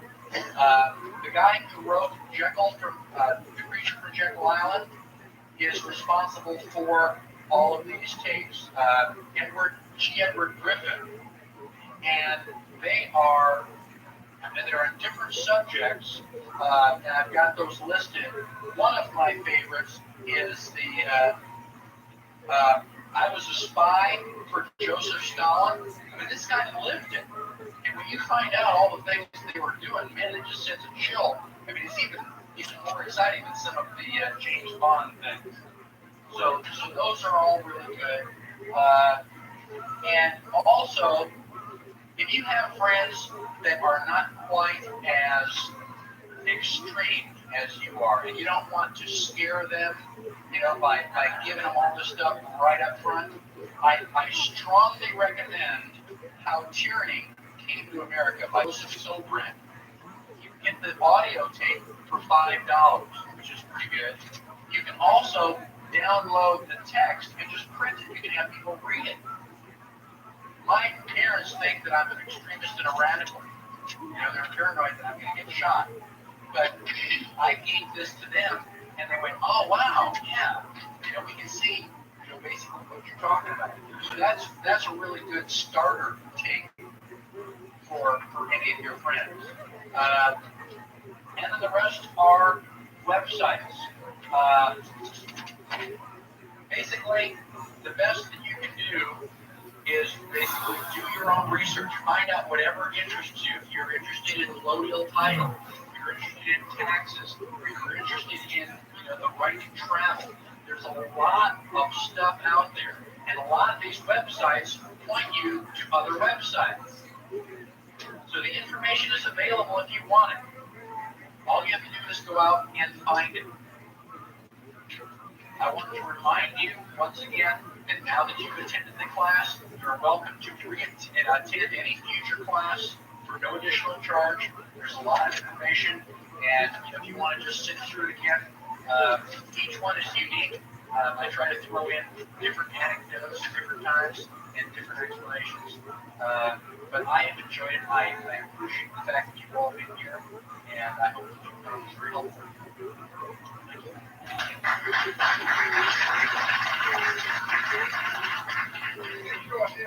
Level 2 over here. All right. I'll take gold for silver. Yeah, that's for gold. That's illegal.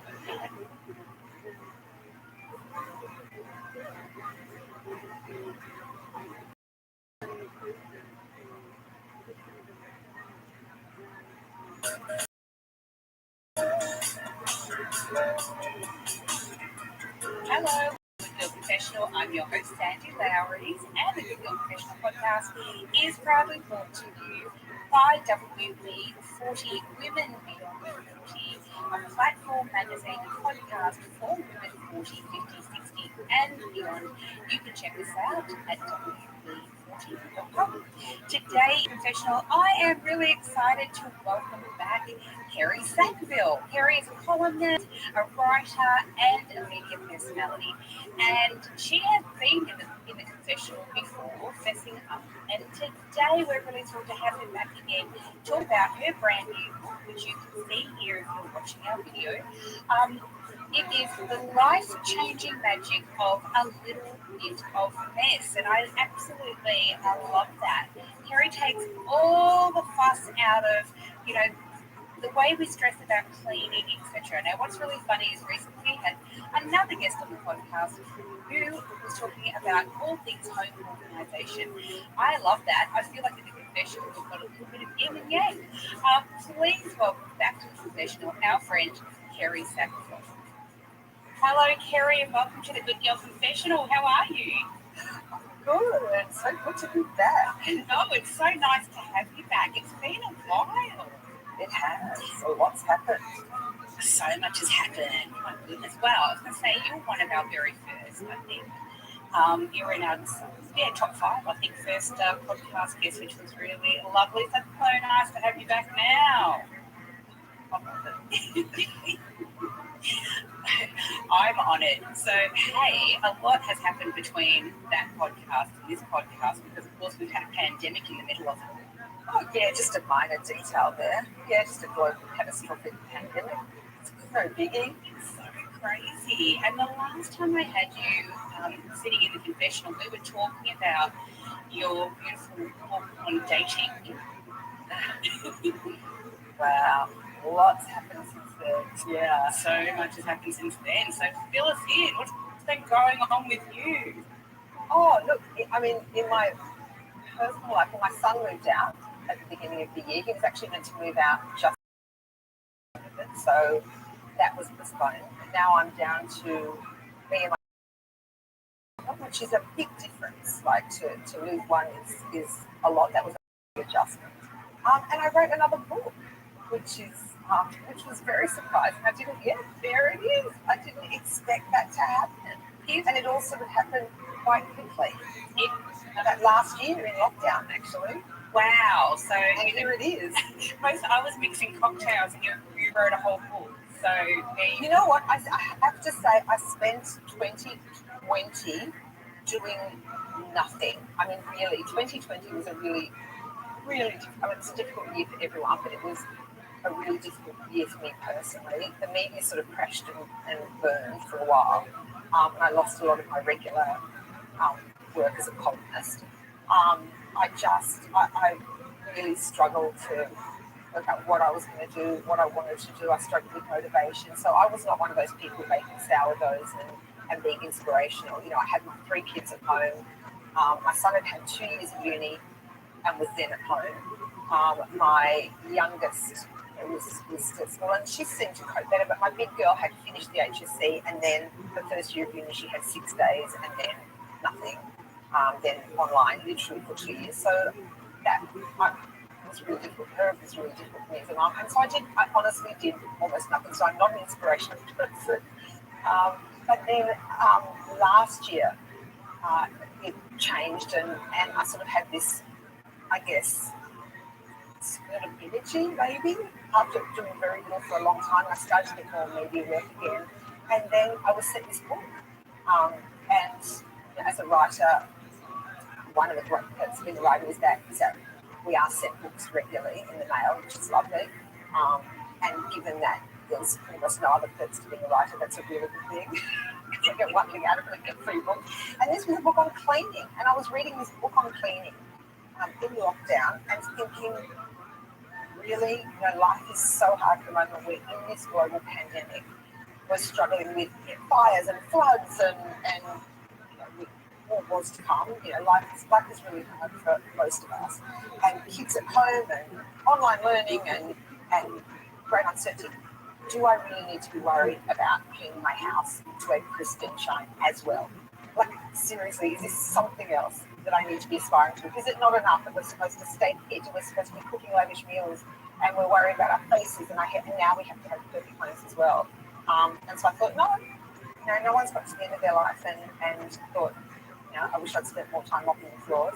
So I decided to write an antidote to all the aspirational pantries on Instagram and Marie Kondo and her decluttering and all the cleaning bloggers and 5-hour cleaning videos and how to fold a fitted sheet. So my book was born. I want to say, first of all, congratulations, because, as someone who writes articles but has never, written a full book, you have written quite a number of them. And this is quite extraordinary. I love it, by the way. I love it, and it made me laugh because I was one of those people during lockdown in 2020. I sort of went the opposite way. In 2020, I was like, wow, this is such a novelty. I'm stuck at home. What am I going to do now? Obviously, I launched a magazine and the podcast kept going and all those things happened. But I was like, that's quite a lot. It was a lot. I did that. But I was kind of in that mode of we've been running for so long. I didn't really know how to stop. And so I was one of those people, I think, when I'm going to clean out my wardrobe, I'm going to clean out my pantry, I'm going to do all these things because I just didn't know how to stop.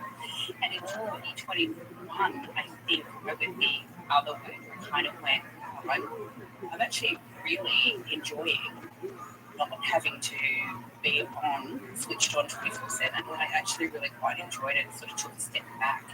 And for the first time in my life, I was like, wow, guess what? I stayed in my pajamas all day. Guess what? Right? All the things that I almost felt like we had to reprogram and had to learn again, learn maybe for the first time for some of us to not feel that pressure, as you say, to have everything so perfect all the time. Yeah, and the main reason I wrote this book was to make people laugh. I mean, there's no question that was the aim of it. I think that, as I said, life is really hard. Life is really challenging for most of us. I think it's challenging for all of us some of the time. And I just thought the news cycle is so thin, things are tough. I just wanted something that could take people away from it and have a good giggle, for the few hours it takes to read it. But the other thing is there was an underlying message to it, which I think is the thing that concludes everything I've ever written, or thing that I certainly that I try to live by, which is that we don't need to be perfect.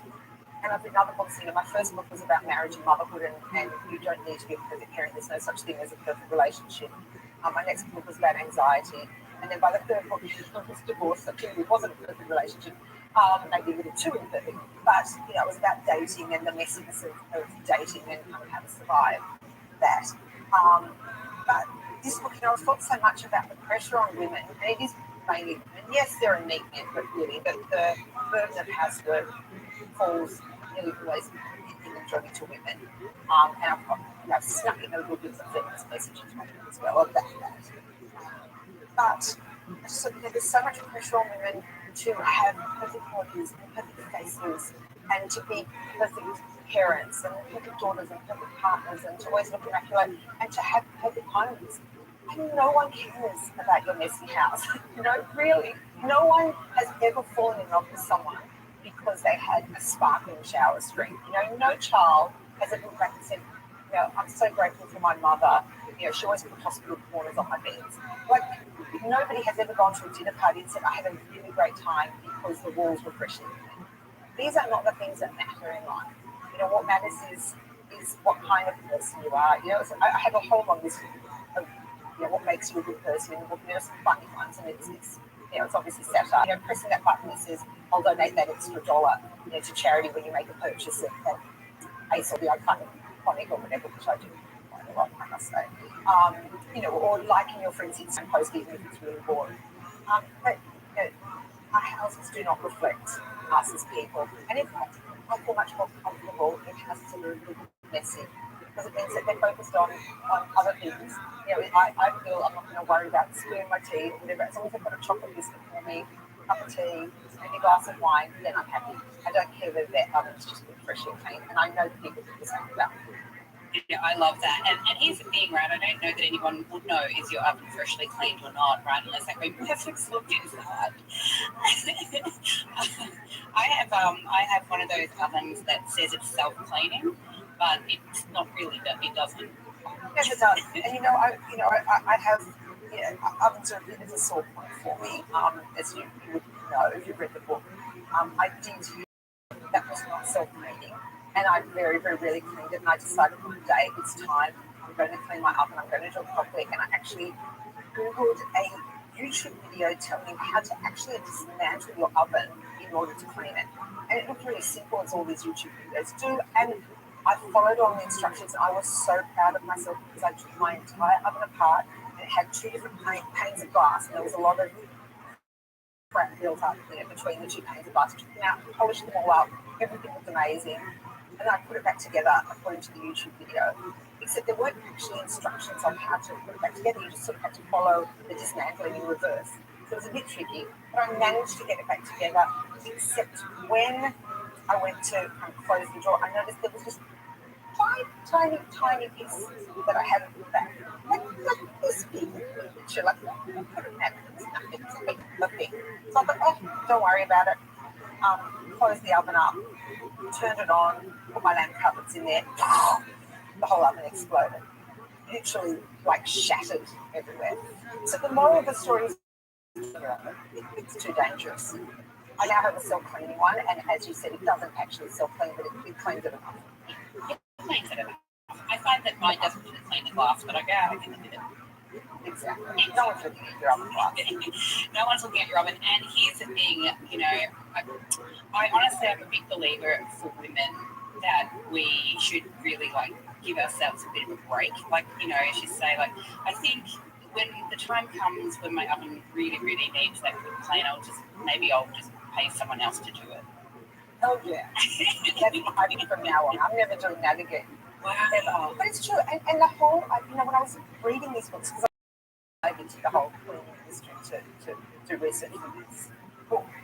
And people really do keep pristine homes, and the whole aspirational pantries where everything, and the bookshelves in colour-coded and the decluttering constantly. Actually, your bookshelf is really good. Can I say though, that's the only thing I've a bit, I don't know, I've always had a colour-coded bookshelf. I don't know why. It looks lovely. It looks very nice. Mine is very hazard. The thing is, when we're spending a huge amount of time on our homes, and it's the same as spending a huge amount of time on our bodies, or on our faces, or on our hair. So what are we not doing? Like, what could we be doing to not put all this energy into that? What are the ways that women are not actually self-actualizing because we are conditioned to think that this is what's important for our lives? And I just think that there is so much societal pressure on women to be perfect, to maintain this kind of exterior perfection. And it's just taking us away from the things that really matter. It's taking us away from our careers, our passions, our children, like spending actual quality time with our kids instead of nagging, cleaning up, or chasing them to tidy their rooms. Our relationships, our friendships, our families, travel, relaxing, sitting on the couch, having a nap. I just want women to have permission to do all that, and drop all this kind of need to just keep these standards high for who's it for? This is our lives. I think we should just go easy on ourselves and I'm not saying we should even spoil or cancel or completely let everything go, but just tone it down a bit to give yourself more time for yourself, for the things you love to do, and just the things that make you feel good. And if it's having a nap, if it's watching Netflix, if it's sitting on the couch and reading a book that's making you laugh, if it's having a cup of coffee with your friends, like those are the kind of things that are important, especially now when life is so challenging. Yeah, look, I agree. And I think that now that we've come out of 2 years of basically being cocooned, locked down, all of those things of stress and all of the things to I think for a lot of us made us think about, well, what is most important in my life? And, for those who, my kids are older, but for those that were home with much younger children, I imagine they were like, on one hand, they really loved having that quality time finally with their kids, and on the other hand, they're like, this is bloody hard work and I can't wait for them to get back to school or whatever. It's hard work. But I do think that we are living in this age of home organisation, and the home edit, get organised, and Marie Kondo, and all of those things, and it looks so beautiful. But honestly, I think for me, like as I said, for 2020, I went, I'm going to clean up my pantry, clean up my wardrobe, and I ordered all these containers and things. It didn't matter what I bought. I'm telling you now, my pantry does not look like the home edit version of that. It's just never going to be that way, because I could make it look pretty for a day, and then stuff gets shoved in, and then I forget to put things in containers, right? And it is. Yes, it's an entropy thing. I wrote that book. But cleaning is literally a fight against the laws of the universe, because the universe is moving inextricably towards chaos. That's how the universe works. And all the with fluff, this is illustrating my point. There's mess everywhere in the air all around us. But like our homes are moving always towards chaos. That's a lot of entropy. And especially if you've got kids, I think if you're living by yourself, it's just, yes, you can keep your house pristine. If you're living with kids, if you're living with a partner, if you're living with pets, literally you spend all this time cleaning up, and it's fantastic for about 5 minutes, and then bam, it's messy again. And it just takes so much energy, and I just think you're tugging on this one end of the tug of war constantly. If you just let it drop, it's so much easier. Everybody's so much more relaxed. And I want to stress, it's a little bit of mess. It's not kind of complete chaos or swallowing disorder, but it's a little bit of mess. And the energy it takes to keep the houses, the Instagram ready is, to me, in my mind, not worth it on other things. I love that. Do you think for a lot of women too, it really is about control? So it's about controlling the things we can control. So for people who are really focused on, my house has to be perfect, maybe do you think it's because there's other areas of their life that they feel they can't really control? For sure. And I actually, I wrote about it. There was a time years ago where I used to be a mad declutterer. Like, I really got into that problem. This was before Marie Kondo. Like, I was decluttering before Marie Kondo even knew what decluttering was. And it was always an anxiety thing. Like, I realised it was when I was anxious, when I felt out of control, then I would kind of go to my cupboards and start sorting through and throwing things out. And the problem with that is that I ended up having a lot of decluttering regret because you look through and you think, oh, I'm never going to wear that jacket again, like that purple tartan jacket, I'm going to throw that out. And what do you know, like 3 years later, tartan's back. I wish I kept that tartan jacket. Like makeup purses, I think I never need that. And then your makeup purse falls apart and your daughter is going off to get and wants a makeup purse. So, decluttering regret is real, but it was very much like an anxiety response, trying to control when I felt really out of control in my life. And I find that the more in control I can feel of the rest of my life, less I need to control my surroundings. And there are people who operate really well with a sitting desk, and that's fine. Like if you feel more calm with a really tidy house and you don't mind the tidy, great. I love having a tidy house. Like there's nothing wrong with having a tidy house. I'm just not prepared to put in the effort every single day to keep it pristine. So I'd rather let my standards slip just a little bit and have more time to myself. But if it's something that you enjoy and you feel better, great, do it. But it's when it's to meet these kind of standards that we feel we're being judged by other people that it's the problem. And the most important message I think I was trying to drop through is that nobody else cares. Even if you have the occasional judgy in-law who comes, that's their issue. They're going to judge something else. It's not your home. They'll judge your parenting skills, or they'll judge how you make your cake, or how you live your career. You're working too much, you're not working enough. You're not with your kids enough, you're with them too much. Like there are people, judging people will be judging. But we need to kind of live according to our own values as opposed to other. Absolutely. Listen to my TED talk. But it's so true. Like, I'm a huge fan of life hackers. And yes. So I've had a number of guests on this podcast who basically said, like, don't sweat the little things. Susie O'Brien was on another columnist who basically is, she wrote a book on half-assed parenting and why you should have jumped on that, right? I think there is this idea, as you say, that women will never be able to aspire to whatever that ideal is. That's the reality. 100%. And men, I think there's a lot of pressures on men in different areas. I think a lot of men still feel great pressure to be the breadwinner and to be tough and to not show their emotion. But they don't have the same standards, kind of the external standards that we do. Men aren't judged on the state of their homes. Men don't. There's something I was thinking about when I was writing the book. Is the whole idea that women, my husband doesn't notice this. Like I notice it, and my husband doesn't notice it. And I was thinking, it's not quite true because there's nothing wrong with men's eyes, and there's nothing kind of special about women's eyes. It's just that we're conditioned to care about these things. And you look at a man with his sports car, or even his non-sports car, his new car, and he will notice the tiniest scratch. He'll notice, a bit of crap on the floor of the car. My car's. A lot of women probably like me, where my car's full of stuff. It's like a mobile storage unit. And clothing thing that I've got to do with. But men will notice their cars, and it's not that men don't have the capacity to notice less. They just don't care about it like we do. And we're always criticising men for that, but maybe they've got the right idea. Maybe that just gives them more time and energy to do other things and to lie on the couch and watch the footy or whatever on the weekend instead of running around that and cleaning up. It's just different societal pressures.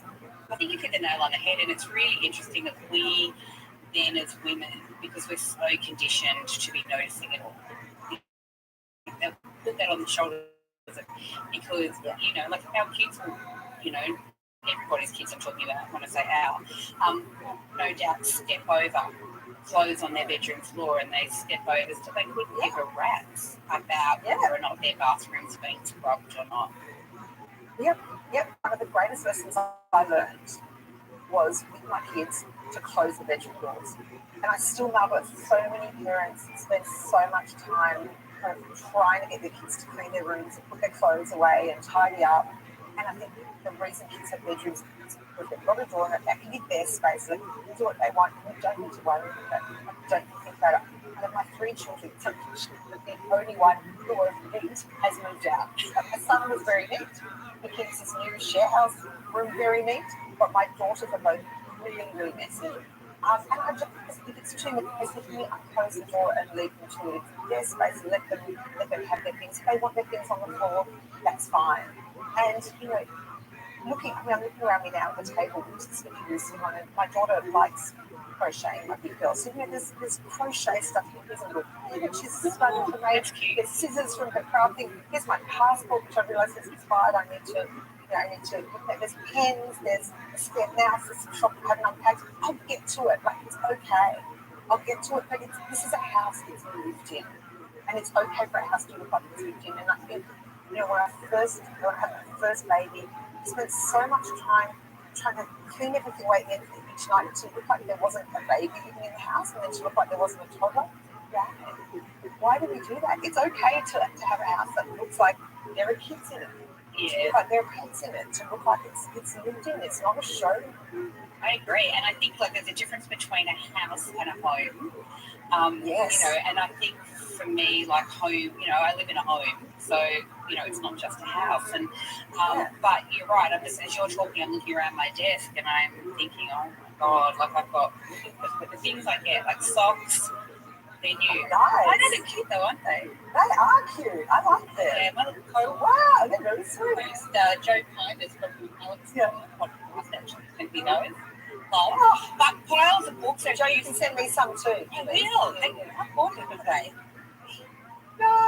But What can I show you? I can't show you anything really as nice. Look at this. You can do stuff with this. I end up with like miles of stuff. Look, betadine. I don't know. What did I use that for?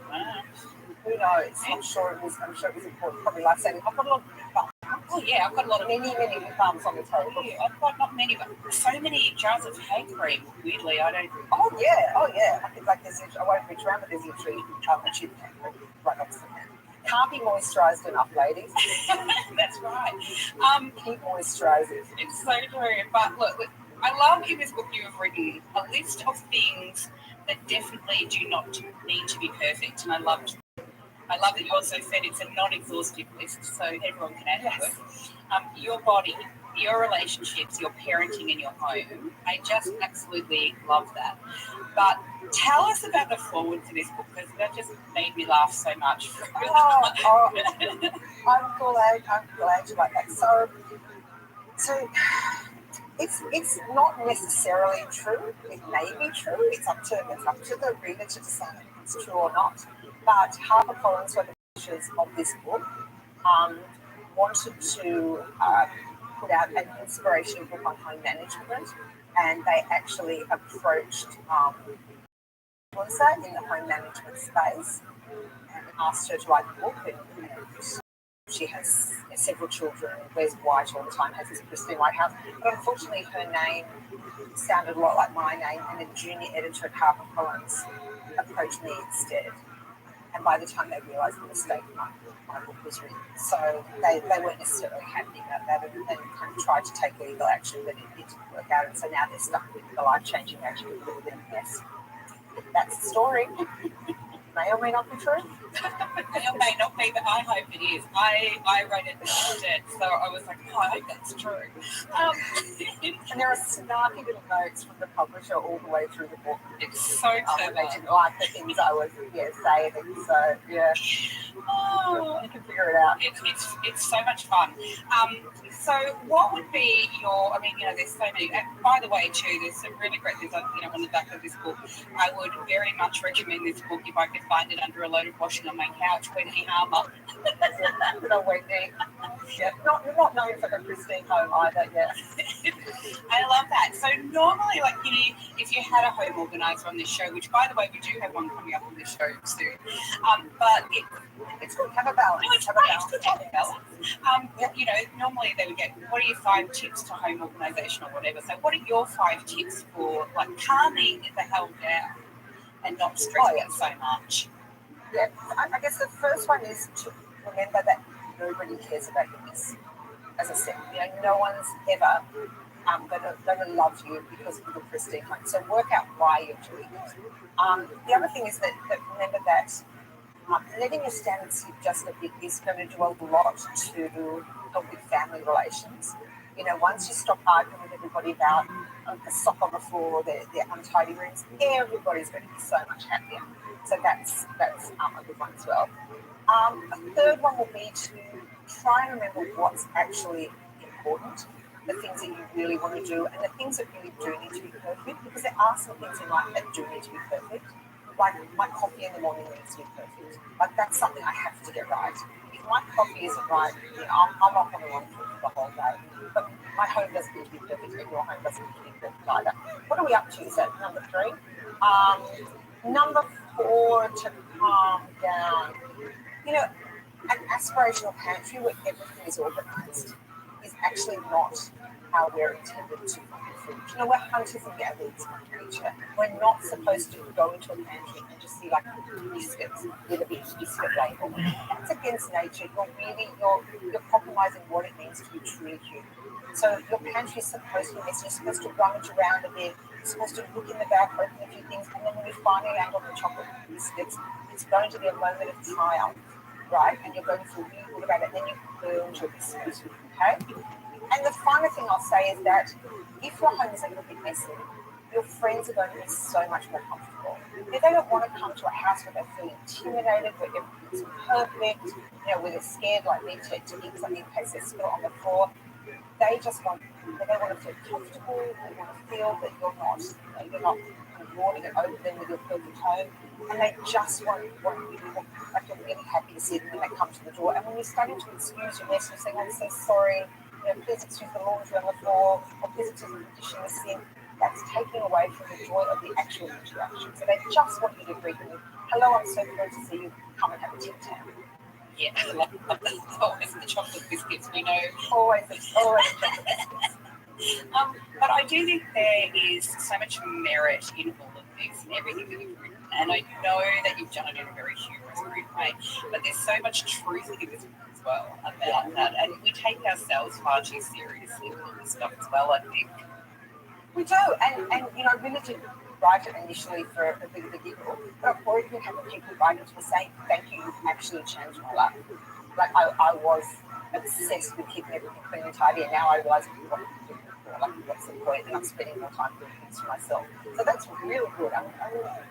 As I said, everything I do, everything I write is to try and help people feel better about their lives by making them, and just to try and keep promoting that message that we women don't need to be perfect, and that it's okay to be kind to ourselves, and you know, to spend time looking after ourselves, to let our standards slip, and it doesn't actually matter what other people think. It's about, you know, our lives. And I think, especially with the pandemic and everything that's gone on, I really do have a sense, and also because I'm getting older, you know, a sense of hey, life isn't that long. It's sort of racing through. We've lost the last 2.5 years in a sense. So I just want to enjoy it as much as possible, and I want to spend as much time as possible feeling those moments of pleasure and joy. And personally, I don't get those moments of pleasure and joy from spending time with my stepmom. If somebody else does, that's great, but that's not what brings me fulfillment. Yes, it's a good steam up. I would never be wrong. It's a great steam up. But yeah, there are other things that bring me great joy. Yeah, look, I really appreciate my vacuum cleaner, but I don't want to fall in love with it. You know what I'm saying? But I do. I have floorboards for my house, and I've just cottoned onto the fact that I bought this, you know, I don't know what do you call it, kind of like a broom, I guess, but it's microfiber. It just picks up all the dog hair. So I just walk around with my broom. Okay, that'll do. Yeah. Well, I've got my handy Dyson, which, you know, the cordless, which is great, but it doesn't do the best job. It doesn't do the same job as, you know, one with a cord, but it's easy. And I'd much rather just get out and go, leave it on the floor, but the job's done. You know, good enough. That's my motto in my house. It's good enough. It's good enough. It's good enough. I love it. And so you're going back to the pandemic for just one sec. I know we've sort of emerged out of it, and out of emerging from that, you've written this fantastic, funny book, which did make me laugh, and everyone should rush out and get it. We'll put all the links in the show notes so people can. But I wanted to chat with you a little bit about something you touched on before, which was that during the pandemic, being a creative and being a writer how much that impacted your livelihood, your ability to source work. Yeah, crazy. And we launched this magazine in the middle of pandemic, crazy. But the reason that we probably put that launch date forward for this independent mag was because I knew so many people who basically had no work, like nothing. Yeah. And do you think that things are getting a little bit better now in the industry as a whole?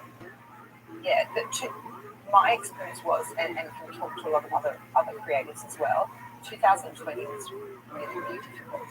And I think what happened is my understanding is a lot of advertising dollars were lost, people couldn't afford to advertise, and so that impacted the media, their budgets were slashed. So those of us working in media were really adversely affected.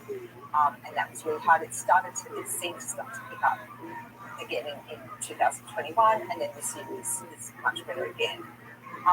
But it's always hard being creative. And I think the key to being creative is flexibility. And this book was not that I had been planning. It was sort of an opportunity that I saw and I took. And I think that's also the key. And you did the same thing. You really have to stay flexible and kind of and think laterally and look around for different opportunities. And back in when I stopped, when I had quite a break writing in 2020, and I've been writing a lot of serious pieces before that. And then when I came back to the media, I started writing a lot more comedic pieces because that's what it seemed like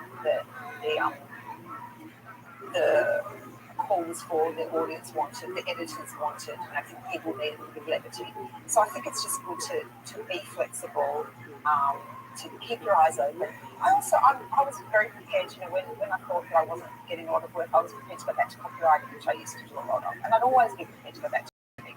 When this book came along, and then I've got another book in the works, which I feel really grateful. Being not prepared to kind of take whatever work is to keep going because it's hard. I mean, and the thing about being creative as well is it's not just what work opportunities are there, you're also depending on yourself to produce that material. And there are times when I just didn't feel up to it. I mean, 2020 was so difficult. I was struggling a lot with seeing my kids struggle. It was a really, really dark time. I had some health problems that year, and I just wasn't feeling creative. But happily, I know enough about myself now to know that I will go through those times, and then so far, always, eventually, that kind of urge to create again comes back. But it took a while. It took probably a good 8 or 9 months of writing very little, and then I had this idea, and it was just bam, and it was done in about 5 months. But for people who are creative, it doesn't. I've never believed you have to create every day. You have to write every day. You have to paint or do whatever every day. It's okay to listen to yourself and be intuitive and know that this is going to be quite an unproductive time, and even trust that it will come back eventually. Yeah. It's been a very long answer to a simple question. No, but I don't know that it was a very simple question. I think that's really interesting. Yeah. I think one of the other layered things in that is being female creators and then being female creators of a certain age. And by that I mean obviously over 40, 50, 60. It did, it has, I think at times for me felt like quite a hustle, like you're always working and you're always striving to get stuff out there and for it to be acknowledged or for it to be accepted in the way that you hoped it would be. So I think a lot of women that I've spoken to as well felt the weight of that on them over the course of the pandemic, and not just writers and artists and whatnot, but women in general. A lot of women, I think their work was impacted, their livelihoods were impacted during those times. And and I think also our emotional labour was more. I mean, I'm a single mother, so I was living here with my 3 kids, but I also know women who were married, and it seemed much easier often for the husbands to go and put themselves in the office and close the door, and the women were juggling the work and the childcare. And even if it's not the actual childcare, even if your child is happy in front of the screen, it's the emotional labour of making sure that your kids are okay and looking after them when they're not. And I think still, especially for people of our generation, it's still quite imbalanced that the majority of relationships of women in their 50s, 40s, 50s, 60s still seem to have that more traditional division. of emotional labour as well as physical labour. And so it was really hard for them in the pandemic. Yes, it was hard to get through everybody, I think. I agree, and I think even, I spoke to a lot of friends whose kids were a bit older, so their kids could, they were a bit more independent. But women, I agree, and I have written a lot about emotional labour because I do think we do tend to carry it, whether we like it or not. I, as a single mother and all of those things myself. But I do feel like women, even when their kids were older or when they had partners at home, this emotional thing of taking care of your partner as well is huge, right? And yes, they're not necessarily asking for that, but as you said, they're in their office, they close the door, and so women are like, I'm working away here in my office as well, but I've still got to go and put on the washing and dinner and, all the things. And as you say, if you've got kids, it's an added layer of that. It's such an extraordinary thing. I wonder if that we will return in a way, like women in general, whether we step out of this pandemic in a way where we can't not be changed forever. I think a lot of things were highlighted during that pandemic, and one of them was definitely this area of emotional labour or emotional load that just keeps popping up. Yeah, definitely. And I think for me, it was really a sense of, I'm sure everyone has different, it's really a sense of the importance of time and how time is limited, and we'll be going about our lives and then suddenly everything stops for 2 years. It's still continuing now, life is still not back to normal. We want it to be, but it's still, I just went and got a PCR test because I have a medical appointment on Friday, and I had COVID 6 weeks ago, and I'm still concerned with two of my kids have it, one of them hasn't. My elderly parents haven't had it yet. So there's all sorts of things that we're still kind of wrestling with.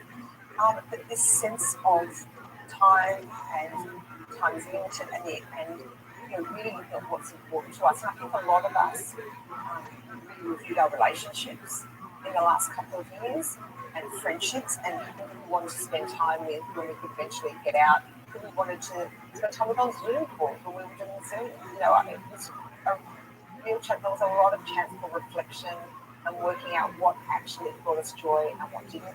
And one of the things I've long believed, and I talk about right about, is that I don't believe that in happiness as a state of being. I don't believe people can aspire to be happy. I don't think human beings, however permanently happy or permanently not, life is a series of moments, right? And what we aspire to are moments of joy and pleasure in life, as opposed to trying to be happy or live in substance or infinite possibility. So I really had a sense of when I was in lockdown and my kids were struggling, I was struggling, what is going to bring me joy? So I got to knitting in a big way, and then I sort of got to reading particular kinds of books. I started reading much lighter kind of books with levity and comedy in it, because that's what brought me joy. Be careful about what Netflix shows I watch, be careful about who I spoke to and who I spent time with, and that for me has continued on. I'm very mindful about how to spend my time in a way that will maximise my joy and fulfillment and pleasure, and of course that of my kids and people I love. So that's what came out of it for me. And I don't think that's something that I'll be able to do forever. And I think kids will be affected forever, particularly the older kids. I think the little kids bounce back with it, but the older kids lost so much of their formative years. For my daughter to be spending her first 2 years out of school at home at the kitchen table, it's just a really difficult experience. I feel really sorry for all the kids who were doing HSC in 2020 and 21, who first year uni 2020 and 21. It was really tough on them. I think they're probably the ones who are going to be coming out with the longest term impacts. Yeah, absolutely. And I watched my daughter sort of graduate during that pandemic, graduate from university and sort of miss out on all of that as well, like all those the years of hard work to not be able to have a graduation ceremony, and we took photos of her in her cap and gown at home, whatever, it's a lot for a lot, but I did, a lot of kids going through, as you say, year 12, year 11, year 12, during the pandemic. My heart missed out on all of those little milestone things that they get to do in the celebration of that. And of course, who missed out on going to the funeral of a loved one, or the wedding of a loved one, or their own weddings, or other rites of passage. It's just huge. I know so many people who missed out on seeing their parents before they passed away. It's the impacts will be continuing to go for a long time. But I hope that we can take away from it the importance of focusing on the things that nurture us. Because we were all forced to do that in lockdown, to really dig deep. If that was making sourdough, rearranging the pantry, that's fantastic. Whatever works. And it was actually okay too if we were just sitting on the couch watching Netflix and, Oh, hell yeah. That's what I did for most of 2020 whilst I was knitting. Nothing I'm actually wearing, but still it was fun knitting garments that were now sitting on top of my cupboard forever. I love that though. My daughter took up knitting as well during the pandemic, so it's great. But I love that you share, such humour and such honesty and such wisdom in your columns, but also in this beautiful book, The Life-Changing Magic of a Little Bit of Mess, which is out now, and I love it. I've got my little things, I kept the receipts in here because I was going to read, but then I just got to keep chatting. But it is a beautiful book. It's really lovely. I hope everyone, not just because it's yellow, I do love the yellow. Yeah, I love that cover. It's a great cover. It's such a nice cover. It's not sunshiny, but a Bible of domestic imperfection. I love it. The Life-Changing Magic of a Little Bit of Mess. Well done, Kerry. I love it. Thank you for bringing some humour and joy to us, and for reminding us to just, cut ourselves a little bit of slack. Remember what we should be doing in life, which is, as you say, aspiring for those little moments of happiness and joy. Yeah. So good talking to you. So lovely talking to you. Thank you so much.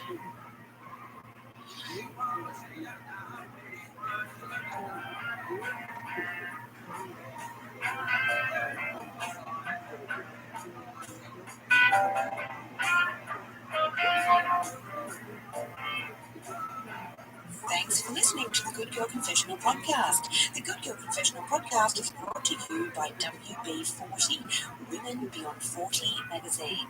Available now at WB40.com. The Good Girl Confessional Podcast is available on Apple Podcasts, Spotify, and wherever you listen to quality podcasts. We're also now available on YouTube.